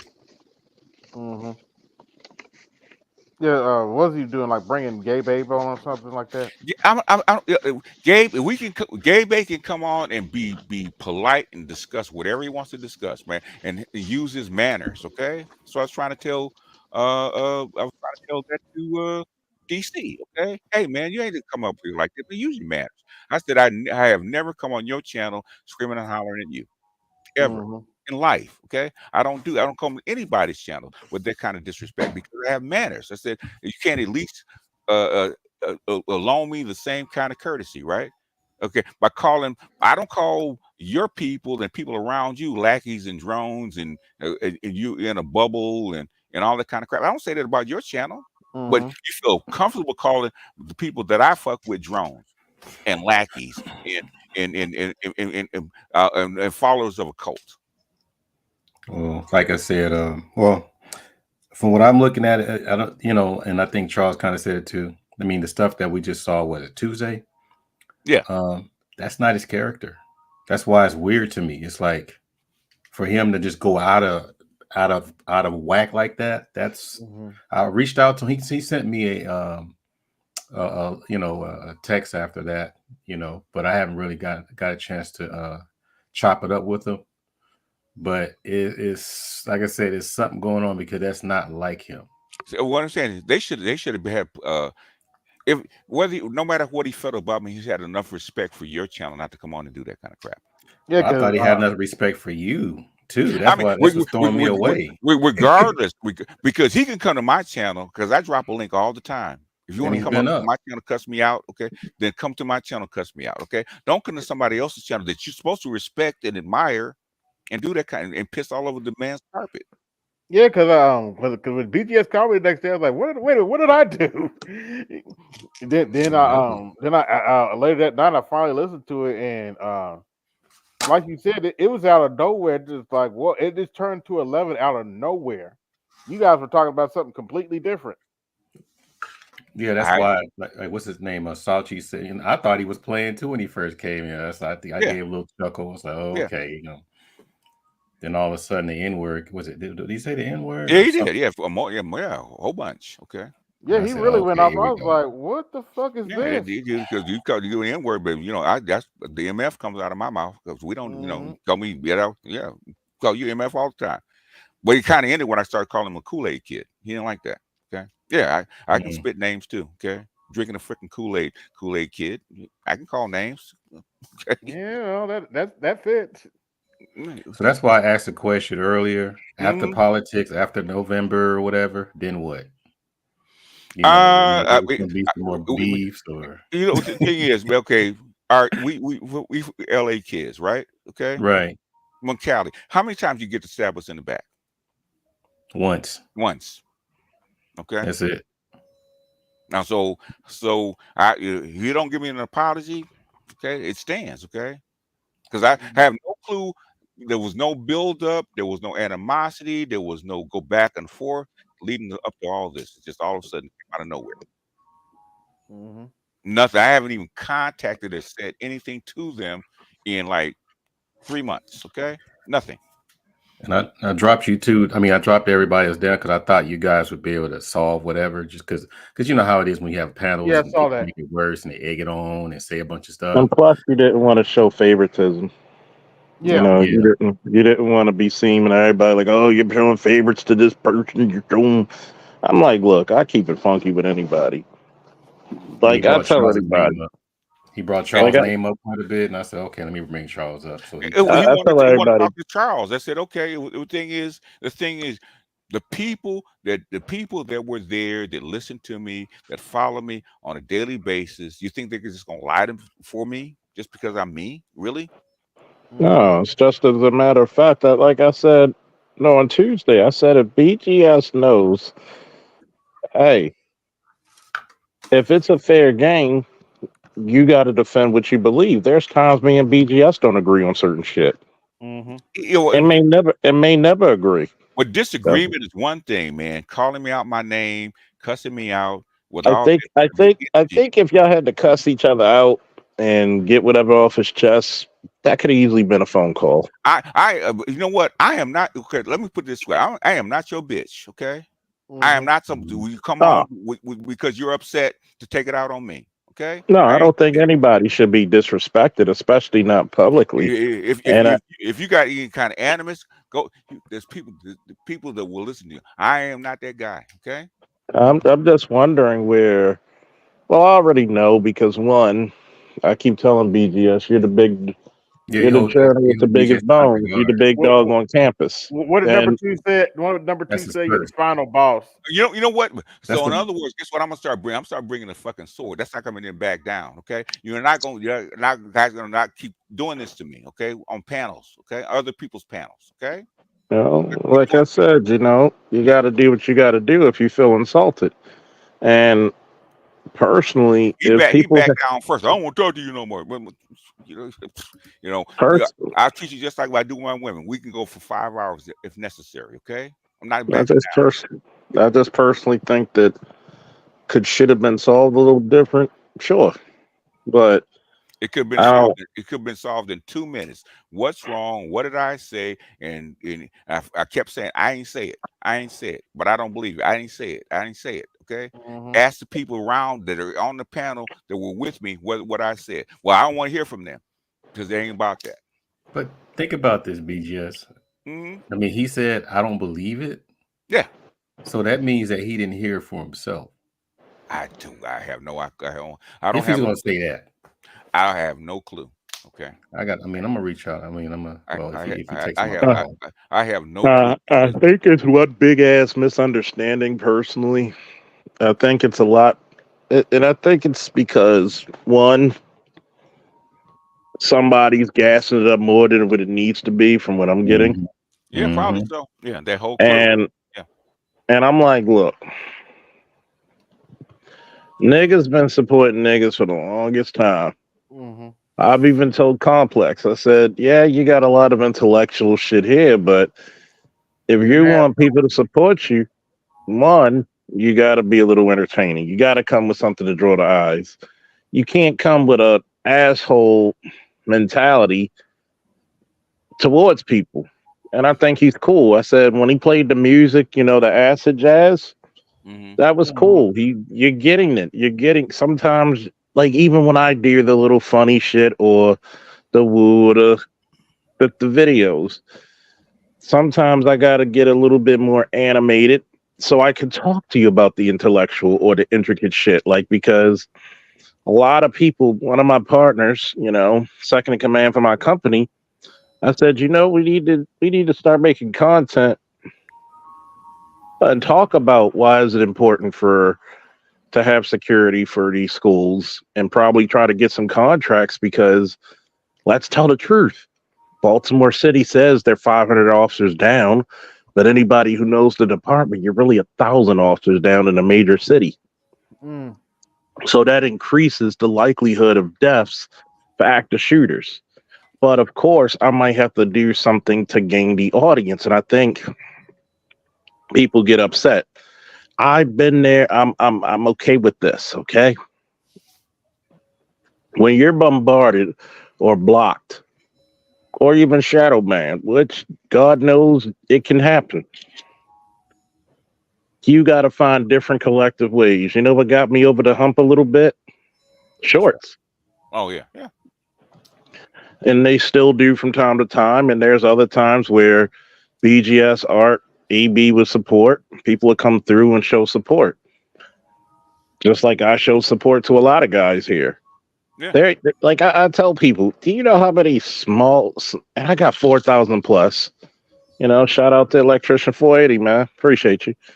Do you know how many smaller people I help share their shit? Mm-hmm. People who got 100, 500, just 1,000, I share it. And some of them went past me. I'm not mad at it. Yeah. You know, this is supposed, like I said before, when you did your live, I think, yesterday? Mm-hmm. The part that makes me really upset about this space is that if I call BGS and say, nigga, I'm in LA coming next Wednesday. Mm-hmm. BGS is supposed to okay, I'm gonna make sure you're good. Yeah. I can have I might be busy. My daughter could probably pick you up, or she can set up a ride. My son might can pick you up or something. Mm-hmm. Or we could show you around town or show you the nice spots to eat, where not to go, where to go. Mm-hmm. Or if I want to conduct business, hey, Art, I need you to come to Baltimore. I mean, or come, we have Artscape where we have a lot of artists, and I want to introduce you to some of the artists here. You probably know Poncho any damn way, but or you come to BlairCon where we got a whole panel for you and talk about black artists and animation. That'd be cool as fuck, wouldn't it? Mm-hmm. And I mean, that's what you get, because guess what? You know, Mello had his send-off party today. He's going to the basic training, but he leaves on Wednesday? Tuesday or Wednesday. He introduced me to his dad. His dad went to Lake Clifton. And a couple of dudes he know, I graduated with because we're the same age. They were like, oh shit, I see this nigga. And I said, yeah. I said, you'd be surprised who you know. But he was thanking me for looking out for his son and help guide him to the military. But we're supposed to be networking, which is the number one thing, and I'm going to say it again for a lot of people who misconstrue what's the space for. The number one thing is to make sure black men know they're not fucking crazy. We see it too. Mm-hmm. The number two is to encourage, comfort, and galvanize each other. Number three is the network. You don't fight an army doesn't fight alone. Okay? We got too many goddamn teachers, educators, PhDs, electricians, truck drivers, law enforcement officers, intellectuals, computer analysts, computer scientists, whatever field. Think about it. We're more diverse than the fucking white manosphere. Yeah, we are. Yeah, which there's some shit they're not happy about. Yeah, there's some shit that we should be able to take pride that they can't even take away from us. Even they have to give us credit. And well, the thing is, we can't even get credit for it in our own space.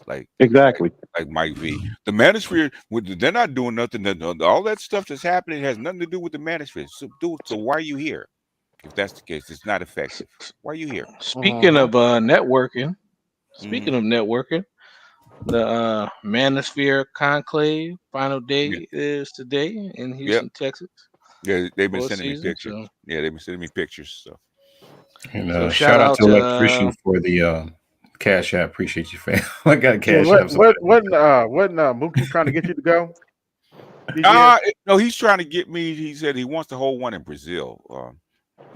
They said half the people there are actually followers of mine. So Yeah, I mean, yeah, guess what? Sometimes you got to get your flowers.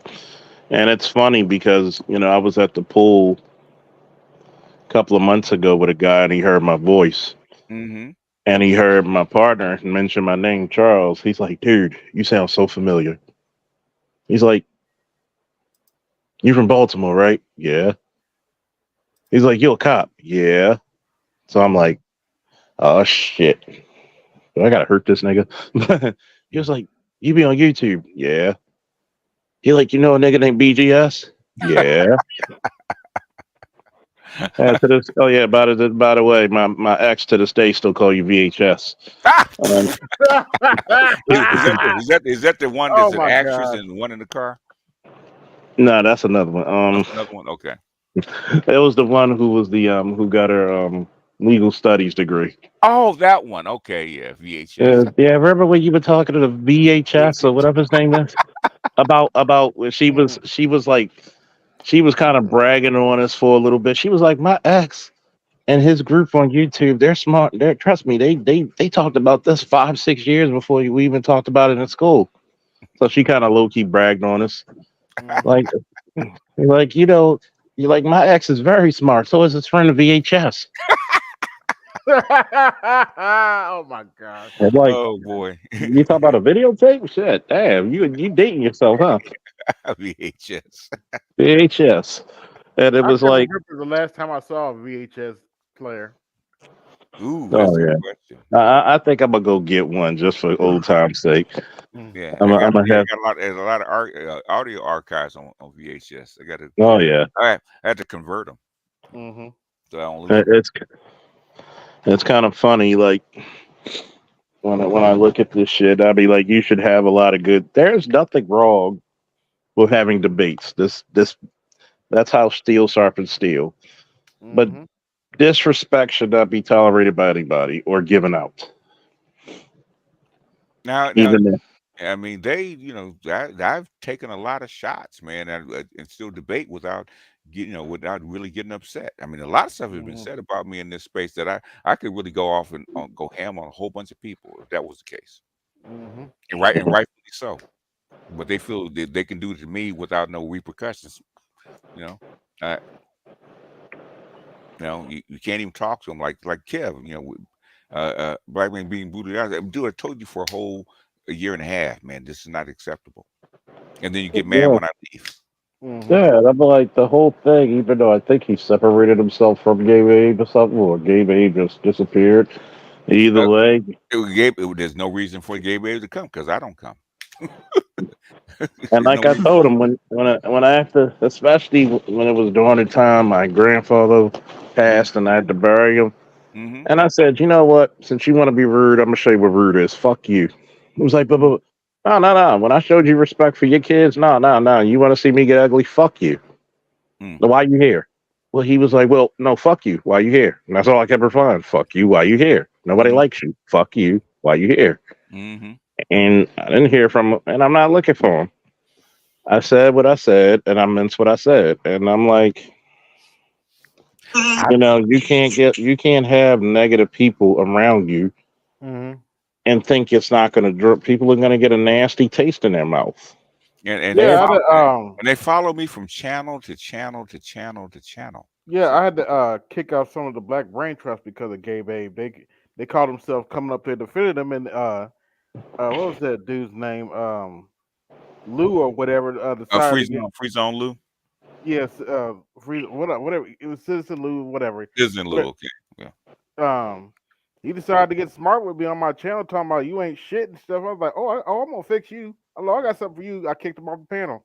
You kicked Gay Babe off too. You're not gonna talk to me like that on my own panel. You don't run this show. I mean, what is their issue, man? Is this just entertainment or what? What's their issue? Same thing with Complex and Rael. I wasn't even talking about them. And Complex, that's why I call them Asshole Design. Asshole Designer Rael came over trying to troll me in the chat.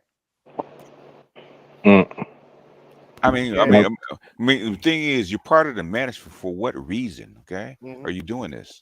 And you say you want to be part of the group. I don't get it. I just don't get it because one, everybody has intellectual prowess that they could bestow upon the world. Cool, I get that. And I get that every man should have somewhat of an ego, which is cool with me too. You don't want to be around any weak ass niggas.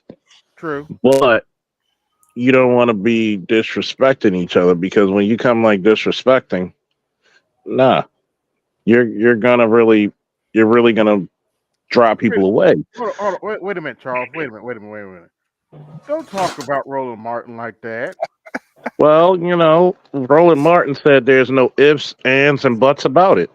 Anyway, trust me, I've been waiting for a long time. Walker and Roland, Jingo.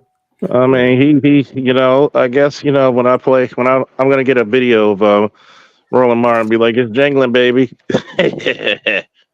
Hey, well, if you can find it, get a picture. One day I was watching this show. I took a glimpse of this show because I don't really watch that show on a normal basis, but I took a glimpse of his show, and he had this shirt on. A vote like a black. Oh my God! It makes sense. Okay. It should be blue and white. Yeah. or is it what was it called? Pink and green? Pink. Oh man. You know what? That was stale. Would it? Man, yes. Okay, I guess so. Around this time? Yeah, it probably would. Yeah, pink and green. Yeah. My aunt would. Oh my goodness. I'm gonna shoot It's this. the reason why this show is brought to you by Sweet Sassy Roland Vote Blue Sauce. Oh, don't forget that. It's sweet and tangy. And don't forget with extra soy, boy. Actually, it just a says extra correction. sassy blue sauce juice. But just a correction. Actually, it says now with extra sassy blue juice. I'm quite sure they would want people to know Gabe and Black Brain Trust are not cool. They're not cool together. So he might be cool. When did that happen? No, that they never been the same camp. Not really. No. Probably just that Lou dude, but Probably just one guy, the weird dude, but they never really cared for him either too much. And then truth as I know it is Gay Bay too. So I mean the whole thing about it is I'm gonna tell you. One, when people got really skimmed around, especially when people were calling you master teacher, started calling you that a few years back. And people like, what the fuck you a man teacher? Fuck that nigga. He ain't nothing.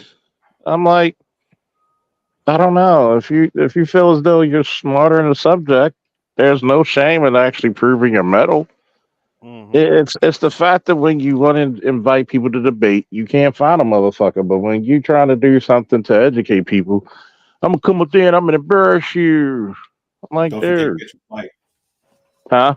Don't forget catch a flight. I heard yeah, you're gonna catch a flight. I'm like, dude. And people said they felt insulted. I'm like, dude, we're grown men. Come on, we can talk this shit out. And it's not about being afraid of nobody or this person's this and it's about look. At the end of the day, is this really what matters in life? Is there some about the social media? It's a whole bunch of stuff going on. Because I'm quite sure when you're at the job, how you doing, sir? How you doing, sir? They do that. You have your mask on. Social media allows you to take your mask off. Yeah, you come out there. I guess it's kind of like and your nuts on the table. It's The same. I guess the same thing that's been happening to you. It's same thing that was happening to Kevin Samuels at one point. Remember when Kevin Samuels blew up? A lot of people that was Kevin Samuels' quote unquote friend were attacking him on their channels. I haven't blown up. That's the problem. If I blow up, then maybe. Well, you haven't blown up, but you're kind of like how can I say? You're kind of like a nexus point to the space. I mean, and on top of that, even though you don't have the mainstream, you're almost like the like a Yoda type figure. Like, okay, he has a status, but he's reachable. You can jump on panels and talk with him. Yeah, black nigga, you can. Go ahead. Finish. Art. I was saying is that you do have the Kevin Samuels status, but not like the whole, what do you call it, Nicki Minaj and all them. Okay. But you still have it to where you're held in a high regard. But the difference is Kevin kept people at a distance. Yeah, he did. People are allowed to come on panels and talk to you. Yeah. That's been and that's the thing that we talked about earlier, me and you, because we talked about the PhDs. Yeah. They don't jump on panels. I mean, they're not that accessible. Yeah. No, not as accessible. No. Yeah. So I think that's the thing is that but you're kind of like a Go ahead. I was saying if you weren't as accessible, then they probably wouldn't have a chance to do all these things. Okay, maybe. I'm not encouraging you not to because you do you. Because I need to talk. I need to talk to you time too. Is it maybe that's the problem. Maybe I don't want nobody blaming me, man. BGS left the space because of you, Art. That's your fault. Well, BGS don't have panels. You can't come up no more. Be like Black you Yoda. got like a nexus point in a space, because you. Not only you connected to so many different people, but a lot of people that are more mainstream to you or have more subscribers than you give you a lot of props and a lot of shout outs. Even though a lot of the, I guess, casual Kevin Samuels fans may not necessarily know who you are, he did shout you out several times on they got big platforms and stuff like that. Didn't they get under people's skin when they did that? That's the jealous part. And at the end of the day, people do stab people in the back. The thing is, I don't mind if you want to cuss me, I come to my channel. Don't do it on Art's channel. Okay, that's my thing. Dude, you want to talk about it's emotionalism, man. I have a whole channel. We can have a 2-hour conversation. Don't do it on Art's channel, okay? He doesn't deserve that, okay? In my opinion. Yeah, he didn't. I didn't watch the whole thing, but I mean, you could tell he was definitely triggered about something. I think it was. I'm still trying to figure out what he's triggered about. Okay. Honestly, I think it was a misunderstanding. Emotions. But a misunderstanding comes from out of control. Yeah. What was the misunderstanding? Or maybe. I wish I could give you that much. Let me not. I wish I could give you that much. I don't want to. I don't want to put any fuel on the fire, so to speak. Yeah, fellas, it's that time. All right. Ready to go to bed. Yeah, it's that time. But the thing is, I'm still trying to get an answer what this whole shit was about, man, because I still don't understand it. Okay. I don't either. I think it was galvanized because I don't. Even like I told him, BGS is going to talk about your ideology, not you. Yeah. And I think some people take ideology very personally. And I think somebody in the camp, not saying that he's an easily influenced guy because he's a highly intelligent guy. Yeah. But when you're upset about something, you can become much more easily influenced by people's words. You get what I'm saying?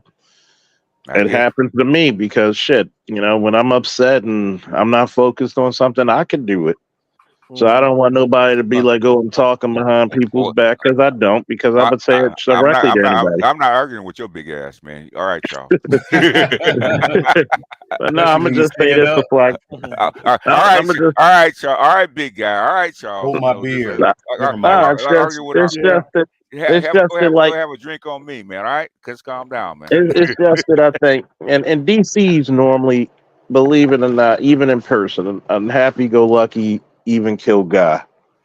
And I don't know if something might have been added, some added shit or whatever. He's been animated slowly but surely over the past couple of months, man. I said, where's this shit coming from? Okay. And it's not like, and guess what? We debate politics all the time. Mike V comes to places. Mike, even though politically there's some things I may not agree with Mike and he may not agree, but he cool. But I don't see what's the big deal about these. I don't like Mike V because he's always slick dissing underneath his breath. Okay. Yep. About everything. Mm-hmm. I don't like that. Okay. Say what you mean. Put your ideology. When you prove him wrong, then he wants to backtrack and slick this some more. And I'm just like, look, that's why I avoid him. Try to say we're not talking about that. and I'm like, look, and notice if I tell people they don't fuck with that person, I don't try to convince them, and I don't try. I never did. When a lot of people get into their beefs, unless it's brought to me directly. I mean, have I ever told you guys because I'm into with somebody not to go to somebody's channel? No. Nope. All I said is whatever they say about me, don't bring it back over here to me. That's all I ask. Okay? Let it stay over there. Because I think that's fair for a lot of people. That's fucking fair. Yeah. And Motherfuckers combining like Avengers to try to take down BGS. I mean, all they have to do is say BGS. I don't want you in the space. BGS will go do what? Renounce the space. Okay, and I'm not with you guys no more. You guys can have it. Okay. That's all they got to say. Well, that's the thing. The thing is, you have more weight in the space than all of them combined. So, what I'm saying is, if the space got together and said BGS, we don't like you in the space, BGS will say, you know what? It's been real. I said it's supposed to be here 5 years anyway. I've overstayed my welcome. What BGS feel like I'm going back to the pro-black community. Fuck this. The pro-black community needs. I'm still in the pro-black community. Okay, still am. Okay. As they beckon my call, they got a black fist in the air when they put the lights up. So that's when they say that when the pro-blacks come over here and yada yada yada, you don't know, motherfucker, I'm still there. Okay. In fact, I can make a couple of phone calls. If you anybody within that community, I'll know who you are with a couple of phone calls because they know everybody. Yeah, and I don't put my pro-black stuff out there for everybody to actually examine. Okay, I got tons and tons and tons of this stuff. Okay, years of it. I just don't put it out there. Yeah. On that note, I'd like to thank everybody that came through. This is AB Media 83, and I'm out. Peace. Is anybody firing up? AB Media 83. Want to support the channel? Hit the Cash App. Also, be sure to like, share, and subscribe to the video. Also, be sure to hit that bell notification so you can be notified next time I upload a live stream or video. And always remember, keep it grinding, keep it pushing, keep it moving. This is AB Media 83, and I'm out. Peace.